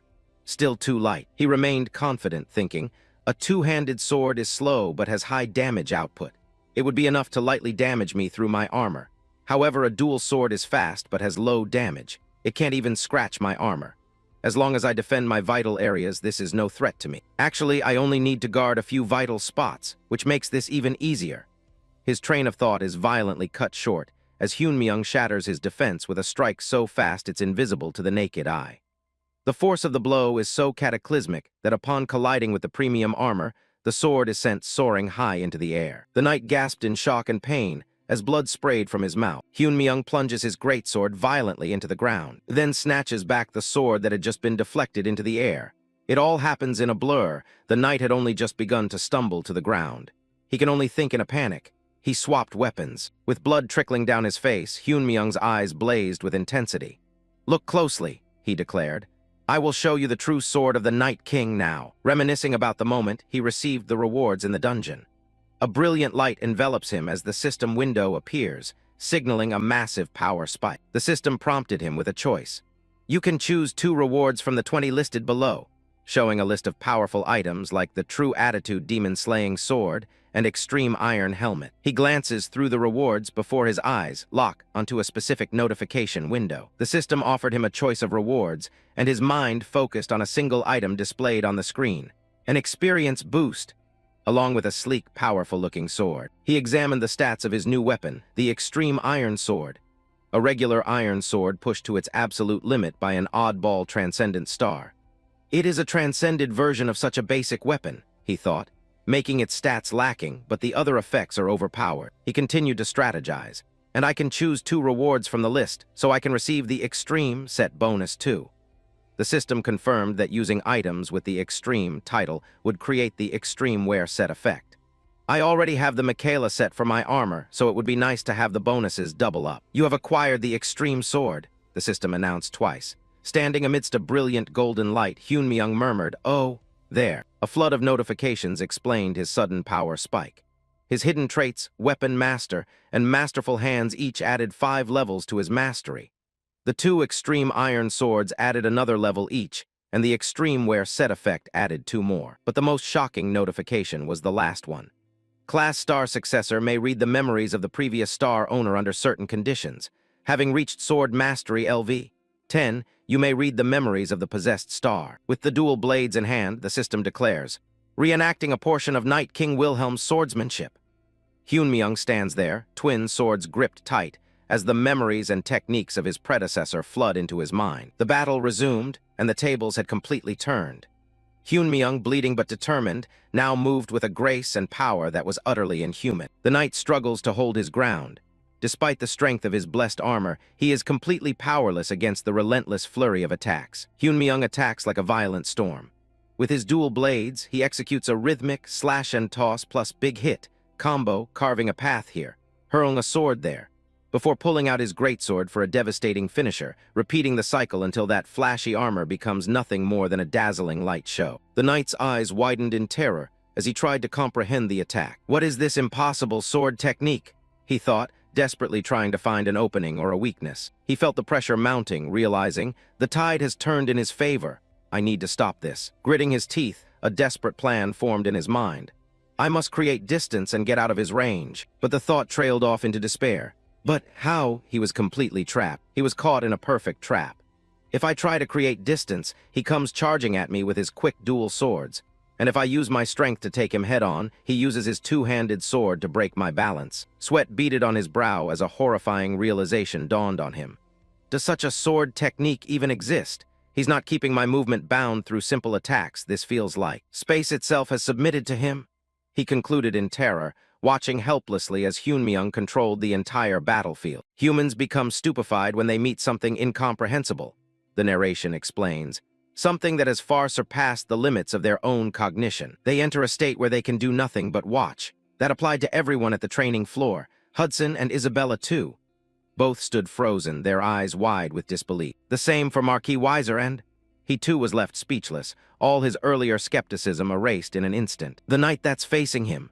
The opponent was utterly paralyzed, sweat pouring down his face, his eyes locked in a state of pure shock and fear. And this is the moment he slips up.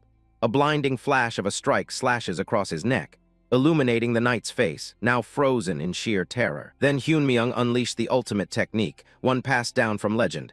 Sword technique of the Night King Wilhelm, world-splitting strike. A massive column of light erupted, tearing through the very fabric of the arena. The force of the attack was cataclysmic, sending the knight flying backwards amidst a chaotic storm of energy and debris. As the dust settles, Hyunmyeong stands tall in victory while his opponent remains frozen in place, lifeless. The match is over. The knight lets go, his sword clattering to the ground as his hands tremble uncontrollably. This defeat is absolute. The corners of his mouth tremble as blood seeps from the wound on his neck, and he can only stammer. "I lost."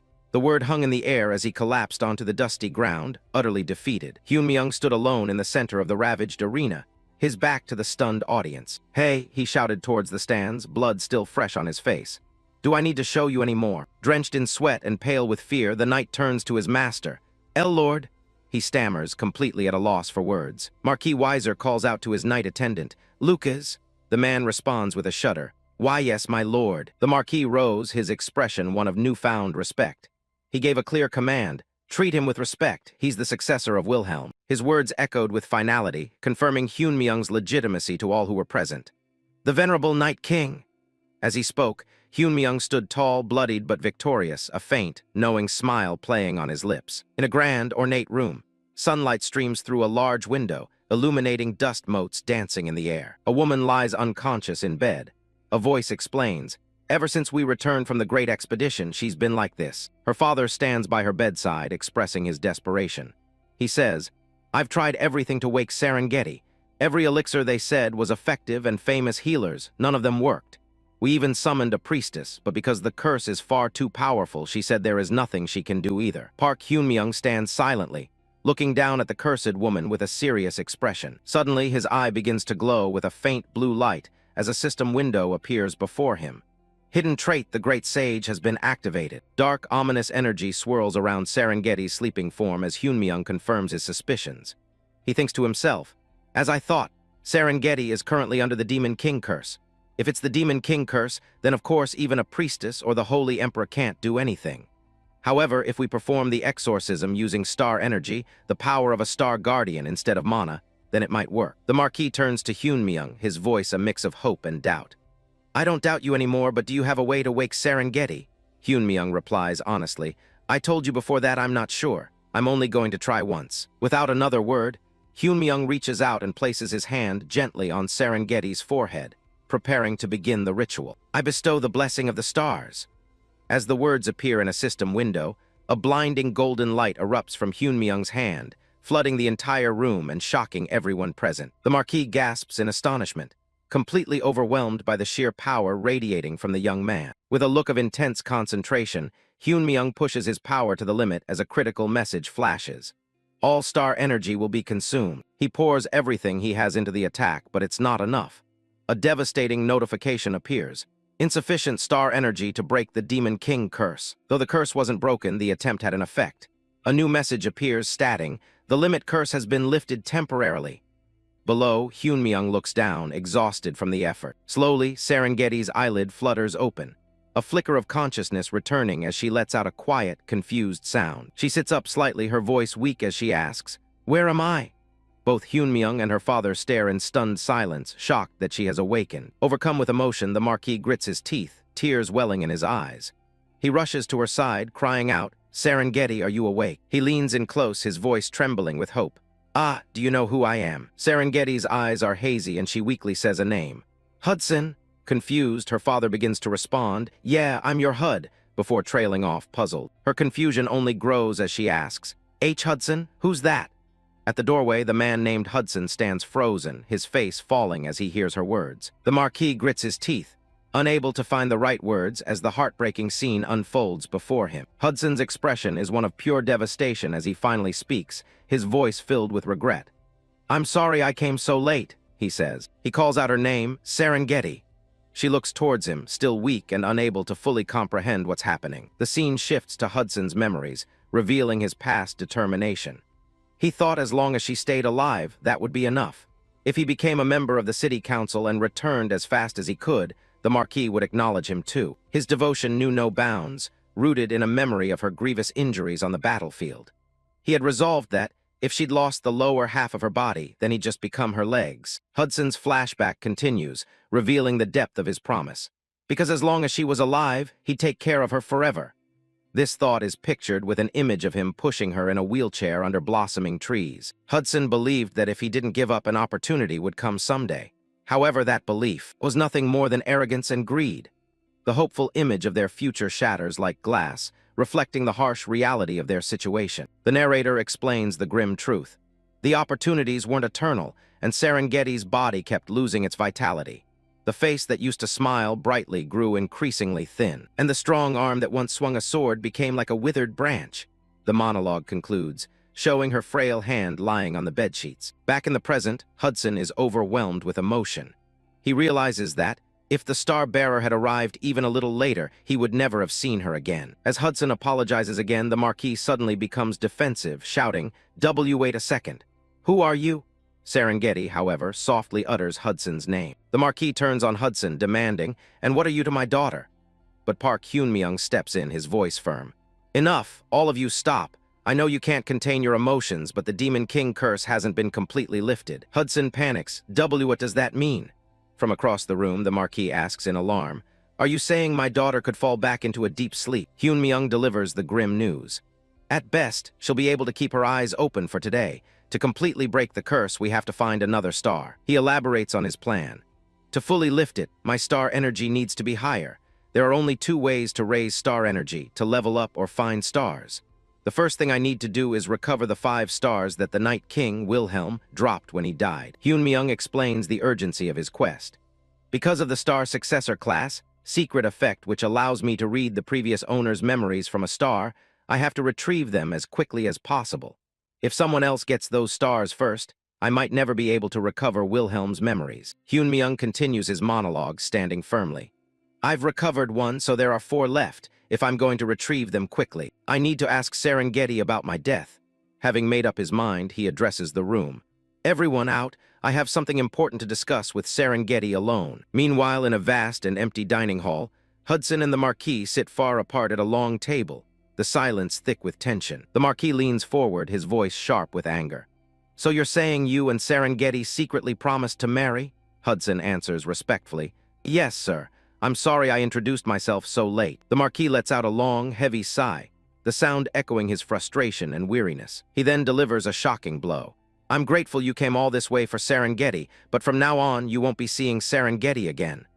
Hudson recoils, completely blindsided. Desperate, Hudson gets up and pleads, I know I'm not good enough, but I'll soon enter the city council and become a man worthy of Serengeti, so please just give me a chance." The Marquis cuts him off, his tone flat.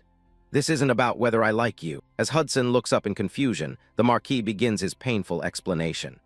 "The Great Expedition's aftermath cost us dearly, so restoring the knights and treating Serengeti took an enormous amount of money. In the end, after the territory's funds ran dry, we were reduced to begging other houses for help." He continues, "When that happened, the one who approached me was Duke Seen's house, a great house in the Valen Kingdom that's powerful enough to rival the king." An image of a grand, twilight-bathed city illustrates the Duke's power. The terrible confession comes out. "Duke Seen lent us an enormous sum on the condition that we send Serengeti to him. Back then, I had no other choice. No matter what, continuing Serengeti's treatment came first." The words hang over a pile of glittering gold coins. The Marquis recounts his desperate rationale. Additionally, even if Serengeti never woke up and our family collapsed like this, I believed that for the sake of Duke Scene House's reputation, they wouldn't simply abandon a girl they'd taken in, so I accepted the offer. He looks down, his expression grim as he delivers the final, unavoidable condition of their deal.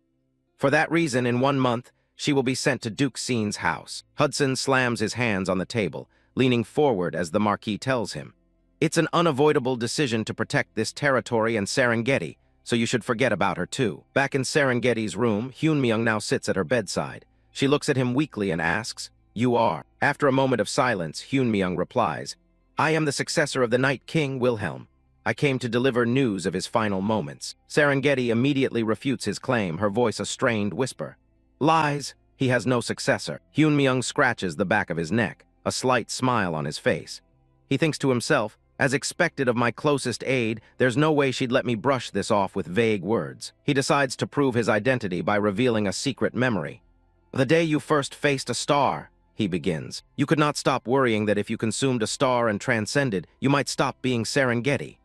At his words, Serengeti's eyes widen in shock. A flashback shows her past self standing on a cliff edge before a glowing star, Wilhelm's silhouette beside her.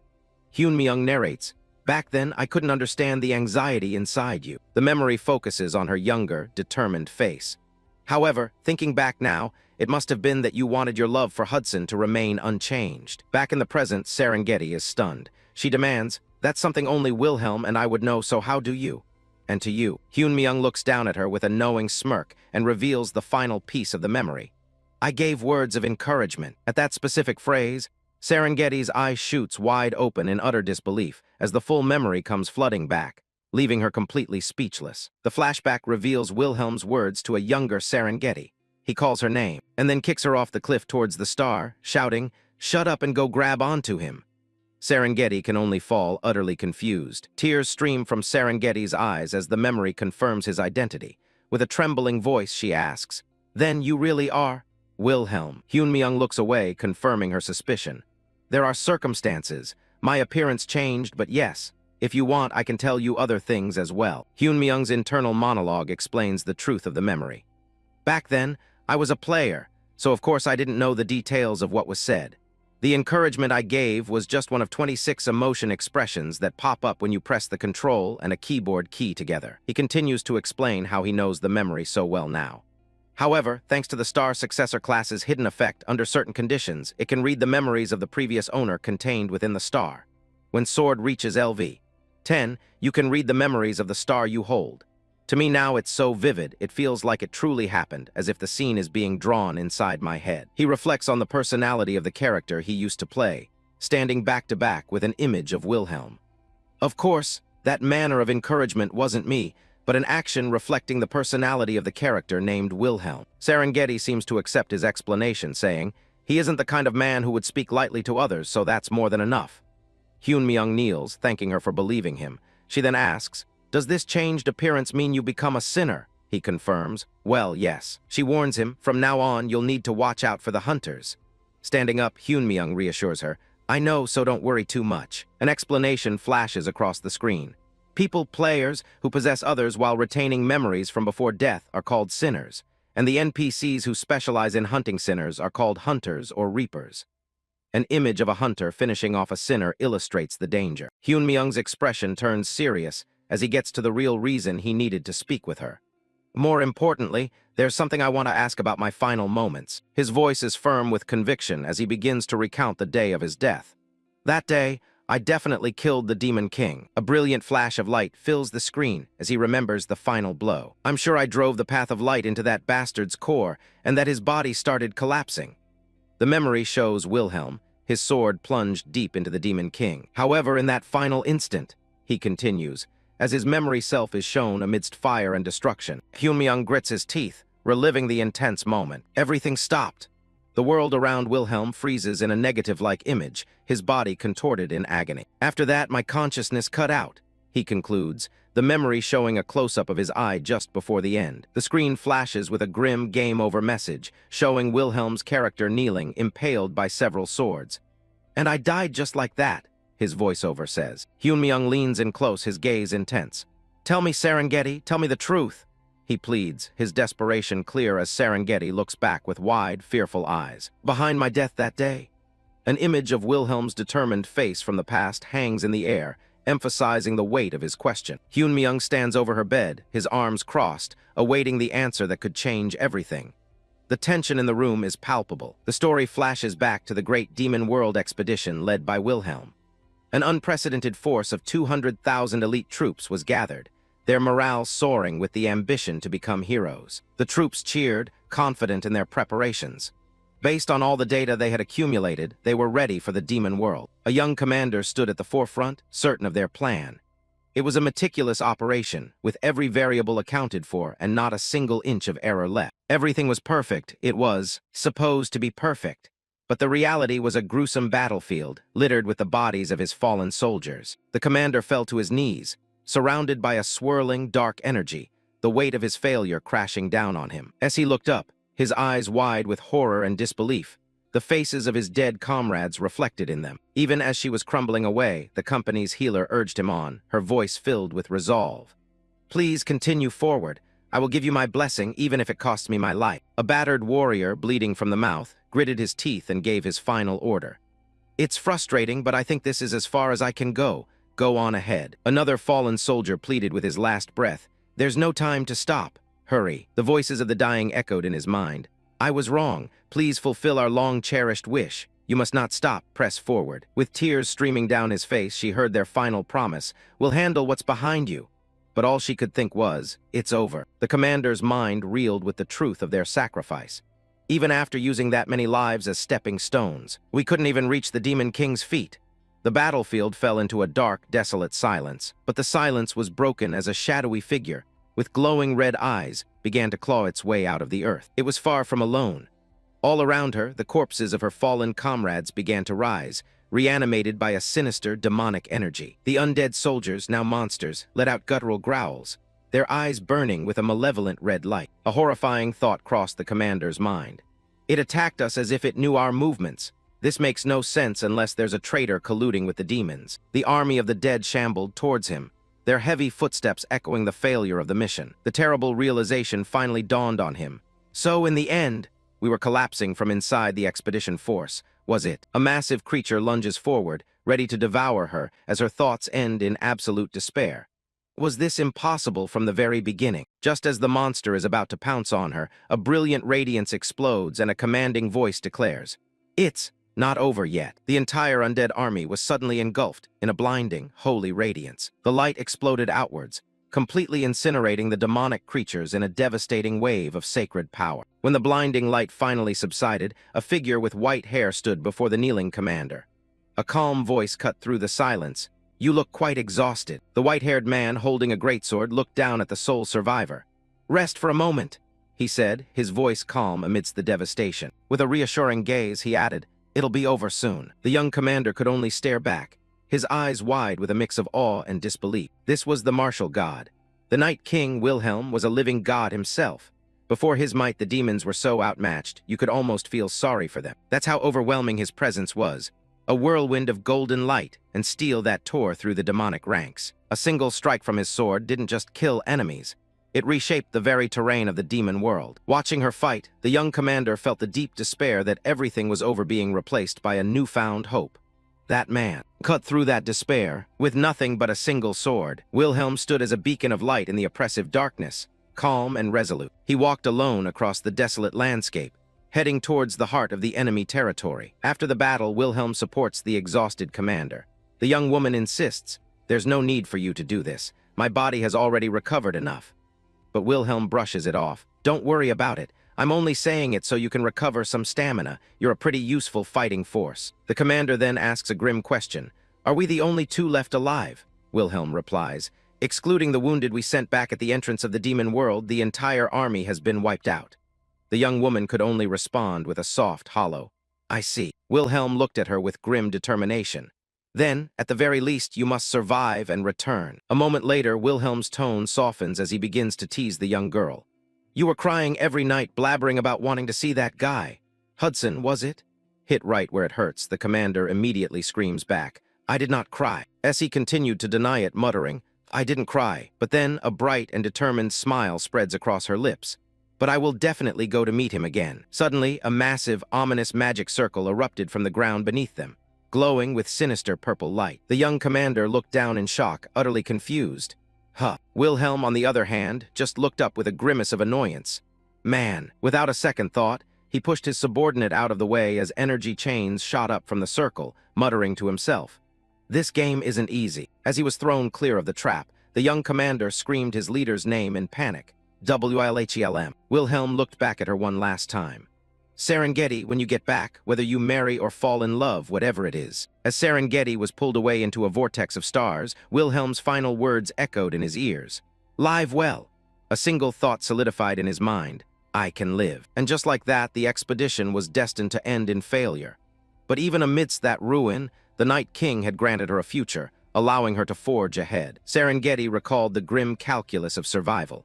Even if I return alone, no one will be able to blame me. That's how horrific and fierce the battle was. She thinks about the life waiting for her, clutching a locket with a man's picture inside. If only I can make it back, I'll be able to see the person I've been longing for. I can finally return to my peaceful, everyday life. As he remembered the promise made over the bodies of his fallen comrades. As long as you survive and get out of here. She then recalled standing before that same man from the locket, the man named Hudson. She looks at Hudson with a gaze full of regret, uttering just a single word. I'm sorry. Trong KHO letter 1EA3 and HKH letter 1EFC do. Serengeti da hate lern ternan. Hudson, Kai NCH letter 1E9 and GKI letter 1EBF, and NG letter 1B0 letter 1EDD. I Danong do S letter 1EDD letter 1E5 and G, K letter 1EF9 nang, Han Distroke letter 1ED5, IV letter 1ECB try.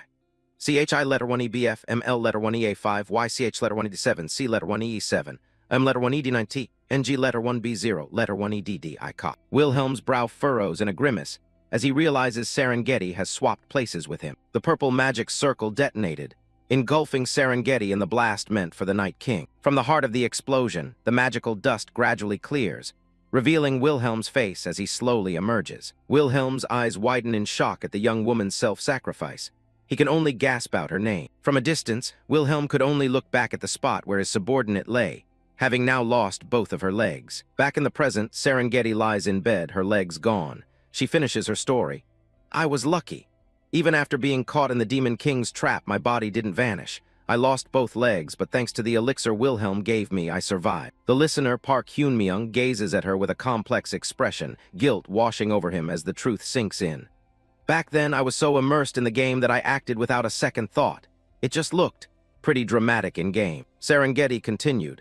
After that, Wilhelm placed an extreme vanishing enchantment talisman on me and hid my body. Because of the talisman's effect, the Demon King couldn't sense me, she explained.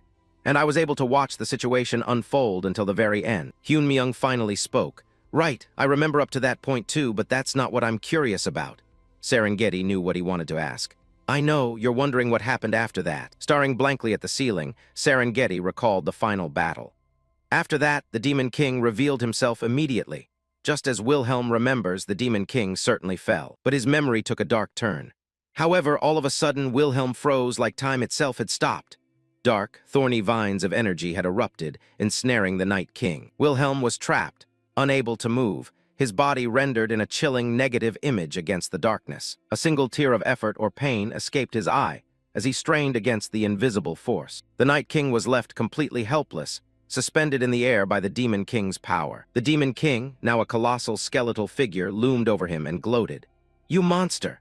Even if you're a transcendent star of 5 stars, to think you'd drive me this far without any divine authority from a goddess. However, the Demon King hissed, that is your mistake. His own body began to crackle and glow with a final, desperate power. His physical form exploded into pure, dark energy that surged towards the paralyzed Wilhelm. Without a goddess's authority, you may shatter my flesh, he roared, but you cannot destroy my essence. The Demon King's essence began to invade Wilhelm's body, his voice screaming in a twisted show of admiration. I express my respects, Night King. As the Demon King's essence invaded Wilhelm's body, his voice boomed with triumph. And as a token of that respect, I'll use your body as my new vessel instead of my broken body. The dark energy surged, a maelstrom of purple intent on consuming the Night King. The vortex of demonic power swirled violently, pulling Wilhelm into its depths. But just as the darkness was about to close in, A brilliant, holy light began to pierce through from the inside. The light exploded outwards, causing the Demon King to recoil in shock. This light, a radiant, ethereal form of a woman, appeared above Wilhelm as the light intensified. The Demon King screamed her name in disbelief, Pina. As the goddess intervened, the Demon King let out a furious tirade.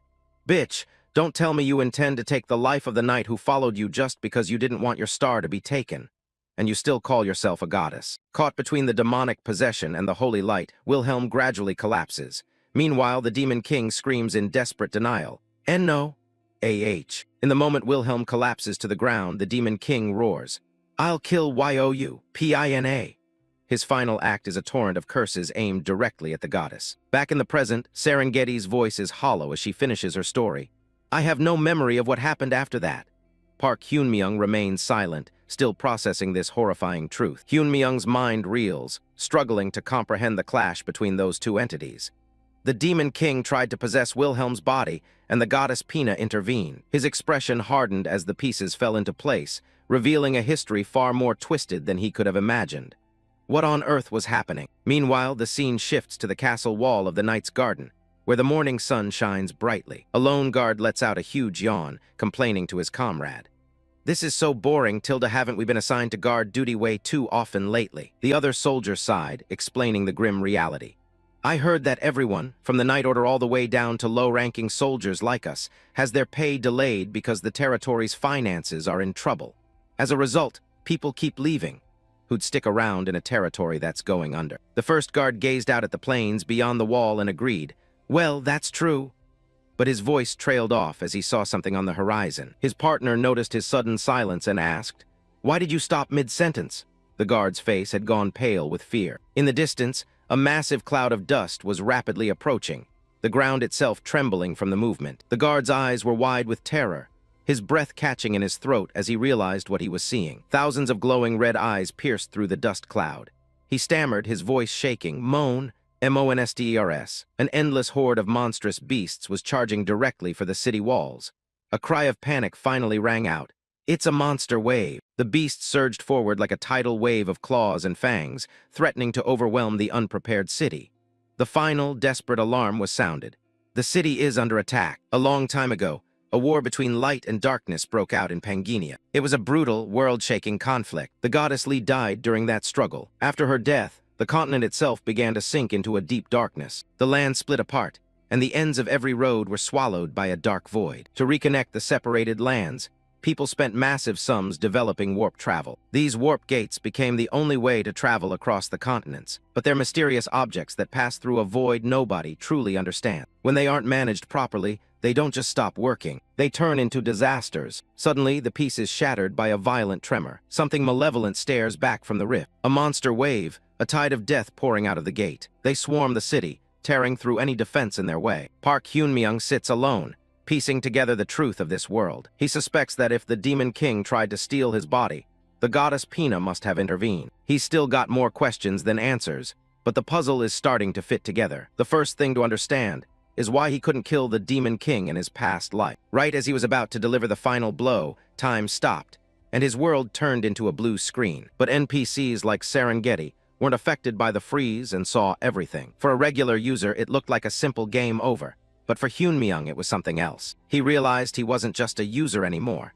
He had become a player within the world. That's the most likely reason he ended up stuck in this reality. Then there's the second mystery. What are the conditions for becoming a player? In this world, if you die in the game, you're summoned back as a player. It happens specifically when the strongest character you've ever raised is killed. Hyunmyoung always liked hardcore games and would abandon characters if they didn't look promising. He guesses the deaths of those ordinary characters weren't significant enough to trigger a summon. Only a high-level character's end mattered. Either way, he finally knows what his next move has to be. First, he has to hunt down the traitors who ruined his expedition. The enemy moved like they knew his every plan, which means someone was selling him out. Sir Hudson explains that Serengeti was a brave knight, but even the best couldn't stop the infighting among the 8 heroes. It's highly probable that those heroes are the ones responsible for his missing memories. He clenches his fist, promising to hunt down every last one of them. If he failed to destroy the Demon King's essence, then the bastard is definitely still alive. He'll kill him for real this time, and end the cycle that turns people into players. It's time to put a stop to all of this. Suddenly, the door bursts open as someone shouts for the Star Bearer. Sir Hudson is panicking, barely able to catch his breath. He screams that the city is under attack. Hyun-myung looks out at the chaos alongside his companion, the city already beginning to burn. The city is a furnace.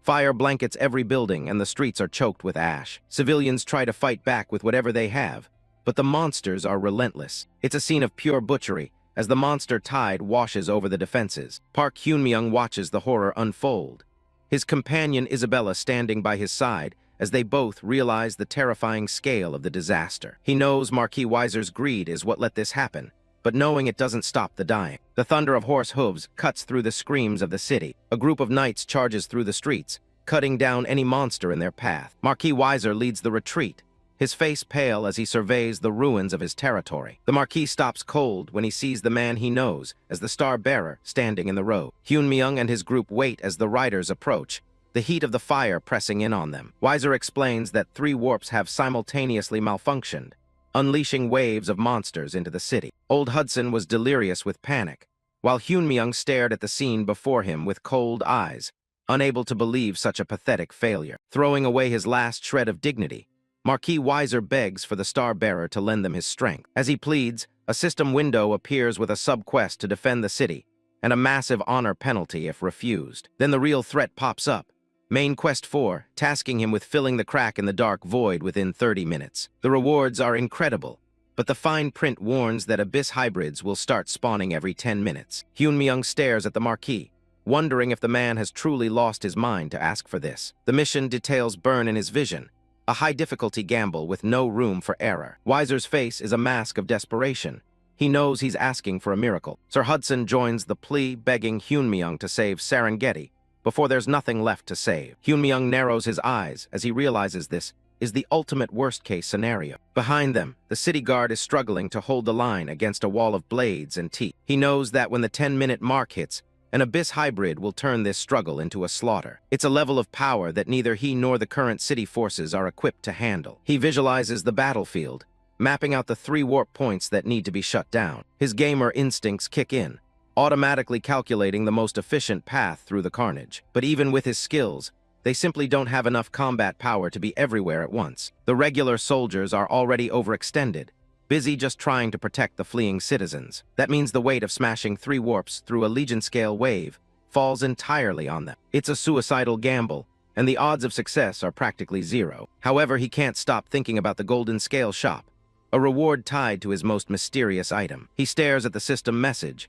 his inner hardcore player warring with his survival instinct. The rational choice is to run and never look back, especially with 0 preparation for a mission this size. He turns his gaze toward a monument in the city square, the fire reflecting off its ancient stone. The glowing inscriptions seem to pulse with the rhythm of the city's dying heart. He tries to tell himself he isn't the type to be swayed by pity for these people, but the screams for help are getting louder, drowning out his logical calculations. Everywhere he looks, the monsters are dragging people into the smoke. A man's face is frozen in a final moment of terror as the darkness closes in. The ground is slick with blood, and the bodies of the fallen are everywhere. A child's scream cuts through the roar of the flames, sharp and full of agony. Little Yoonji is caught in the middle of the massacre, crying out for someone to save her as the world collapses around her. Park Hyun-myung stands paralyzed by the visceral screams of "Mom" and "Help" echoing through the smoke. He clenches his fist with such force that his hand trembles, a storm of frustration brewing within him. Sir Hudson looks on with a grim expression,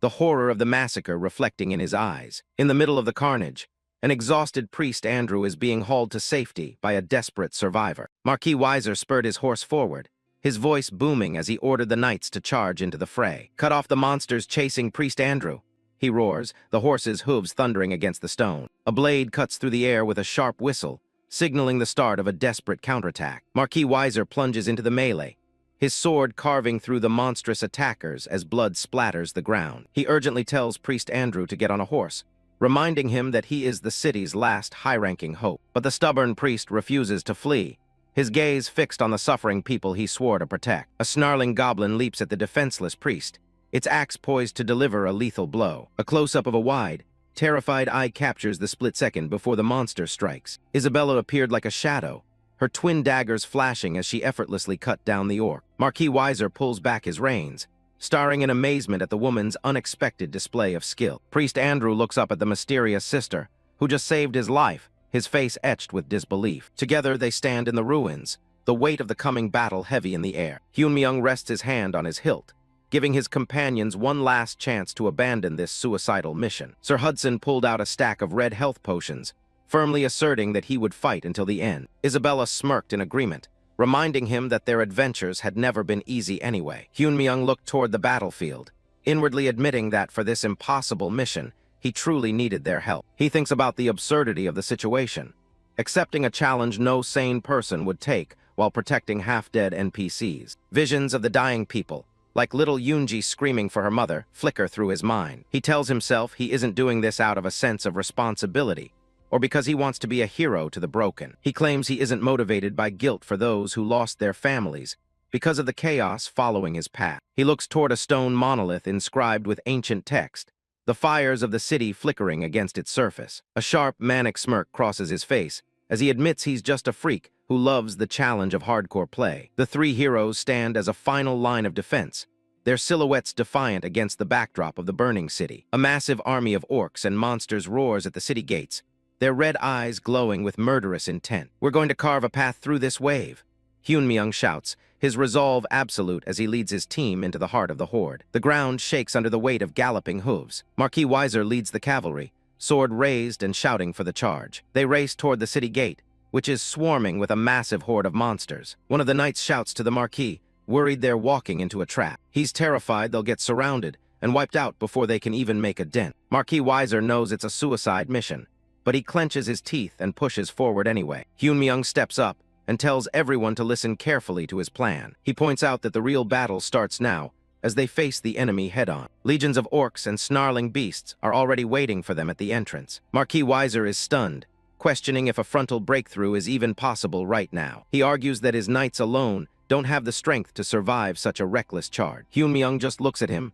and asks if there's any other choice left. He explains that as long as those warp gates are active, the monster wave will never end. He emphasized that no other plan was more feasible, and Hyun-myung vowed to break the siege at any cost, no matter what happened. Convinced by the protagonist's words, Marquis Whistle gave the command and bellowed, ordering his soldiers to charge with everything they've got. The horses gallop at full speed as he yells for no one to slow down. Massive tentacles rise up near the gate, but the cavalry doesn't stop. Looking back at Hyun-myung, Marquis Whistle decides to put all his trust in the boy's strategy. Hyun-myung charges into the thick of it, carrying the legacy of his predecessor. He flashed a grin, his eyes locked onto the target, absolutely refusing to hesitate for even a single second. A dark shadow looms over the army as they get closer to the monster swarm. Suddenly, a spear whistles through the air, aimed right at the front lines. It slams into a monster with explosive force, catching everyone by surprise. The creature roars in pain as more projectiles begin to rain down from above. Hyun-myung activates his teleport book to summon some much-needed backup. From high atop the city walls, the reinforcements silently observed the entire battlefield below. A massive dark portal opens in the sky, connecting directly to Basrock Forest. The High Dryad steps through with his warriors, ready to repay his debt to Hyun-myung. He calls him a friend of the forest and prepares his archers for battle. A barrage of magical arrows tears through the monsters at the city gates. Marquis Whistle is completely shocked by the sudden intervention. He and Priest Andrew can't believe that the legendary Dryads actually showed up to help. Hyun-myung realizes that completing that sub-quest was the best thing he could have done. He remembers the moment he gifted the wind spirit back to the forest tribe. That one act earned him a permanent waypoint and a powerful ally for life. As long as you don't burn their home down, a Dryad's loyalty is unbreakable. He knows he got lucky stopping by that forest back then. Now he's counting on them to show the monsters what happens when you mess with his friends. The archers draw their bows, ready to unleash another devastating volley. The High Dryad spots the monster blocking the entrance and prepares to clear it. He tells Hyun-myung not to worry and to keep moving forward. With a calm breath, he lets fly an arrow that glows with intense spiritual energy. The High Dryad releases a glowing green arrow to clear a direct path through the horde. The projectile streaks across the battlefield like a beam of pure spiritual energy. It slams into the monster-infested city gate with the force of a falling star. A massive explosion erupts, tossing orcs and heavy debris into the air. The front lines are shredded instantly by the sheer magical pressure. Limbs and armor pieces fly everywhere as the path finally opens up. A thick cloud of dust and blood covers the entrance to the city. Through the smoke, Marquis Whistle and his cavalry start their final, desperate charge. The knights grit their teeth, knowing this is their only chance to break the siege. Marquis Whistle realizes with a shock that the way is actually clear. His men let out a roar of victory, charging past the decimated monster ranks. Isabella calls out to Hyunmyeong, shouting that they've successfully made it through. Hyunmyeong watches the chaos, impressed by the raw power of a level 9 raid boss like the High Dryad. Marquis Whistle raises his sword, trying to keep his men focused amidst the excitement. He warns them not to celebrate yet. The monster wave is still very much active. He lays out the situation. They have 6 minutes left before the hybrid emerges from the warps. The plan is to split into units and destroy all 3 remaining gates simultaneously. Hyunmyeong knows they have no choice, but the math doesn't look good for their small force. He argues that even with Dryad support, the warp gates will be heavily guarded. He thinks 2 units is their limit, and splitting the knights into 3 would be suicide. If they don't move now, they won't destroy a single gate before time runs out. Hyunmyeong narrows his eyes, focusing on the only logical path forward. He shocks the room by announcing he'll handle the 3rd warp alone with just Priest Andrew. He tells them to trust him. This is the choice with the highest probability of success. He knows he has to destroy the gate before the mutated boss can fully manifest. Seeing his conviction, Marquis Whistle decides to bet the fate of the city on the boy's plan. He leads his knights away, leaving the final warp to the 2 unlikely partners. Hudson looks back one last time, hoping his trust isn't misplaced. Isabella tells him to keep moving. Hyunmyeong always manages to pull off the unthinkable. They have to trust that he'll do his part while they handle theirs. Andrew is a bit panicked, asking how just the 2 of them can take down a warp gate. Hyunmyeong tells him to quiet down while he finishes running the numbers. He calculates that Isabella, Hudson, and Weiser can handle their targets with the knights. With only 6 minutes left, every second of their breakthrough counts. The real problem is the Dark Warrior, a skeletal boss with blue flames that appears at the final gate. It's on a whole other level, so Hyunmyeong plans to force a one-on-one duel using Star Pierce. He figures he only needs 30 seconds to kill it if everything goes perfectly. With Andrew's high-level priest buffs, the odds should be in their favor. Hyunmyeong holds up a glowing red gem, ready to start the final phase of his plan. Andrew's jaw drops as a massive 3-headed High-Dragon rises up to serve as their ride. The countdown to the Black Flesh hybrid summoning has already started at 5 minutes. With the clock ticking down to 0, the final race against time begins. With just over 3 minutes remaining, Marquis Whistle leads his unit in a fierce struggle against the Orc defenders. The intensity of the battle peaks as the timer drops to the final minute of the summoning window. Isabella pushes herself to the limit, slicing through enemy ranks to reach her unit's target warp. The countdown hits a critical point, with only 34 seconds left to stop the summoning. 2 of the 3 warp gates have been successfully neutralized by the other units, leaving just 1. The system confirms that 2 gates are down, but a mutated monster is now guarding the final gate. Hyunmyeong remains focused, nodding that the minimum clearing conditions have finally been satisfied. A blinding, malevolent light erupts from the last gate as the final defender prepares to emerge. The air itself begins to crackle with dark energy as the mutated presence fully manifests. A massive pillar of energy surges from the warp, signaling a massive power spike in the area. Heavily armored boots step onto the battlefield, wreathed in chilling, unholy shadows. The mutated monster is revealed as a terrifying skeletal warrior, engulfed in ethereal blue flames. This is the Dark Warrior, the final and most dangerous guardian of the remaining war. Its empty eye sockets flare with malevolence as it locks onto its newest challengers. Hyunmyeong doesn't flinch, his own body surging with a vibrant, glowing green spiritual energy. Riding the High-Dragon with Priest Andrew, he prepares for a lightning-fast final showdown. With only 28 seconds left on the clock, the fate of the city hangs on this one battle. Thick, dark clouds churn in the sky above the battlefield. A light drizzle begins to fall from the heavy overhead. The knights charge ahead through the rain, desperate to reach the remaining warp gates. Sir Hudson knows the clock is ticking.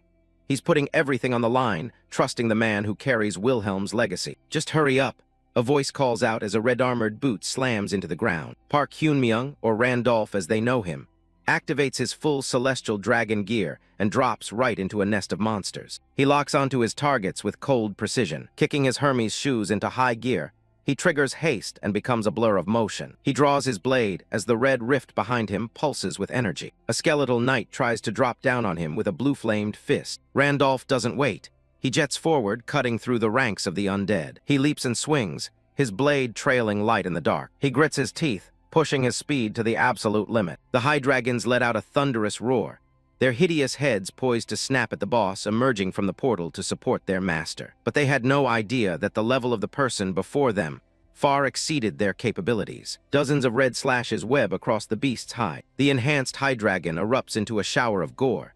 He's got 21 seconds left before the real nightmare arrives. Blood dripped steadily from the boss's armor. Hyunmyeong had to make use of every single second to deal with this powerful enemy. He lunged back into the fray, slamming headlong into the skeletal night boss. He thrusts his blade straight at the boss's head, but it narrowly tilts away to dodge. He pulls out 2 iron swords, ready to double his lethality. But the boss was no pushover. In a split-second blur, its blade flashed through the air, severing Hyunmyeong's arm before he could even blink. Suddenly, a wave of emerald energy surged through his body, and his severed arm began to regenerate at an incredible speed. He looks back to see Priest Andrew up on the cliffs, channeling a powerful blessing. Despite the healing surge, the delay cost him dearly, granting the boss just enough time to unleash a devastating, world-splitting slash. Diletter1ECBCH, Randolph, K-Letter1ECBPG. 2. Than Dao Lern Do Don En Hung Du CH Letter 1E5 NC Letter 1E7. A Don Don Kung Distroke Letter 1EA9 Y and Lern It Kung Trung. Distroke Letter 1ED3 and G, H Letter 1ED3, Distroke Letter 1EBFM, and G Letter 1B0, Letter 1EE3, CGI Letter 1EDD, CH Letter 1EC9, Con Dung 17 Jai. Watching from below, Andrew couldn't help but feel a surge of anxiety for the swordsman. But Andrew wasn't safe either. With a sudden blink, the massive boss appeared like a looming shadow right behind him. The old priest stares up, knowing he's in serious trouble. Randolph dropped like a meteor, cleaving straight through the monster before it could even lay a finger on the old man. The underlings swarmed forward, desperate to eliminate this crucial buffer. But Hyunmyeong struck back in a flash, unleashing a devastating flurry of kicks and slashes that carved a path of blood for the old man. His focus is razor-sharp. He can't afford a single mistake now. A massive beam of light crashes down, incinerating everything in a skill called Star Claw. Andrew can only watch from the ground as the world turns white. Just as he finished clearing the mobs on this side, the boss was already looming behind him, closing in for the kill. Hyunmyeong's eyes widened in alarm as the chilling mist from the boss exhaled directly onto him. The monster charged forward with a terrifying force, bringing an overwhelming pressure that seemed to crush everything in its path. But Hyunmyeong barely managed to bring his twin blades up in time, locking them against the boss's massive sword with only 11 seconds left on the clock. A massive explosion erupted from the sheer residual force of the clash between these two powerhouses. The ground shakes as the explosion levels everything in sight. As the dust and smoke cleared, the two figures remained standing tall and immovable. Blood splattered the ground, even though Hyunmyeong's blades had successfully intercepted that thunderous, lightning-fast strike. A cold blue flame flickers within the hollow of a steel helmet. Randolph tightens his grip on the hilt, blood mixing with the falling rain. With a predatory grin, he realizes the moment has finally arrived. The skeletal knight blocks his path, certain that the intruder is going nowhere. Randolph didn't even spare the monster a glance. Instead, he called out to his ally standing behind him. Priest Andrew begins the ritual green energy swirling around him as he prepares the ultimate sacrifice. "Venerate only me," Randolph shouts, demanding the priest's total devotion. The scene cuts back to the countdown timer leading to the city's destruction, which still shows 5 minutes remaining. In a flashback, Andrew's face is etched with doubt as he wonders if their two-man mission is enough to stop the war. Park Hyunmyeong admits that even his skills aren't enough to destroy the gates before time runs out. Andrew is horrified, knowing that failure means death for everyone in the city. Hyunmyeong asks him a simple question: does he truly want to save his people? The demand for the prayer of veneration leaves the old priest completely stunned. It's a forbidden technique, a holy ritual usually reserved for the gods themselves. Only a handful of the most devoted high priests in the church even have the power to attempt it. If offered to a mortal, the target gains power equal to the goddess for a single fleeting moment. But for the priest, it's a final prayer, a complete severance from their deity's life. Andrew was a character designed solely to serve his goddess, making this request a death sentence for his soul. For someone like him, being cast out of the goddess's embrace is unthinkable. It's a spiritual agony that transcends physical pain. To Andrew, losing that connection feels like having his heart torn out, while the world vanishes into darkness. It's the final technique of a priest, a skill that costs them absolutely everything they are. Hyunmyeong is effectively asking the man to abandon the foundation of his entire existence. Andrew is baffled, wondering how a stranger could possibly know about such a secret and devastating ritual. Hyunmyeong doesn't care about the source. He only cares that the old man has the power to do it. He confesses that his entire plan was built on the assumption that Andrew would make this sacrifice. He knows the priest's heart too well. He's the kind of man who could never let his people suffer. He admits he's essentially holding the city hostage to force the old man's hand. Despite the cold logic, Hyun-myung bows his head in a rare moment of gratitude. Tears begin to fall from the priest's eyes as the weight of the choice finally settles. Andrew actually thanks him, relieved to finally choose the lives of his people over his own religious guilt. Hyun-myung watches in silence, acknowledging the weight of the man's resolve. Back in the present, the sage of Pangenia pours every ounce of his spirit into the prayer. Randolph watches the light intensify, acknowledging Andrew as the most respectable human he's ever met. A massive wave of system notifications floods the air as every single one of his stats hits the ceiling. The ultimate buff activates, but it's only going to last for 2 precious seconds. With this level of power surging through him, he's ready to channel the legendary Night King himself. He stares down the skeleton knight, telling the monster it should feel honored to see what's coming next. He raises his blade, deciding that this forbidden technique is exactly what the situation calls for. The air itself seems to crystallize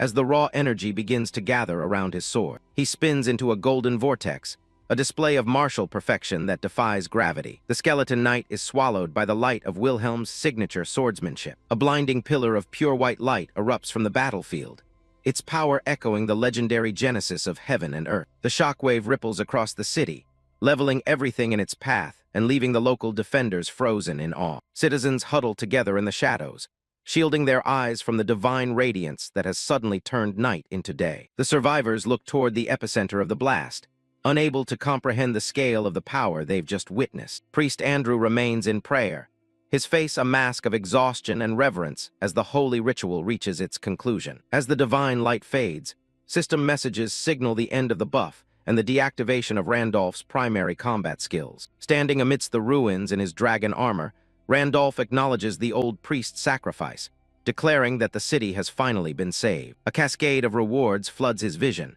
confirming the destruction of the warps just a second before the arrival of a devastating boss. With the rift sealed and the Dark Army forced back into the abyss, the main quest is officially declared complete. Years ago, Priest Andrew reached out to the legendary Night King, Wilhelm, in total desperation. He begged for help, hopping the old ties between them would be enough to get the king to listen. With tears in his eyes, he pleaded for the life of his only daughter. His child, Andasar, had been twisted into an eldritch monster by a cruel curse. To protect the world from the darkness inside her, Andrew had kept her chained in an underground vault. He spent years searching for someone powerful enough to purify her without letting the secret out. The quest required someone with absolute honor, and the system finally found a match. Wilhelm looked the old man in the eye, weighing the request. Without a second thought, the king told him to lead the way to the dungeon. They descended into the cold, stone depths of the hidden sanctuary. The air was heavy with the smell of old magic and regret. There they found Andasar, barely recognizable as the girl she once was. Wilhelm confirmed her identity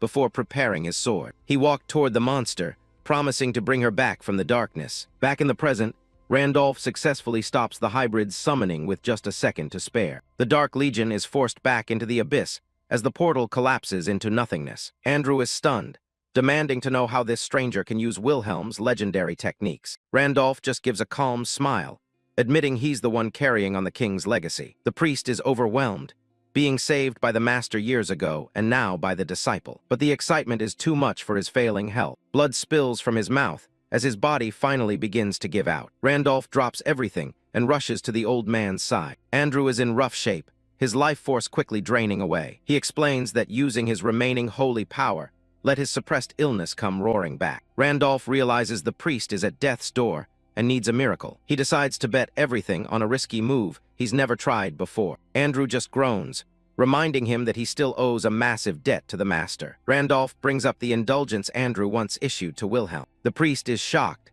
Those items aren't supposed to be transferable to anyone else. A massive pillar of light erupts as Randolph officially absolves the priest of his sins. An indulgence is a big deal. A high priest can only grant 3 of them in their entire life. It's a divine pardon that clears any crime that isn't a literal cardinal sin. In the game world, players use these scrolls to wipe their records after griefing. They don't actually have a physical form.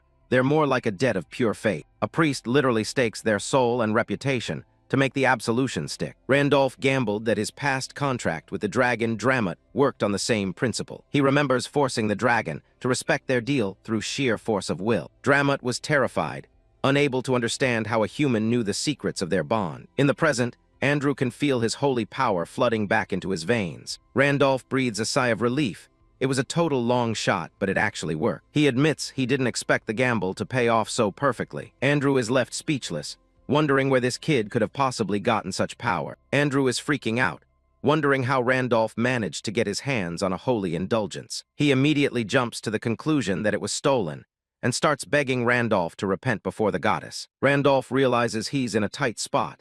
He can't exactly explain that he's actually the original owner. He keeps his mouth shut, knowing that revealing his true identity as Wilhelm would cause way more problems. Before he can figure out a cover story, he hears the sound of horses galloping toward them. He considers just knocking the old man out to end the conversation, but Isabella arrives just in time. A smirk plays on his lips. The interruption couldn't have been more perfect. He tells the priest they'll have to finish their chat later and starts walking away. Andrew tries to stop him, but Randolph just waves him off, calling the timing a blessing from the heavens. The system updates the rankings for main Quest 4, and no surprise here, Randolph is holding down the top spot. With the invasion finally over, the Dryads prepare to head back to their forest using the teleport book. Their leader stops to thank him, reminding Randolph that they'll always have his back as a friend. Even though the city air is basically poison to them, the elves leave with their heads held high. As soon as they vanish, the survivors immediately get to work rebuilding the ruined city. Randolph decides to hire top-tier alchemists to fix the warp gate,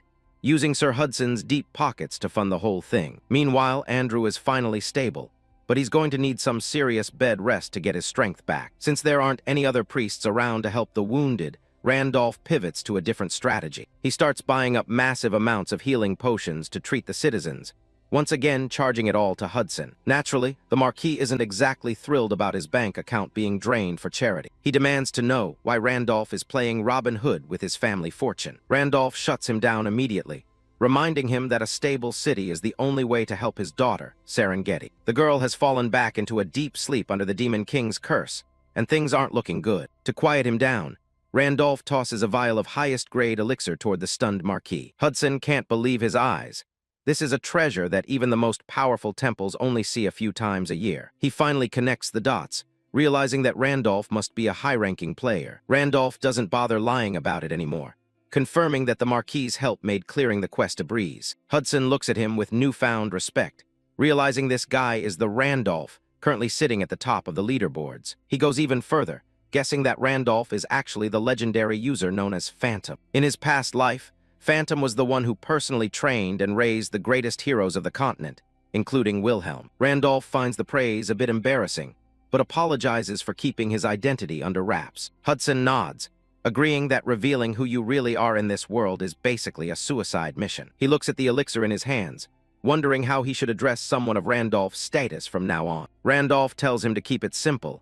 If he's been calling him a saint, he might as well stick with it. Hudson is genuinely grateful, but worries about the massive amount of Golden Rule time Randolph spent to buy such a treasure. Randolph tells him not to sweat it.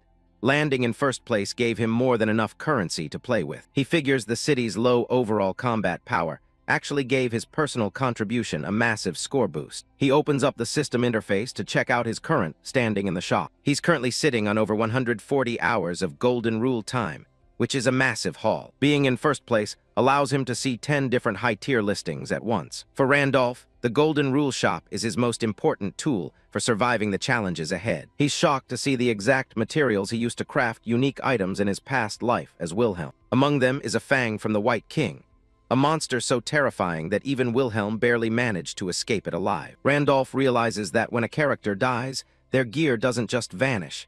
It gets registered in the Golden Rule Shop. This makes Golden Rule time even more vital than he first thought.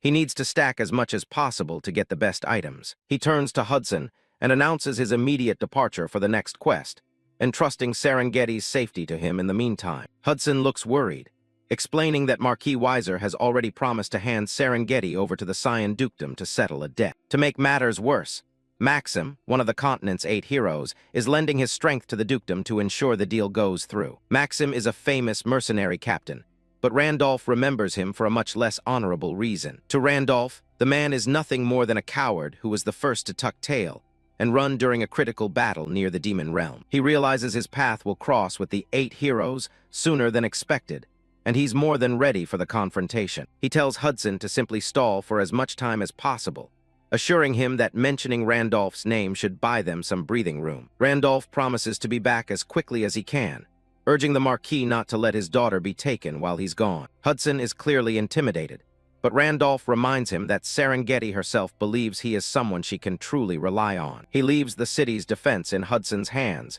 giving him one last look of encouragement. The Marquis stands stunned by the weight of the responsibility, clutching the precious elixir. He softly wishes the young man a safe journey, his respect for the saint having grown tenfold. Behind them, the ruins of the city serve as a grim reminder of the stakes they are playing for. Isabella joins Randolph, looking sharp in the high-quality clothes Marquis Whistle provided as a parting gift. She's surprisingly grateful for the new gear, while Marquis Whistle wishes them both a safe and successful journey. As they walk away, Randolph mentions a reward for the soldiers that Marquis Whistle will need to settle on his behalf. They head toward the outskirts of the city, passing under a clear, open sky. Their path leads them past a massive stone monument engraved with names. Randolph stops to look at the list of those who didn't make it through the invasion. He reads the names of the fallen: James, Noah, Lucas, honoring the heroes who fought fiercely until the very end. He places a hand on the cold stone, silently praying for them to find the rest they deserve. A golden light seems to emanate from the monument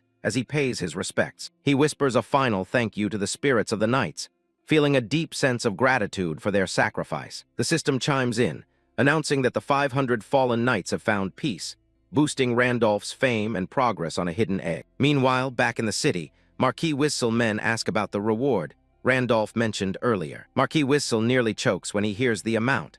Randolph promised 10,000 gold to every single bereaved family. Marquis Whistle is left footing the bill for Randolph's grand gestures, while a new threat begins to stir on the horizon. Isabella asks where they are headed next, and Randolph explains they are following the guidance of the stars. He admits he has someone specific in mind that he needs to recruit for the battles ahead. A confident smirk crosses his face as he thinks about the raw power this new ally will bring to the team. Just like Isabella, this person is another powerful character from his past that he had previously left to their own devices. He reveals the identity of their next target, the lightning-wielding warrior known as Isaac. The giant monster lies defeated in the wasteland, its threat finally neutralized. Isabella asks Randolph where they're headed next now that the battle is over. Randolph tells her he's just following the star's guidance, but adds that he needs to bring someone back. He smiles, explaining that this person is essential for boosting his combat power for the upcoming challenges. He's looking for another former character of his that he left dormant,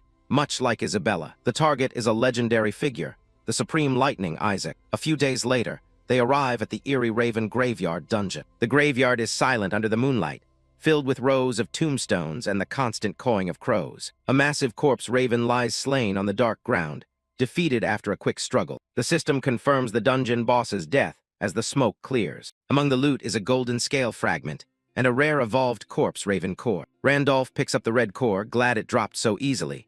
Isabella watches, wondering what he's planning. He explains that this is the key to entering Cramdal, the demon city where Isaac is hiding. Cramdal is a city of monsters ruled by the White King, the guardian deity of the North. It's home to high-level demons and mythical beings that even the cracks of the world can't hold back. Known as an impenetrable fortress, it's a place where humans aren't normally allowed to set foot. But since Randolph has the glutton trait, he has a way to bypass those restrictions. To Isabella's utter shock, he suddenly bites down on the raven core and starts eating it. The system confirms the core has been consumed, and his trait evolution begins immediately. The iron-blooded monarch's heart pulses, neutralizing the curse and mental contamination from the core. The glutton trait evolves into the corpse Raven King, granting him a powerful summoning ability and a new form. Randolph is impressed.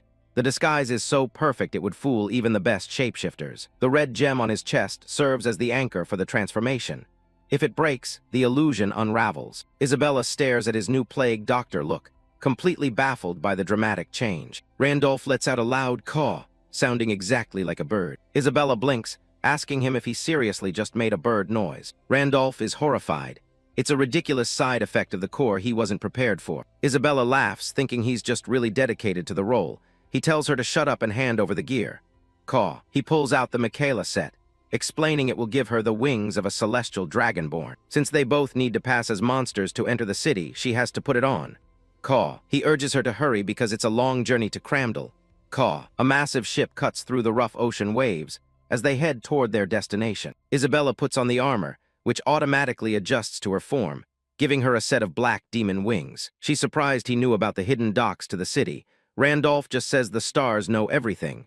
Caw. In reality, he just remembers seeing Wilhelm use this route once in his past life. Isabella scans the ship's interior, noticing the crowd of monsters traveling with them. The deck is filled with formidable-looking beings, all quietly minding their own business. Randolph notes that these are all level 7 or 8 monsters, the only ones allowed into Cramdell. Caw. He explains that evolved monsters have human-level intelligence and won't cause trouble. Caw. A clawed monster's hand reaches out as the ship approaches the city's domain. He reminds her that following the rules is mandatory here. Caw. But Isabella suddenly senses something. Out of nowhere, a level 9 raid boss, the giant grudge phantasm, rises from the depths. It lets out a guttural moan about being hungry. The massive beast reaches out with its clawed hands, ready to crush the ship. It looms over them, its presence alone enough to sink the vessel. Suddenly, a blinding red light erupts in the sky right above the monster's head. The city's defense skill, Medusa's Eye, activates. The monster pauses in confusion, its hunger quickly replaced by shock. Within seconds, the colossal threat is turned into solid stone. Isabella is stunned that a level 9 boss was taken out so easily. Randolph explains that this is one of the key defenses of Cramdell. Caw. He tells her that no one is allowed to cause trouble in this domain. Caw. Those who dare to break the rules will find only death. The petrified beast sinks beneath the waves into a glowing vortex. Caw. That is the ironclad rule here. Caw. Isabella remains silent as they watch it disappear. Randolph notes that evolved monsters are smart enough to stay in line. Caw. An evolved crew member approaches them, apologizing for the impurity that tried to interfere with their trip. It's a level 8 evolved sewer rat. He tells the passengers they can relax and rest assured now. The ship continues sailing through the fog. The rat tells them they'll be at the city soon, so they should just forget about the monster. They pass through a massive gateway. He wishes them a peaceful day ahead. Randolph reminds Isabella that they're entering a fortress of monsters. Caw. If their real identities get leaked, they won't make it out alive. Caw. They step off the boat and into the city. He tells her not to let her guard down for a single moment. Caw. They pass under a stone arch, marked with a red hot spring symbol. Inside, the city looks surprisingly normal and bustling, with streetlights illuminating the stone paths. Monsters are shouting advertisements for the friendly hot spring, offering half-price entry for today. One monster yells that unstable bodies need to be purified. They're trying really hard to get customers. Randolph and Isabella are frozen in place. Isabella admits this is definitely not what she expected a demon city to look like. Randolph is internally screaming. He can't believe what he's seeing. He remembers Wilhelm coming here a year ago. Back then, there were no hot springs, just a barren, dead wasteland. He stares at the lively market stalls. He's genuinely confused about what happened to the place. Isabella looks at him. She asks who this Isaac person is that they came all this way to find. Randolph just says, Caw. She repeats her question, wanting to know why he's so focused on this guy. Randolph goes silent for a second. He explains that Isaac, the Supreme Lightning, is a notorious criminal wanted across the entire continent. The guy is known for extorting everyone from nobles to priests of the goddess church. He's the type of guy who robs his own allies while pretending to be a mercenary. But his biggest crime was the annihilation of a mining city. He triggered monster warps that froze and killed everyone. Randolph calls him an unprecedented danger. Caw. Isabella remarks that he sounds like a parent bragging about their kid. Isabella scoffs. Caw. She's convinced that Isaac isn't even human based on those stories. Randolph thinks back to his past life. He feels responsible for how the game world fell apart while he did nothing. He realizes now that this was never just a game. He has to fix his mistakes. He tells Isabella that Isaac is someone they absolutely need for their greater cause. Caw. She says she understands, but she has a warning of her own. She says that since he's so dangerous, if Isaac poses even the smallest threat to Randolph, she won't hesitate to kill him mercilessly. Randolph gives a sharp grin. He's glad he can count on her. Caw. They keep walking as Isabella asks what this Isaac guy even looks like. Randolph starts his description. He says Isaac has a distinct lightning-shaped scar right on his forehead. He's got blonde hair that's hard to miss, and he has the wings of a celestial dragonborn, just like Isabella does. Randolph suddenly spots a winged figure in the distance. He lets out a surprised caw as he sees the man kicking a cactus monster. The man turns out to be a very energetic salesman. He yells at them, waving a flyer and insisting that his hot spring is the cheapest and best in town. Isabella and Randolph are left speechless. Isabella looks back at Randolph, repeating his description of a dangerous man unlike any other in history with pure skepticism. But Isaac, Supreme Lightning, doesn't care about his reputation. He just wants customers. He screams that they aren't allowed to leave without visiting his hot spring first. Isaac is screaming his head off, waving a hot spring flyer like his life depends on it.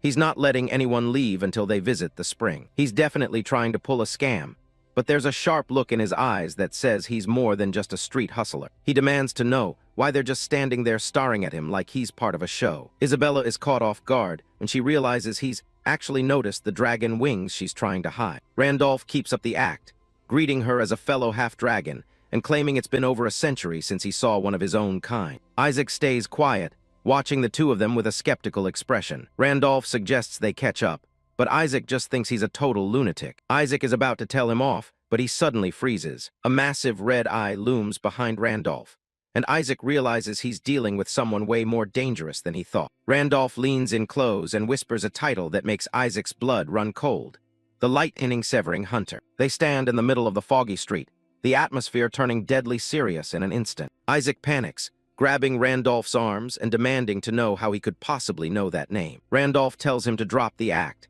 since he knows exactly what kind of situation they're both in. Monsters usually fall for Isabella's disguise, but Isaac has a special reason for being able to see right through it. It turns out Randolph used the exact same trick as her to sneak into this place. Underneath his plain clothes, Isaac is actually equipped with the legendary Michela set. He's wearing top-tier armor and speed-boosting rings that he's hidden with an invisibility potion. But none of that matters because Randolph's great sage skill lets him see through every single layer of his gear. Randolph whispers that he can see every piece of gear Isaac is wearing and gives him a choice: cooperate or die. There's a tense silence before Isaac suddenly bursts out laughing. He does a complete 180, laughing and shaking Isabella's hand like they're old friends. Isabella tries to play along, but Randolph mocks her for the weird caw sound she added to her greeting. He suggests they move somewhere else to have a real conversation. As they walk away, Randolph's attention is caught by something on the ground. It's the flyer from earlier.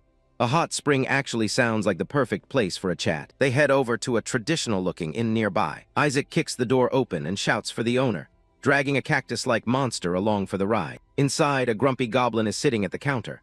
Randolph steps up and asks for 2 rooms. The goblin owner starts chewing out Isaac for his terrible customer service. Isaac doesn't care and tells the owner to just charge everything to the monster he brought in. The poor monster is absolutely terrified, crying about how this is straight-up extortion. It turns to Randolph, begging for the hero to step in and save it. It screams for justice, but everyone just ignores its pleas. Randolph tells Isabella to just keep walking and avoid making eye contact with the creature. They leave the monster behind to deal with the debt, while its screams echo through the hallway. The inn is surprisingly nice, with decorative banners hanging up. The hot spring area is spacious and filled with steam. A system message explains that the water has special properties that can stabilize the body. Isaac is impressed, mentioning that he doesn't remember a spring being here before. Randolph says he doesn't know the details, only that these springs recently started erupting. He looks into the water, wondering if this is a sign of something bigger happening. Isaac cuts to the chase, asking why Randolph went through the trouble of seeking him out. Randolph just says the stars guided him. Isaac thinks the stars' excuse is a load of crap, calling Randolph out for acting like a saint. He insults Randolph, calling him a pathetic corpse crow, but the masked guy just points out he's a thug who scams people into baths. Isaac gets defensive, claiming he's just doing what he has to for a living, and Randolph just goes along with it. Randolph drops the games and says he's actually there to offer him a deal. He tells Isaac to serve him for 1 year, and in exchange, he'll get him out of this hellhole and back to the continent. Isaac stays silent, clearly considering if this weirdo is actually serious. He scoffs and tells Randolph to quit the nonsense and leave him alone. But then Randolph asks if he's going to spend the rest of his life hiding from his past. He brings up the mining city that Isaac destroyed, and the hunter's expression goes cold. Randolph starts recounting the story Isaac has been trying to forget. Back in the game days, Randolph used Isaac's character to basically be the biggest troll on the server. He ended up with so much infamy he couldn't even enter most cities, which led him to a hidden village. That's where he found the village chief, a textbook low-level villain who spent his days embezzling money. The guy was a piece of work, bribing everyone in sight just to stay in power. Isaac figured it was a good place to lay low, so he signed on as the chief's personal fixer. He thought it was funny, a powerhouse like him playing the role of a lackey for a third-rate crook. For a while, it was just simple errands and dirty work, but he soon realized the chief was way more ambitious and violent than he initially thought. Beneath the surface, the man was a genuine monster. He was willing to spill blood to get ahead. With Isaac doing the heavy lifting, this small-time villain started becoming a major player. The guy finally managed to become a real demon after securing a mining agreement. They stood in the shadows of the mine they'd just taken over. The chief thanks him, but Isaac wonders what he's really getting himself into. The man can't stop laughing about how a rural nobody like him finally made it to the big leagues. He promises Isaac enough wealth and power to make a king jealous. Isaac thinks it's all a joke and plans to loot the place and leave as soon as things get boring. But the chief tells him they're only just getting started. He believes that with this mine, they're going to reach the top. He watches the workers with a twisted grin, clearly enjoying his new position. Deep inside the mountain, people are being worked to the bone. They look absolutely miserable, broken by the endless labor. Isaac looks up at the scale of the operation, realizing things have gone way too far. The chief casually explains that he just kidnapped everyone from the surrounding cities to fill the mine. He admits it cost a fortune to bribe the royal guards, but he sees it as a smart investment. He's already counting the astronomical amount of money he's going to make. In the crowd, a young boy is struggling to breathe in the thick dust. The kid is clearly sick, coughing his heart out on the dirty floor. The chief walks over, looking down at the suffering child. The boy is shivering, his bare feet covered in grime. The chief puts a hand on his head with a creepy smile and asks if he's caught a cold. He tells the kid it'd be a disaster if he spread that cold to the other workers, so he should go rest now. The chief sighs, regretting that the sick boy is no longer useful for labor. He calls it a shame, his voice devoid of any actual human emotion. He casually suggests they can just force the slaves to produce more children to replace the ones who die. Isaac stares at the man in horror, finally realizing that he's been serving a complete monster. The chief is already dreaming bigger, talking about buying out the entire kingdom with his new wealth. He laughs and thanks Isaac for everything, totally oblivious to the killing intent radiating from the hunter. Isaac's mind is racing. He realizes he's messed up and that he can't let this nightmare continue. He decides right then and there that he's going to be the one to tear it all down. Back at the hot spring, Randolph notes that killing the chief didn't actually fix anything in that corrupt city.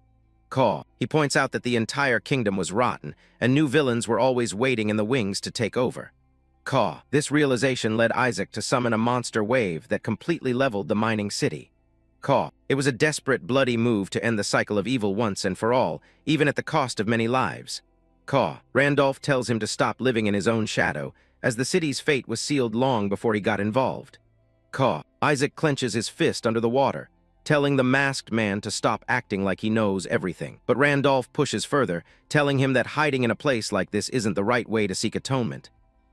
When Isaac asks who he is to judge him, Randolph drops a bombshell. His goal is to kill the Demon King. He challenges Isaac to stop hiding and finally do something that actually makes the world a better place. He explains that he's building a team of comrades who are as loyal as they are powerful, and who will never betray him. Isaac is still doubtful, wondering why this stranger would ever consider him reliable. Randolph tells him he knows more about him than he thinks, perhaps even more than Isaac knows himself.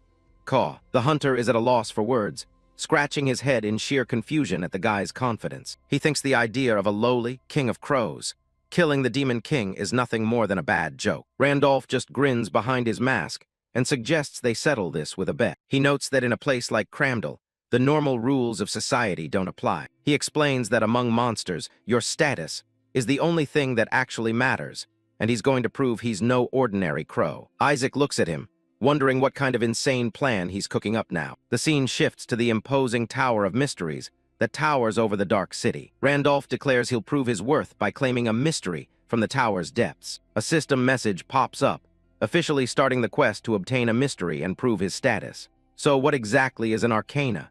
In this world, it's not just a fancy word, it's a visible manifestation of power and status.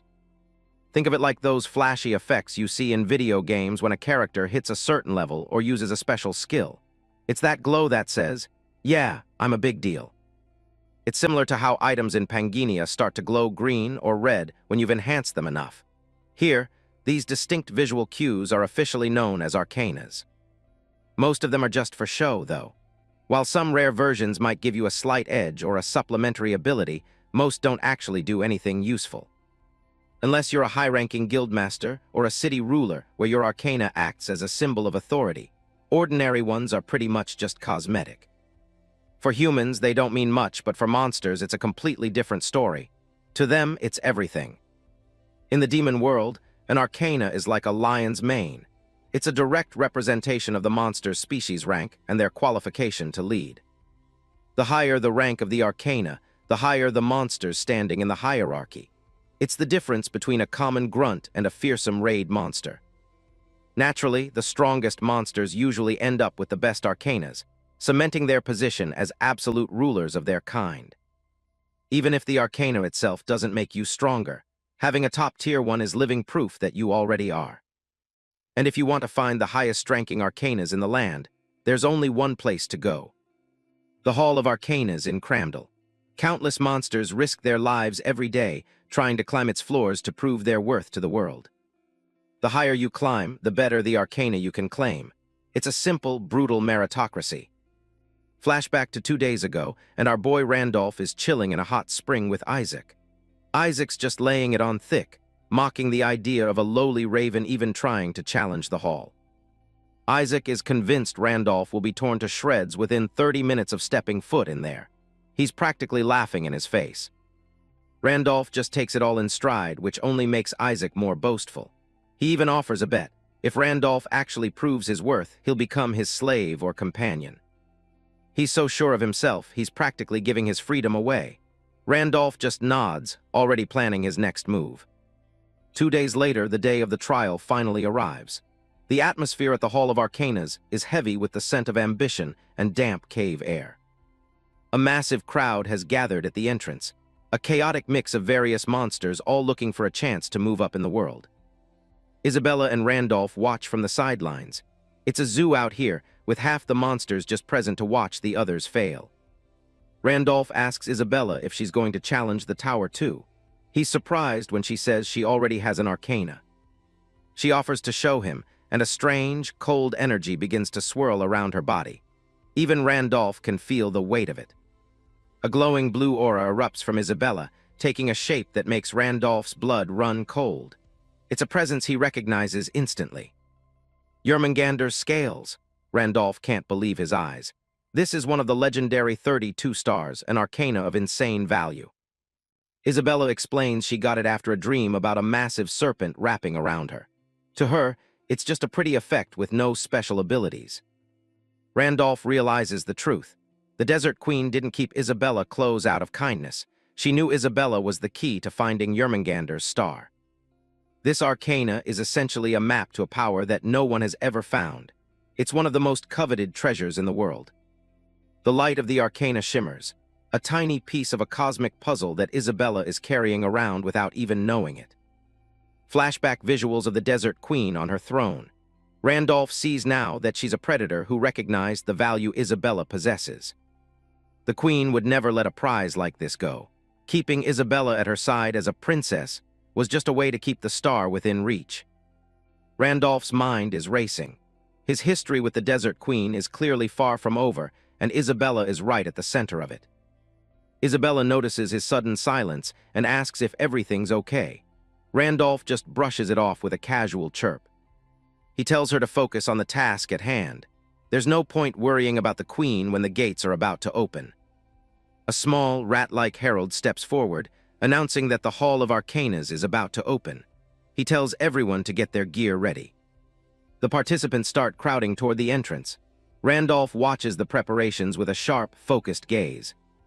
He tells Isabella he's heading in. She promises to wait for him, her expression serious as she watches him step toward the gate. The crowd surges forward as the heavy doors finally begin to creak open, revealing the misty path inside. But the air suddenly turns heavy. Huge, monstrous silhouettes emerge from the shadows, making even the boldest participants freeze in their tracks. Randolph pauses, sensing the massive shift in pressure. He's not the only heavy hitter who showed up today. A high-ranking monster with scarred skin and a terrifying aura looms over the entrance. A true blood kin has arrived. Then a mature leviathan drifts into view, its massive, scaled head casting a long shadow over the gathered crowd. And to top it all off, the Minotaur King himself towers over the rest. It seems every Calamity-class monster in the region is here to watch the show. Randolph narrows his eye, watching the chaos unfold.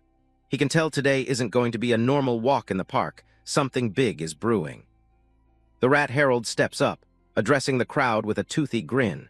He's excited because there's an empty seat among the 5 great warriors, and he's hoping one of these monsters is strong enough to fill it. He mentions that even the White King is keeping a close eye on the results. Everyone's looking for the next pillar of Cramdal to emerge from this trial. That vacancy is exactly why all these high-tier monsters have crawled out of the woodwork. They're all hungry for that spot at the top. Right now, there are only 4 of these legendary warriors, including Medusa. Each one is a nightmare that would take a top 30 player just to stand a chance against. Randolph finds it suspicious. If they already have 4 powerhouses, why are they so desperate to find a 5th? Something feels off. Suddenly, a massive reptile monster looms over him, barking at him to get out of the way. The creature's got a real ego, looking down on anything it considers inferior. The lizard scoffs at Randolph, asking if a lowly raven is actually planning to challenge the hall. It's the kind of condescending tone that's asking for a reality check.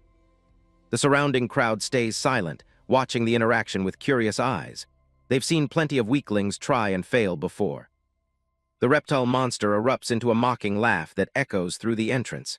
He thinks the whole idea is a complete joke. He tells Randolph to scurry off to a junk shop for a cheap arcana instead of throwing his life away here. He's practically begging the kid to go home before he gets hurt. The monster leans in, his red eye full of arrogance. He tells Randolph he clearly doesn't understand the level of danger he's walking into. To him, Randolph might look a bit stronger than a normal bird, but he's still just a low-ranked species in his eyes. Rank is everything in this world. He snaps that this place isn't for trash like goblins or ravens to hang around. He's making it very clear who he thinks belongs in the tower and who doesn't. The lizard claims he understands the desire to escape a lowly fate, but insists that species limits are absolute. He's trying to crush Randolph's spirit before the doors even open. The tower gates finally swing open, revealing a swirling, ethereal portal.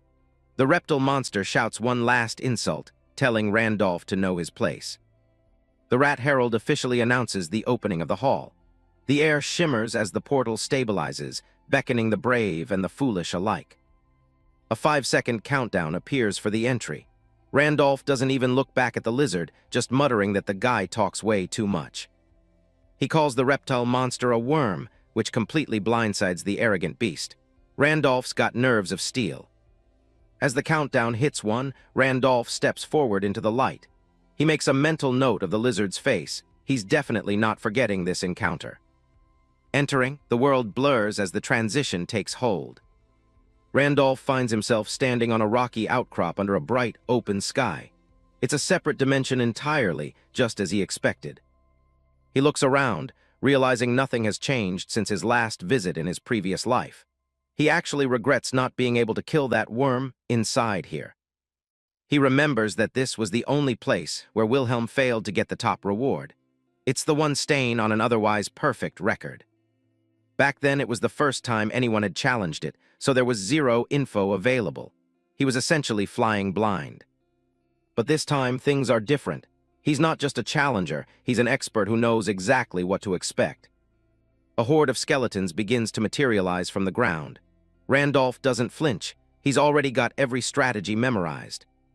He recalls the 2 harsh conditions needed to fully clear this place. It's not just about brute strength, it's about gaming the system. The first trick is to enter at the lowest level possible. It sounds counterintuitive, but it's the key to the whole puzzle. See, the monsters in here match your level perfectly. If you come in at level 100, you're fighting level 100 monsters. But as your level rises, their patterns get more complex, and they become immune to easy instant-kill moves. It becomes a nightmare real fast. Of course, just being low-level isn't enough on its own. You still have to actually beat them. You have to completely overwhelm them with stats and performance that shouldn't even be possible at that level. You have to be an outlier. With over 200 talents and those 13 hidden traits, Randolph has the kind of absurd specs that make this impossible feat a reality. Anyone else trying this would have been stopped long before they even reached the city, but Randolph isn't anyone else. He activates his exclusive skill, Corpse Raven Summoning. Dark energy erupts from him, ready to tear through the skeleton ranks. The second factor is his class characteristics. He chose the Corpse Raven for a very specific reason. He didn't just need the core to enter the city, He wanted the skills that come with the bird, especially the ones meant for fighting huge groups. Corpse ravens are specialized in one versus many combat. They might be low-ranked, but they're absolute kings of crowd control. Against enemies weaker than him, these skills are basically a cheat code. He starts racking up skeleton kills like it's nothing. The system messages start flooding in. Every kill pushes his summoning skill level higher, making his small army even bigger. He's clearing the floor with terrifying efficiency. At this rate, he's going to shatter every record the tower has ever seen. Randolph continues his relentless assault, noting that his skill proficiency is growing at a rate far exceeding that of high-rank monster types. It's an advantage only he can exploit. Because of his massive talent pool, his character level remains low despite the constant kills. This gap between level and actual combat power is the cornerstone of his strategy. Skill experience works differently, allowing him to sharpen his abilities to a master level while the tower still thinks he's a weakling. It's the ultimate loophole. A purple light flares in his mask's eye as he prepares to end the first trial. To him, the math is simple. Victory is the only possible outcome. A pillar of dark energy erupts, instantly vaporizing a line of skeletons.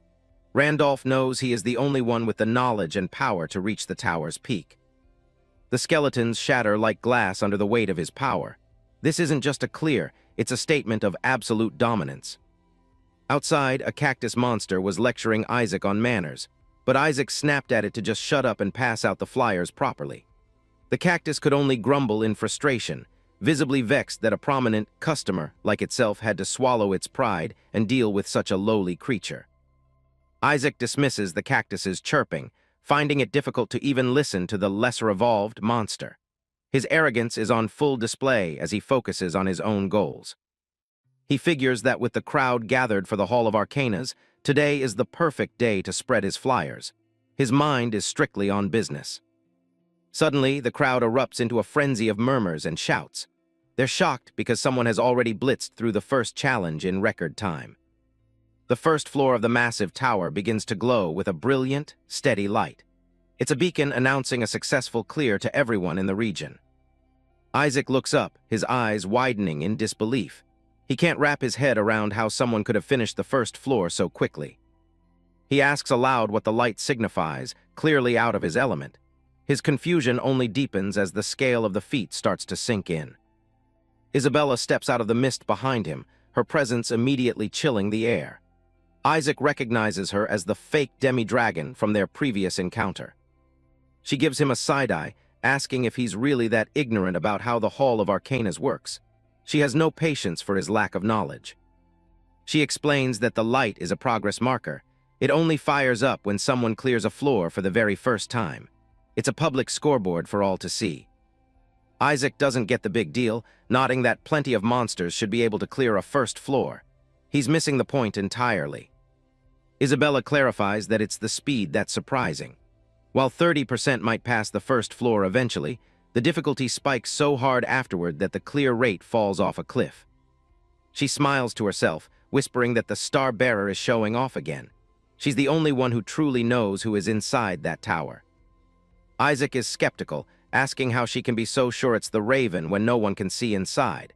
He finds her certainty borderline delusional. Isabella just grins, confident in her intuition. To her, there's no one else in this world capable of such an impossible feat.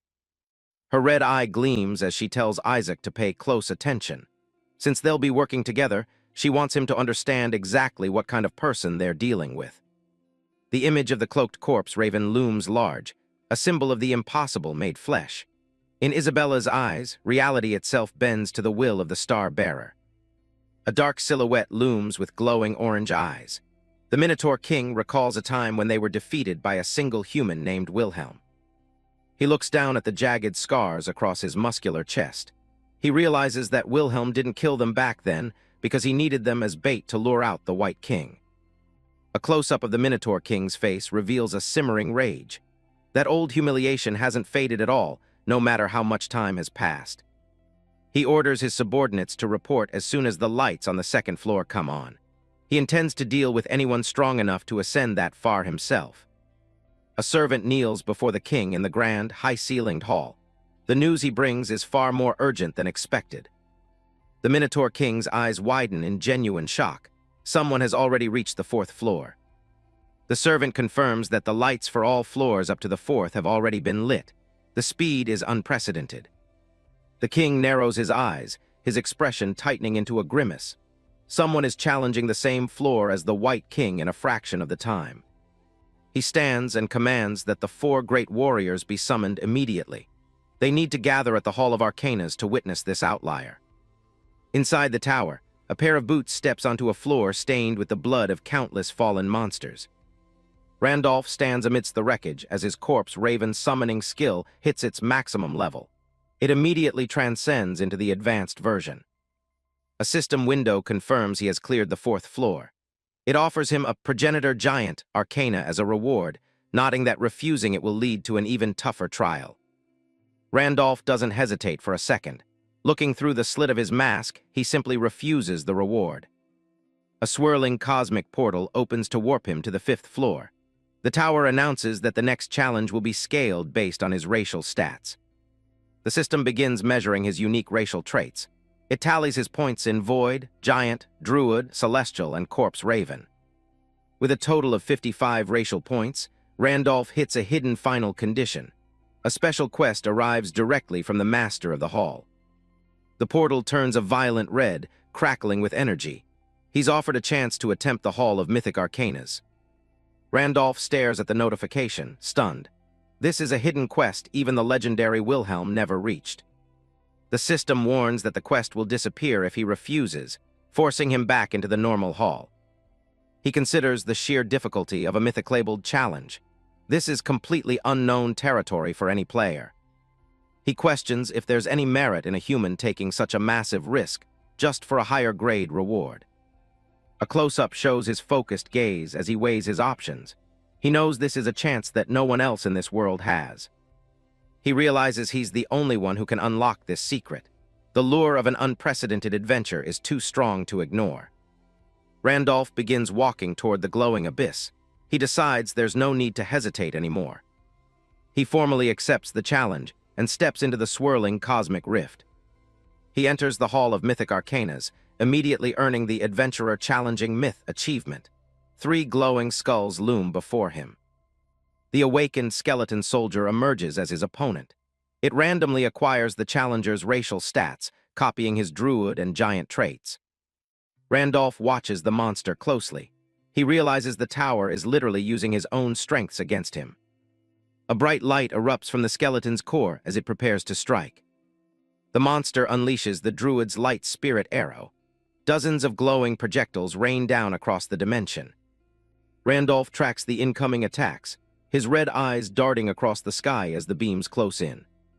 Massive explosions of light tear up the ground as he narrowly dodges the barrage. The entire area is being leveled.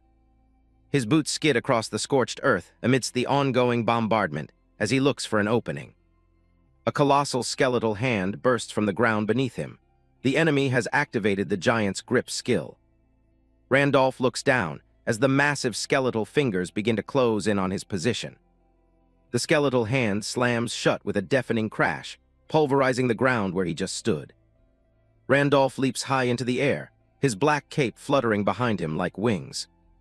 He confirms that the monster can use any skill associated with the racial stats it copied. This is proving to be a genuine threat. The difficulty spikes as dozens more skeletal hands emerge from the darkness, reaching for him. Randolph reaches for the hilt of his blade, his grip tightening as he prepares to counter. Above, the gods take notice. The constellations of the 100 Stars Temple show sudden interest in the unfolding quest. Randolph hovers in the air, a lone figure against a backdrop of celestial light and reaching bones. All the constellations have begun to watch his trial. Randolph looks up, sensing the heavy gaze of the 100 Stars Temple. He realizes he's become a main attraction for the constellations, who are likely fascinated by the hidden quest he triggered. He wonders if they're just curious or if they've tuned in specifically to watch him fail. Regardless of their intent, he knows he's being observed by the highest powers in the world. A massive pillar of light erupts from his position, shaking the very foundations of the tower's dimension.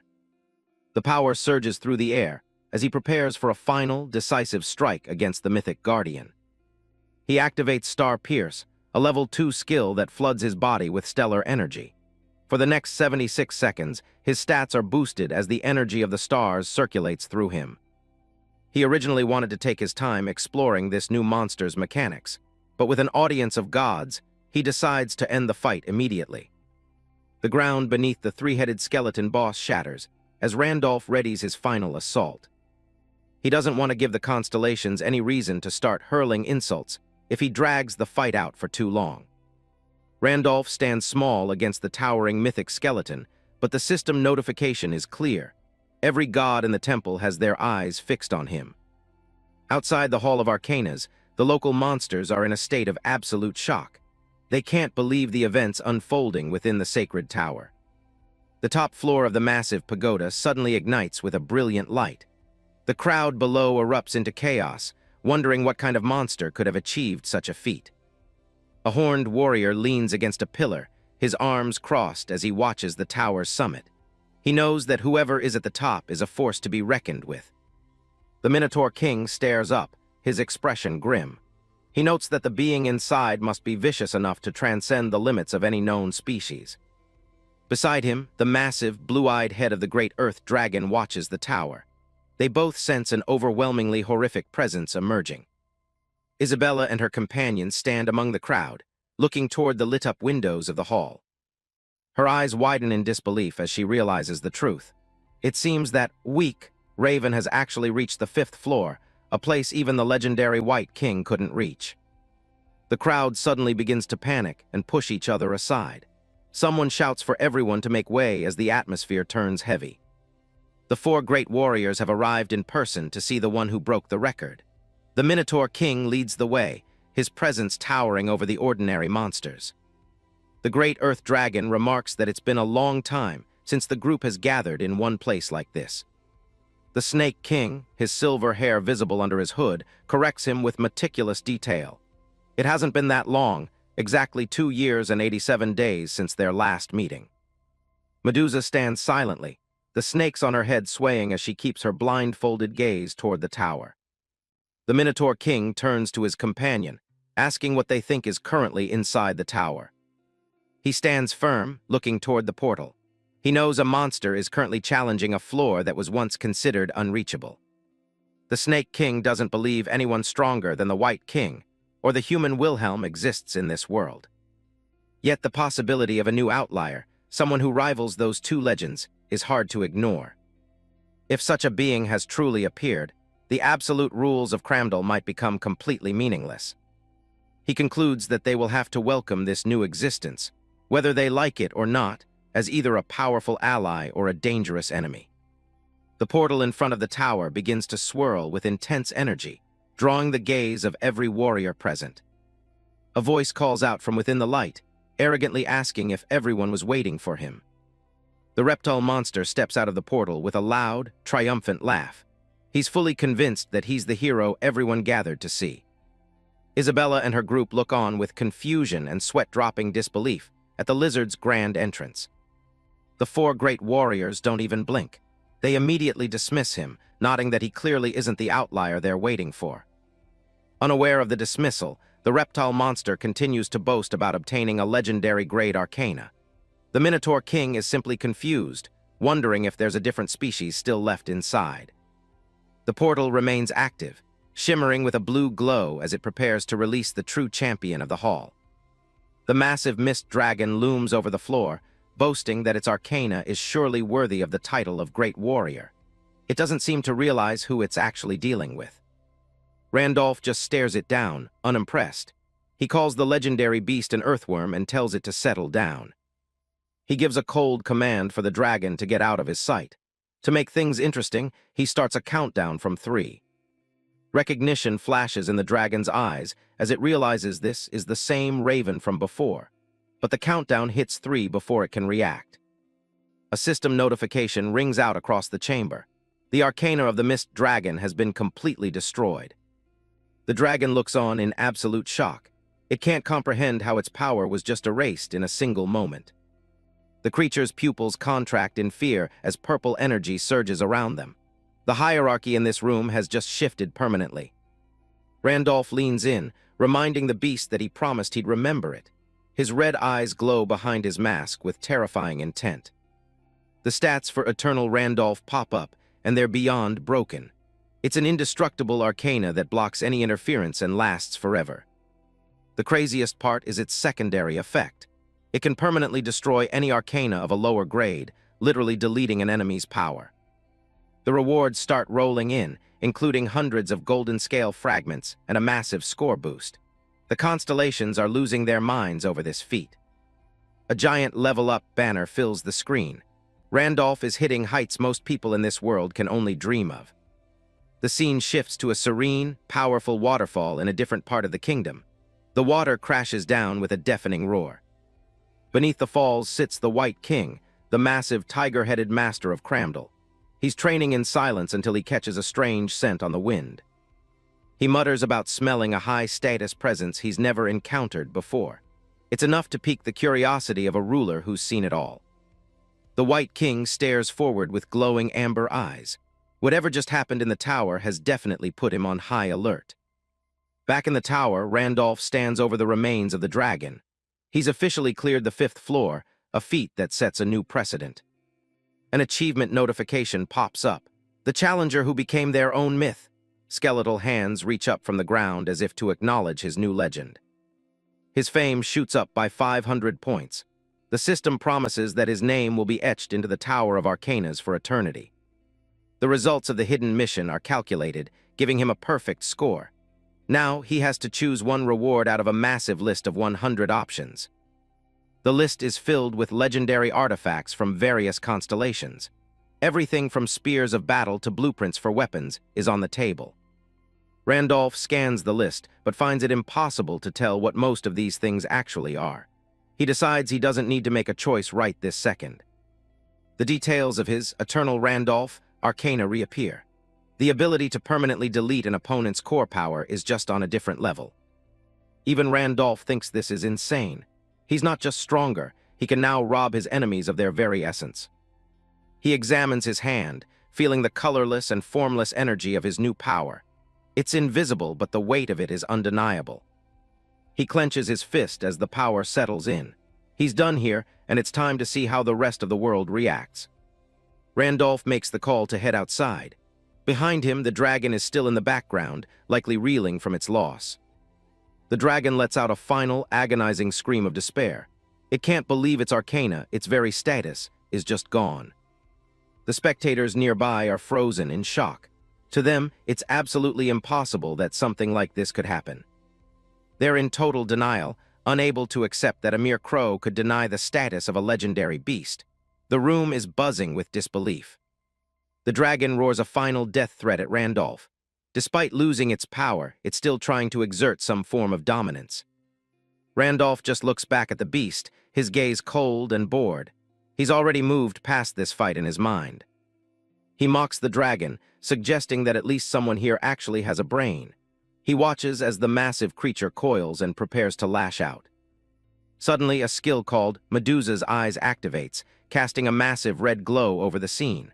A group of powerful figures appears in the silhouette. The Minotaur King steps forward, his massive frame towering over the others. He announces that disturbances in Cramdal will not be tolerated.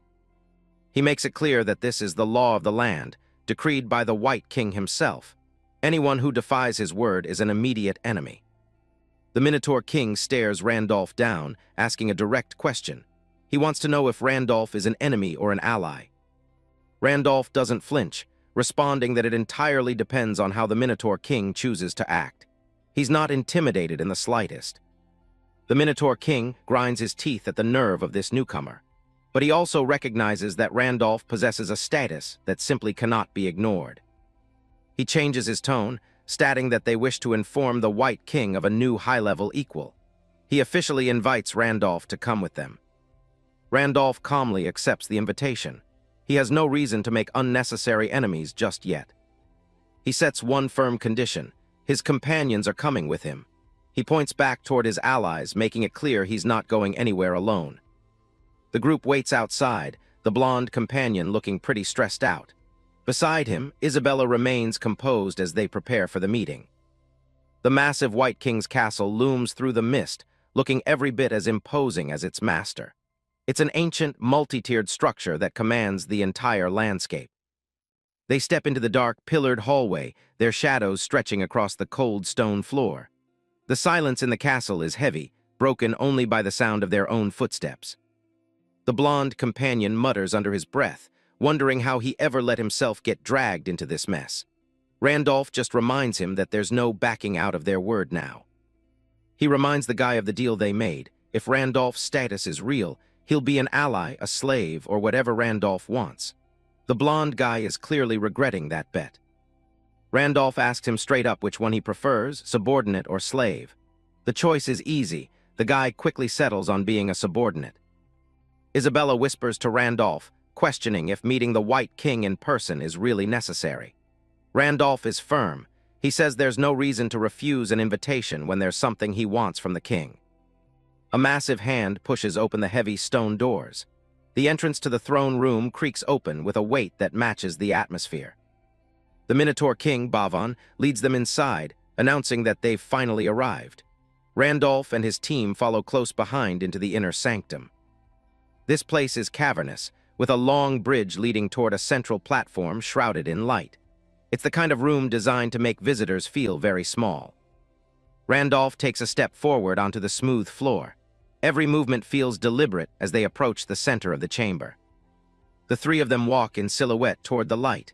It's a tense walk, knowing that the ruler of this world is waiting at the end of the path. They stop and offer a formal greeting to the White King. He's sitting high above them on a massive stone perch, looking down like a literal god. The White King sits atop his throne, a waterfall cascading behind him. From their perspective, he's a massive, dark figure dominating the room. The king studies Randolph, nodding that he looks fragile but admits he's certainly interesting. He's curious about the crow who managed to reach the top of the tower. Randolph looks up at the massive, tiger-headed ruler. He isn't intimidated by the sheer size difference or the status of the being before him. Instead of being polite, Randolph calls the king out for being pretty rude during their first meeting. Bold move for someone standing in front of a literal king. Isabella and the blonde companion are absolutely horrified by his lack of filter. They look like they're ready for their lives to end right there and then.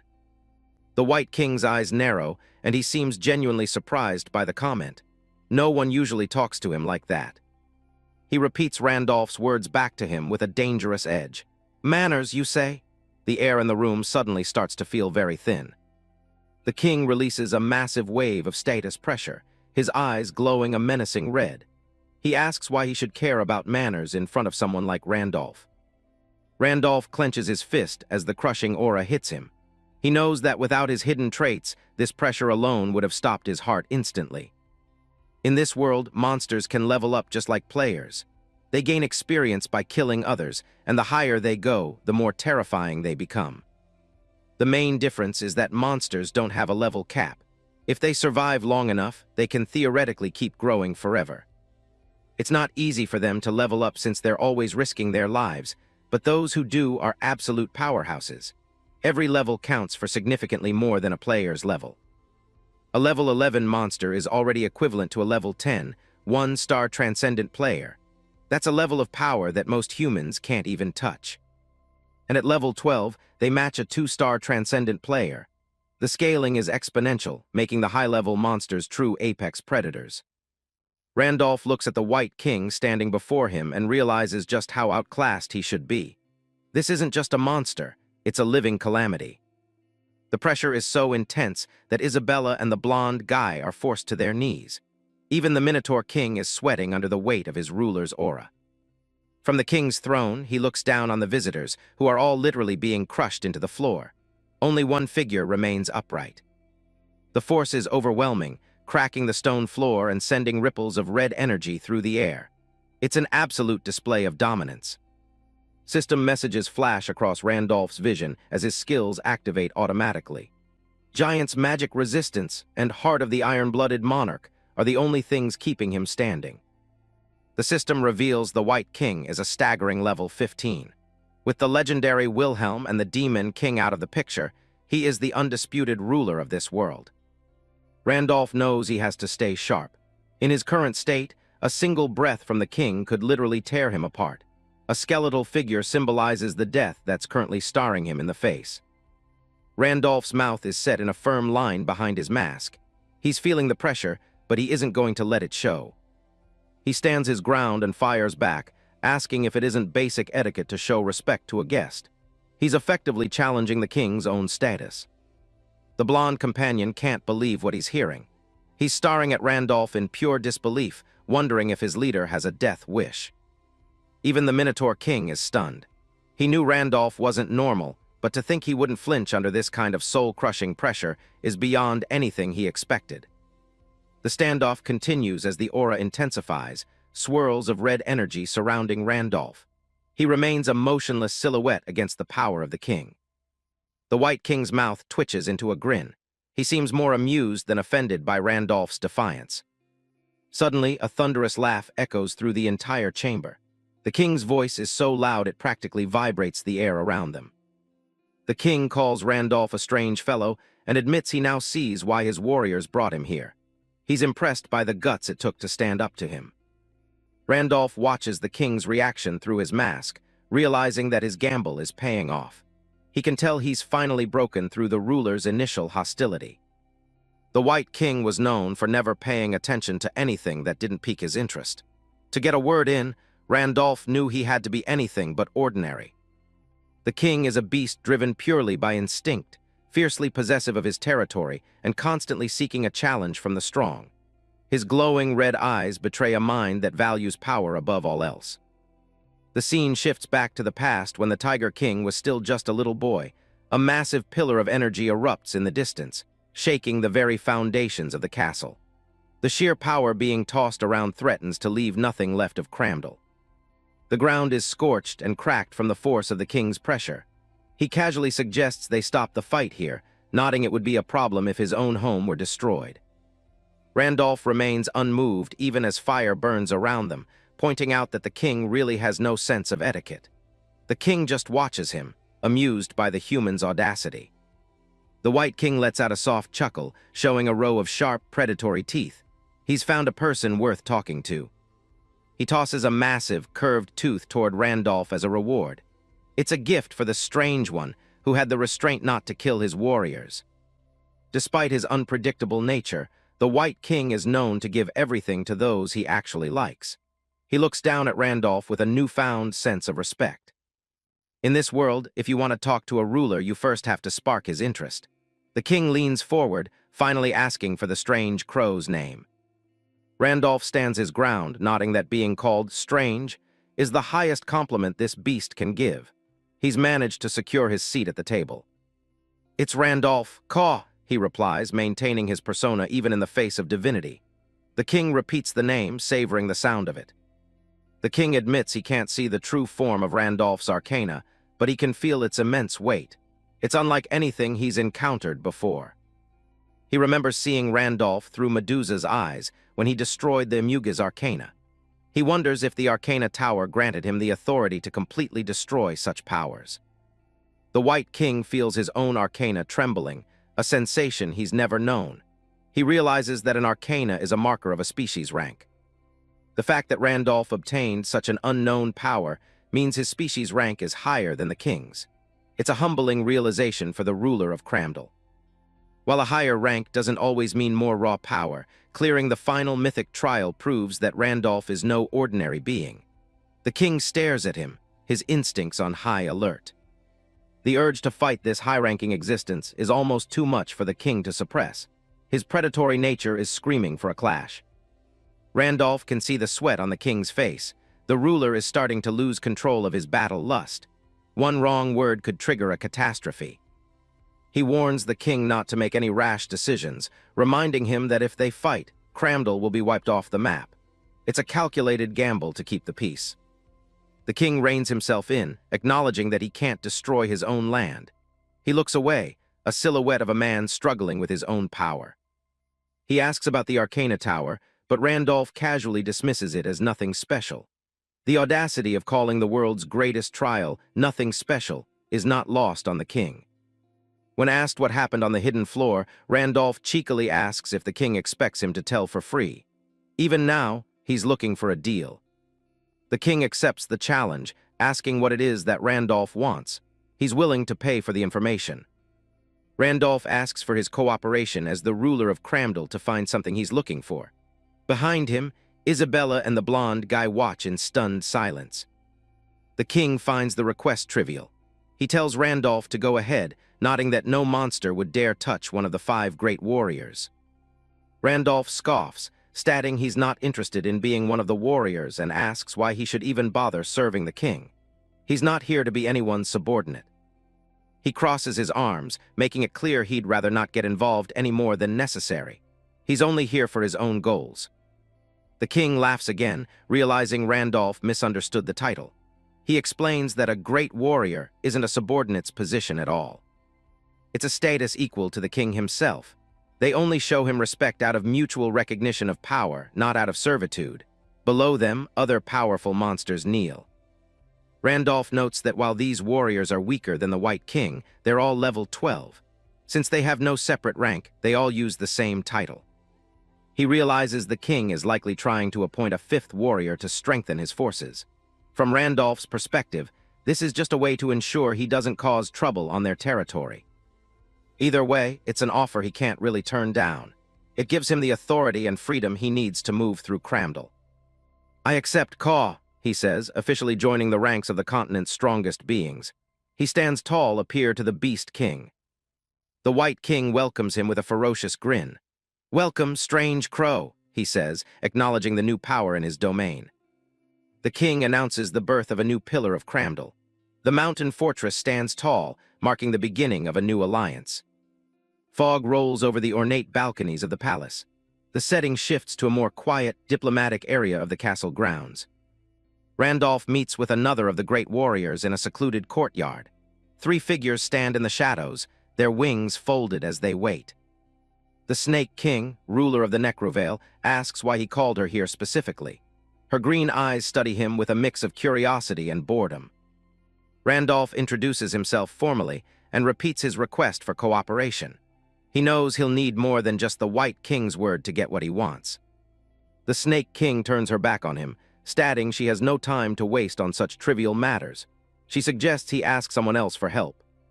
She asks what exactly he's looking for to go so far as to invoke the White King's name.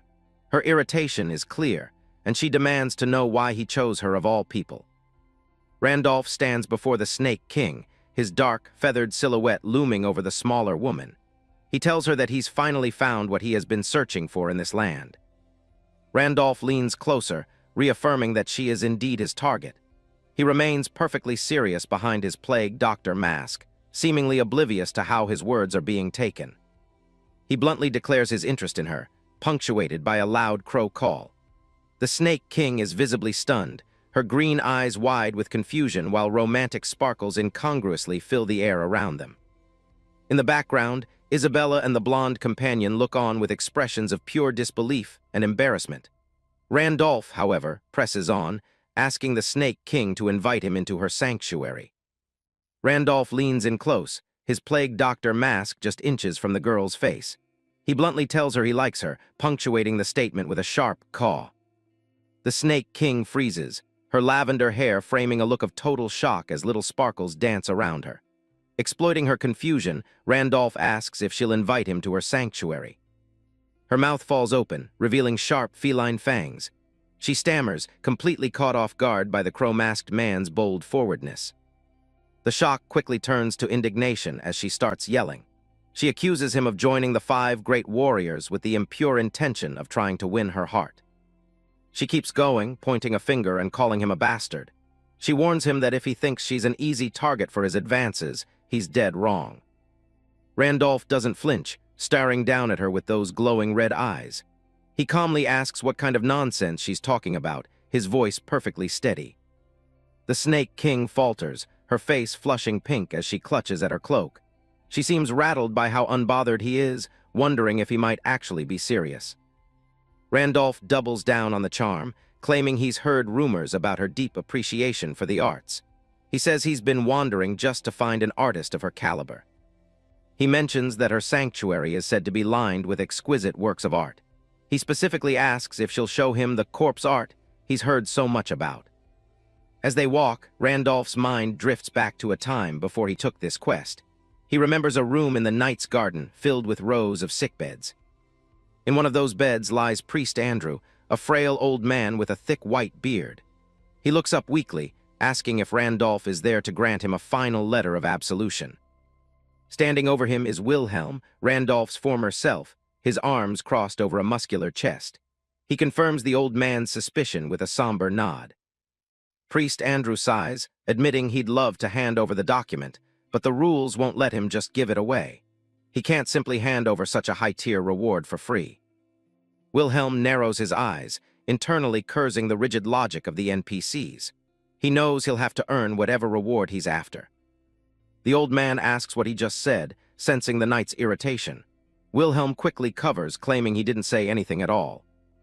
He takes a seat on a small wooden stool, preparing to negotiate. He tells the priest he isn't looking for a handout and has a proposal for him. Wilhelm leans in, his expression turning grave as he makes a vow. He tells the old man that he will bring back his daughter, Andasar. Memories of his past life as Wilhelm in Pangenia flash through his mind. He recalls the weight of the tasks he once undertook when he was the world's legendary knight. He remembers purifying Andasar after she had been cursed and turned into a monstrous elder lich. Even after the ritual, she remained a shadow of her former self, unable to fully return to her human form. The tragedy didn't end with her death. Priest Andrew was left to mourn a daughter who was caught between two forms, a burden he carried until his final days. Not long after her purification, Andasar passed away. Priest Andrew clutched her lifeless body, the grief etched deep into his features. To make a terrible situation worse, her body was soon stolen from her father's side. Her tomb was left empty, desecrated by someone with dark intentions. While living as Wilhelm, Randolph eventually tracked the body down. He discovered that the Snake King had obtained her remains for her own twisted collection. Back in the sick room, Wilhelm tells the priest he knows exactly where Andasar is. He promises to take full responsibility and bring her back home. He sets his conditions clearly, demanding the letter of absolution in exchange for the girl's body. Priest Andrew looks up with wide, hopeful eyes as the deal is struck. Wilhelm holds up 2 fingers, raising the stakes. He demands 1 letter to retrieve Andasar and a second one for himself as a personal reward. The priest is stunned by the demand for 2 letters, his mind reeling at the cost of his daughter's return. Back in the present, Randolph continues his theatrical performance. He bows slightly, telling the Snake King he truly wishes to see her legendary artwork. The Snake King's eyes light up with joy, her previous anger completely forgotten. She's thrilled to find someone who actually appreciates her art and eagerly invites him to her sanctuary. They travel to the outskirts of Cramdell, where a dark, jagged castle looms over the misty landscape. The fortress looks like a tomb itself, carved directly into the rock. Large stone gates swing open with a low rumble, revealing the entrance to the castle of the Snake King. The air around the structure is heavy and oppressive. She leads them through the massive doors, acting like a gracious host. She tells the great warrior to make himself at home, nodding that any monster who loves art is always welcome. The blonde companion grips his head in frustration, complaining about the sheer madness of the day. First the White King, and now this. He's had enough of these terrifying encounters. Isabella walks beside him with her usual stoic grace. She tells him to get used to it, as life with the Star-Bearer is bound to be full of the unimaginable.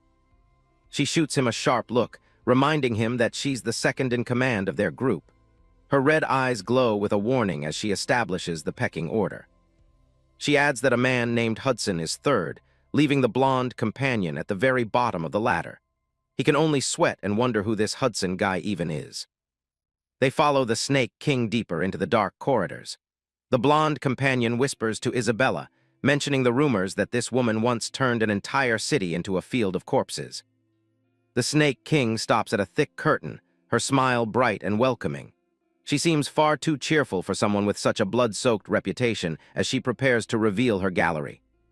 She proudly announces that they've arrived at her sanctuary. The silhouettes of the group stand before a massive, well-lit hall that reeks of death. The first sculpture they see is a grotesque pillar of human arms reaching out in all directions. It's a macabre display of anatomy, stitched together with sickening precision. Further in, they find a statue of two figures locked in an eternal, stitched-together embrace. Their pale skin is covered in coarse black thread, holding their mutilated forms together. On the wall hangs a flayed human face, stretched out like a canvas and pinned to a frame.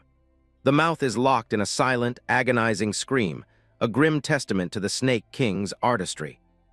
The Snake King stands amidst her grotesque collection, her hands clasped as she admits she's proud of these pieces. She's surprisingly humble for someone whose art consists of human remains. She turns her head, a cheerful smile playing on her lips as she asks for their impressions. It's a chilling contrast to the horror filling the room. Behind her, Isabella and the blonde companion stand frozen, their eyes wide with sheer terror. The heavy, dark energy of the sanctuary seems to be pressing down on them. The blonde companion's face is slick with sweat, his jaw clenched as he struggles to process the nightmare before him. He can barely find the words to react to the flayed skin on the walls. Suddenly, the Snake King's expression snaps from pride to pure, unadulterated fury. She whips around, calling the blonde companion a bastard for his visible disgust. A violent red aura erupts from her, filling the room with a suffocating, murderous intent. She demands to know if he intends to insult her precious art. Terrified, the blonde companion screams out an apology, his eyes practically bulging out of his head. He desperately tries to remind her that disturbances are forbidden in the city. The Snake King looms over him, her face hidden in shadow while her green eyes glow with a lethal light. She coldly tells him that as a great warrior, she can kill him without any consequences. Just as things reach a breaking point, Randolph speaks up, his voice cutting through the tension. He claps his hands and loudly proclaims that her work is that of a true master. The Snake King's aura falters as she looks toward him, her green eyes wide with genuine surprise. She wasn't expecting such high praise in the middle of her murderous rage. Randolph continues his performance, bowing slightly as he speaks about the overwhelming emotional resonance he felt from the pieces. He makes sure to include his signature caw for effect. He suggests she ignore the ignorant fool behind him and asks if she'll give him a personal tour instead. The blonde companion can only watch in disbelief from the background. The Snake King's anger vanishes instantly, replaced by a giddy, blushing excitement. She's so thrilled by the flattery that her entire demeanor shifts back to that of a happy girl. She eagerly offers to introduce the pieces right away and starts running toward the next display. The blonde companion is left speechless, stunned by how easily Randolph manipulated her. Isabella steps up and gives the blonde man a sympathetic pat on the shoulder. He looks completely traumatized, his eyes glazed over after nearly being killed by a psycho artist. The Snake King proudly presents her next masterpiece, a large slab of leather crafted from the skin of human invaders. Randolph watches with cold calculation, calling it fascinating. Caw. Banhi leads the way through her macabre gallery, her heels clicking against the stone floor. Randolph stops in his tracks, his red eyes narrowing behind the mask as he senses something powerful nearby. They stand before a massive, heavy curtain. Banhi admits this particular piece is still unfinished. With a swift motion, she reaches out and begins to pull the fabric aside. The curtain reveals a headless corpse dressed in a formal red vest and black trousers. Randolph stares through his mask lenses, recognizing the body of Andasar immediately. Banhi explains that despite its rarity, she hasn't been able to stabilize the material yet. Dark, swirling energy leaks from the headless form as it remains trapped in a state of frenzy. Banhi reaches toward the body, but the dark aura pushes back against her hand. A sudden burst of violet energy erupts from the corpse, forcing both of them to take a step back. Banhi looks frustrated, declaring the material useless if it can't be tamed. Randolph turns to her, calmly asking if he can have the corpse if she has no use for it. A devious smile spreads across Banhi's face as she challenges him to handle what she couldn't. Randolph steps forward without hesitation, his hand reaching into the dark, swirling mist. His palm begins to glow with a soft, golden light as it makes contact with the cold fabric. The spirit of Andasar flickers between its past human self and the monstrous lick it became. The transition from monster back to human left behind a massive accumulation of evil deeds. This weight manifests as an overwhelming oppression stat, driving the soul into a blind, screaming frenzy. Randolph knows the only way to stabilize the body is to forcibly lower that stat. The dark energy lashes out, but he remains perfectly still, focused on the task at hand. He leans in close, whispering a quiet prayer of absolution directly to the restless spirit. A blinding flash of white light fills the room as the system confirms the frenzy state has been successfully removed. Banhee's jaw drops in pure disbelief, her green eyes wide as she watches the energy dissipate. She realizes the man before her isn't just a critic. He possesses a mastery over the craft far beyond her own. For the first time, she sees another artist walking the same grim path she once walked alone. The silhouette of the Snake King stands isolated, a reminder of the long years spent without a peer. She looks at her own twisted creations, realizing that even the best critics could never truly understand her pain. Her isolation was a burden that no amount of praise or recognition could ever truly lift. The fear of being the only one of her kind in the world had always haunted her. She gazes up at the masked man, seeing a glimmer of hope in his detached, bird-like presence. Tears well up in her eyes as she finally finds someone who can truly share in her dark world. A blue system window pops up, confirming that a piece of Andasar's body has been officially acquired. Banhee is still overcome with emotion, while Randolph just stands there wondering why she's so worked up. A month passes since the monster invasions began, and the Dimension Warriors first appeared on Earth. In that short time, an online community has become the primary source of survival data for the entire world. The logo for the interdimensional community shines, a beacon for the billion people who visit it every month. A young man sits at his desk, typing away as elite warriors share their detailed guides with the public. On every smartphone, the community's latest updates serve as a lifeline for those facing the unknown. It has reached a point where entire nations recommend the site as an official resource for their citizens. For a world gripped by fear, the information found here is more than just data. It's their only hope. At the center of it all is the mysterious owner of the site, a figure spoken of with religious reverence. Known only as the Master, he has built the largest and most powerful faction among all the players. Narrator explains how the community master used his rising influence to negotiate with the world's most powerful corporations and politicians. Global news networks highlight the Interdimensional Community app as the new standard for government safety guidelines. Inside a high-security meeting room, the atmosphere is heavy as the elite players gather to discuss the changing world order. The War God Master sits with his legs crossed, projecting an air of absolute authority over the assembly. The man known as the Lightning Emperor or the Dark Star remains silent, his expression unreadable. The nine-tailed fox, also called the Black Demon, watches the proceedings with quiet, focused intensity.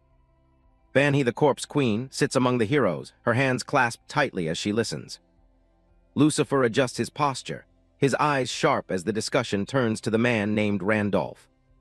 Maxim leans forward, his face partially obscured as he weighs the potential threat of this new player. Adjusting his glasses, Maxim decides that while they must deal with him eventually, now is not the time. On the screens behind them, the Pangea collapse data continues to climb toward a critical threshold. Across the world, reality itself begins to buckle, with blue energy seeping through cracks in modern infrastructure. A massive dimensional rift tears open the sky above a metropolis, signaling the start of a full-scale invasion. Emergency forces are left helpless against the onslaught, as debris and smoke fill the streets of the once proud city. Silhouetted figures of elite players stand atop the wreckage, the only ones capable of pushing back the darkness. Maxim declares that in this new world, people will soon realize that neither governments nor corporations can protect them. A system alert flashes, warning that the collapse has reached 9.1% and the first wall is nearing destruction. Back in the sanctuary, Banhee is in a state of shock, frantically asking Randolph what kind of magic he used to purify the corpse. Randolph explains that unlike humans, monsters are usually ignorant of the frenzy state that comes from their deeds. He continues his lecture, stating that as monsters accumulate evil acts, their reputation typically only goes up. Randolph tells her that while asking about an artist's techniques is a taboo, he'll give it some positive consideration. He turns his attention back to the stabilized body of Andasar, preparing to take it as they originally agreed. As he examines the headless corpse, Randolph wonders what could have happened to its missing head. He asks Banhee where it went, knowing a meticulous artist like her wouldn't just throw away a valuable material. Banhee sighs, admitting that the head was already gone by the time she discovered the body. She explains that she followed its energy to the basement of Cramdell, but found it impossible to enter. Randolph is intrigued that even one of the powerful pillars of Cramdell was unable to breach the area. It was the presence of the Star Guardians that made the basement off-limits to everyone. A non-aggression pact prevents the White King and his allies from entering the territory of the Guardians. Randolph questions why these Guardians, who normally stay in their own territory, are even there in the first place. Banhee mentions that the special hot spring in the area is tied to the presence of the stars. She describes a shimmering, rainbow-colored arcana veil that keeps everyone from getting close to the star. The White King's frustration is visible, but his hands are tied by the existing diplomatic agreements. Banhee tells Randolph he should just give up on the head, as entering would mean breaking the pact. Randolph looks at her with a calm, detached expression, suggesting the problem is much simpler than she thinks. He declares that he'll just clear out the uninvited guests himself and walks away into the shadows. Randolph calls upon his power, dark energy coiling around his hand as he prepares for the coming conflict. He tells Banhee to let the White King know that he personally will be handling the trespassers. One day later, at the entrance to the Cramdell basement, a thick mist hangs over the rocky, desolate terrain. The colossal serpent Dramat and the flaming phoenix loom in the distance, guarding the path forward. The Crystal Star Guardian, a towering figure made of jagged stone and light, stands his ground before the visitors. Standing atop Dramat's massive head, Randolph is accompanied by Isabella and their blonde companion as they prepare to face the Guardian. The Crystal Star Guardian looms over Dramat, demanding to know if the serpent can truly stand by the bold claim he just made. Standing atop Dramat's head, Randolph looks on as the Guardian warns of a fitting price to be paid if his words prove to be lies. Backtrack to a few hours ago, where the humid air of the hot spring at the center of Cramdell fills the room. Dramat, in his smaller serpent form, looks up at Randolph in human form, marveling at an ability that allows a human to perfectly transform into a monster.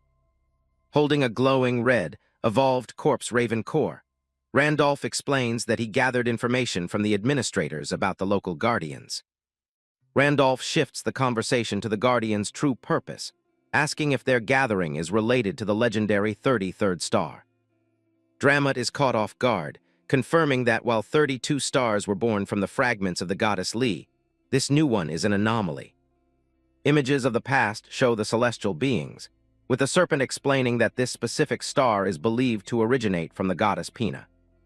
The serpent continues, noting that since the 33rd star appeared out of nowhere, the Guardians have been taking turns maintaining a constant watch over it. Randolph's gaze remains steady as Dramat speaks of Pina, the younger of the twin goddesses whose essence supposedly forms this star.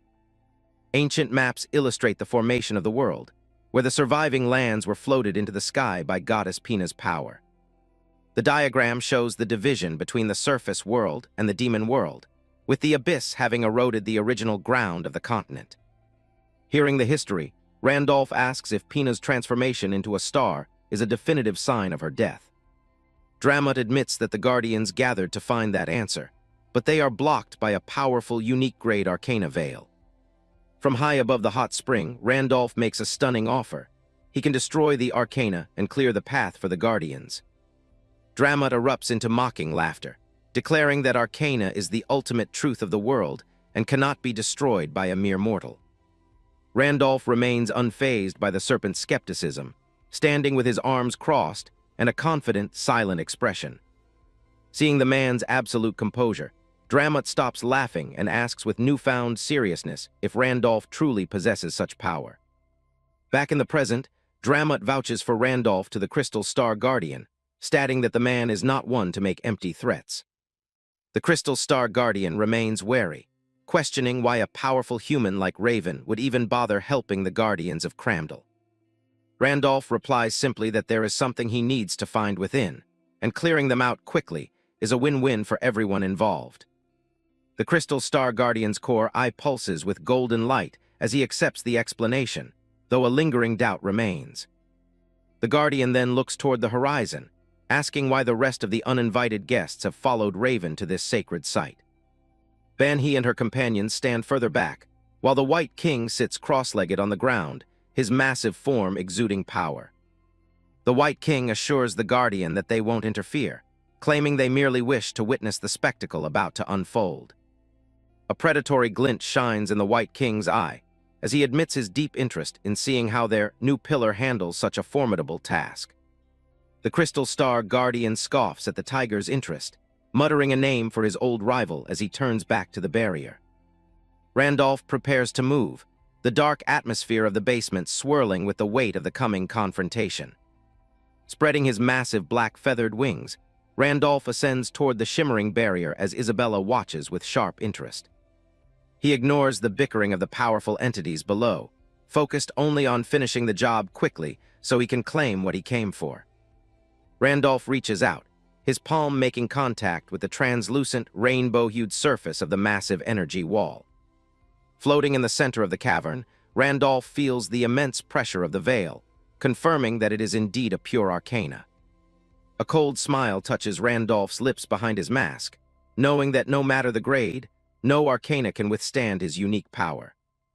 Blue system windows flicker into existence, announcing the activation of his special, Eternal Randolph ability to dismantle the barrier.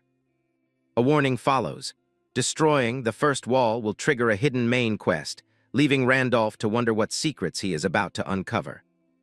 Despite the potential risks, Randolph doesn't hesitate, pushing his hand deeper into the glowing energy of the veil. He commits to the action, the sound of breaking glass echoing through the cavern as the first cracks form under his touch. Spiderweb patterns of light spread rapidly across the rainbow barrier, the structure of the arcana beginning to fail. The White King watches with wide eyes, while the Crystal Star Guardian is stunned into silence by the impossible feat taking place. With a final surge of power, the barrier shatters into a million sparkling shards, and Randolph flies through the wreckage into the unknown. A system notification confirms the destruction of the first wall, clearing the path to the inner sanctuary of the stars. Through the fading light of the shattered arcana, Randolph sees a brilliant celestial body, the mysterious 33rd star he was seeking. Having successfully reached the star, Randolph peers into the brilliant light, his mind already turning to the mysterious main quest that destruction of the wall has triggered. Randolph's gaze narrows behind his mask, the intensity of the star's glow reflecting in his single visible eye as he prepares for whatever challenge lies ahead. From the depths of the shadowy rift, a dark knight clad in jagged armor emerges atop a massive black steed, its eyes burning with a faint, ghostly light. The king of the dimensional rift remains perfectly still, his featureless visor and heavy plate armor absorbing the surrounding light as he faces the intruders. Glowing blue system windows appear, warning that the destruction of the first wall has caused Panginia's collapse rate to surge rapidly toward 10%. A sinister red light flares within the knight's helmet as dark, misty tendrils of energy begin to erupt from his form, signaling his entry into the battle. The system issues a final directive, a main quest to eliminate the king of the dimensional rift, whose massive shadow now towers over the gathered Guardians and Randolph. As the official announcement declares that the quest has begun, the air in the cavern crackles with dark energy, marking the start of a desperate struggle for survival.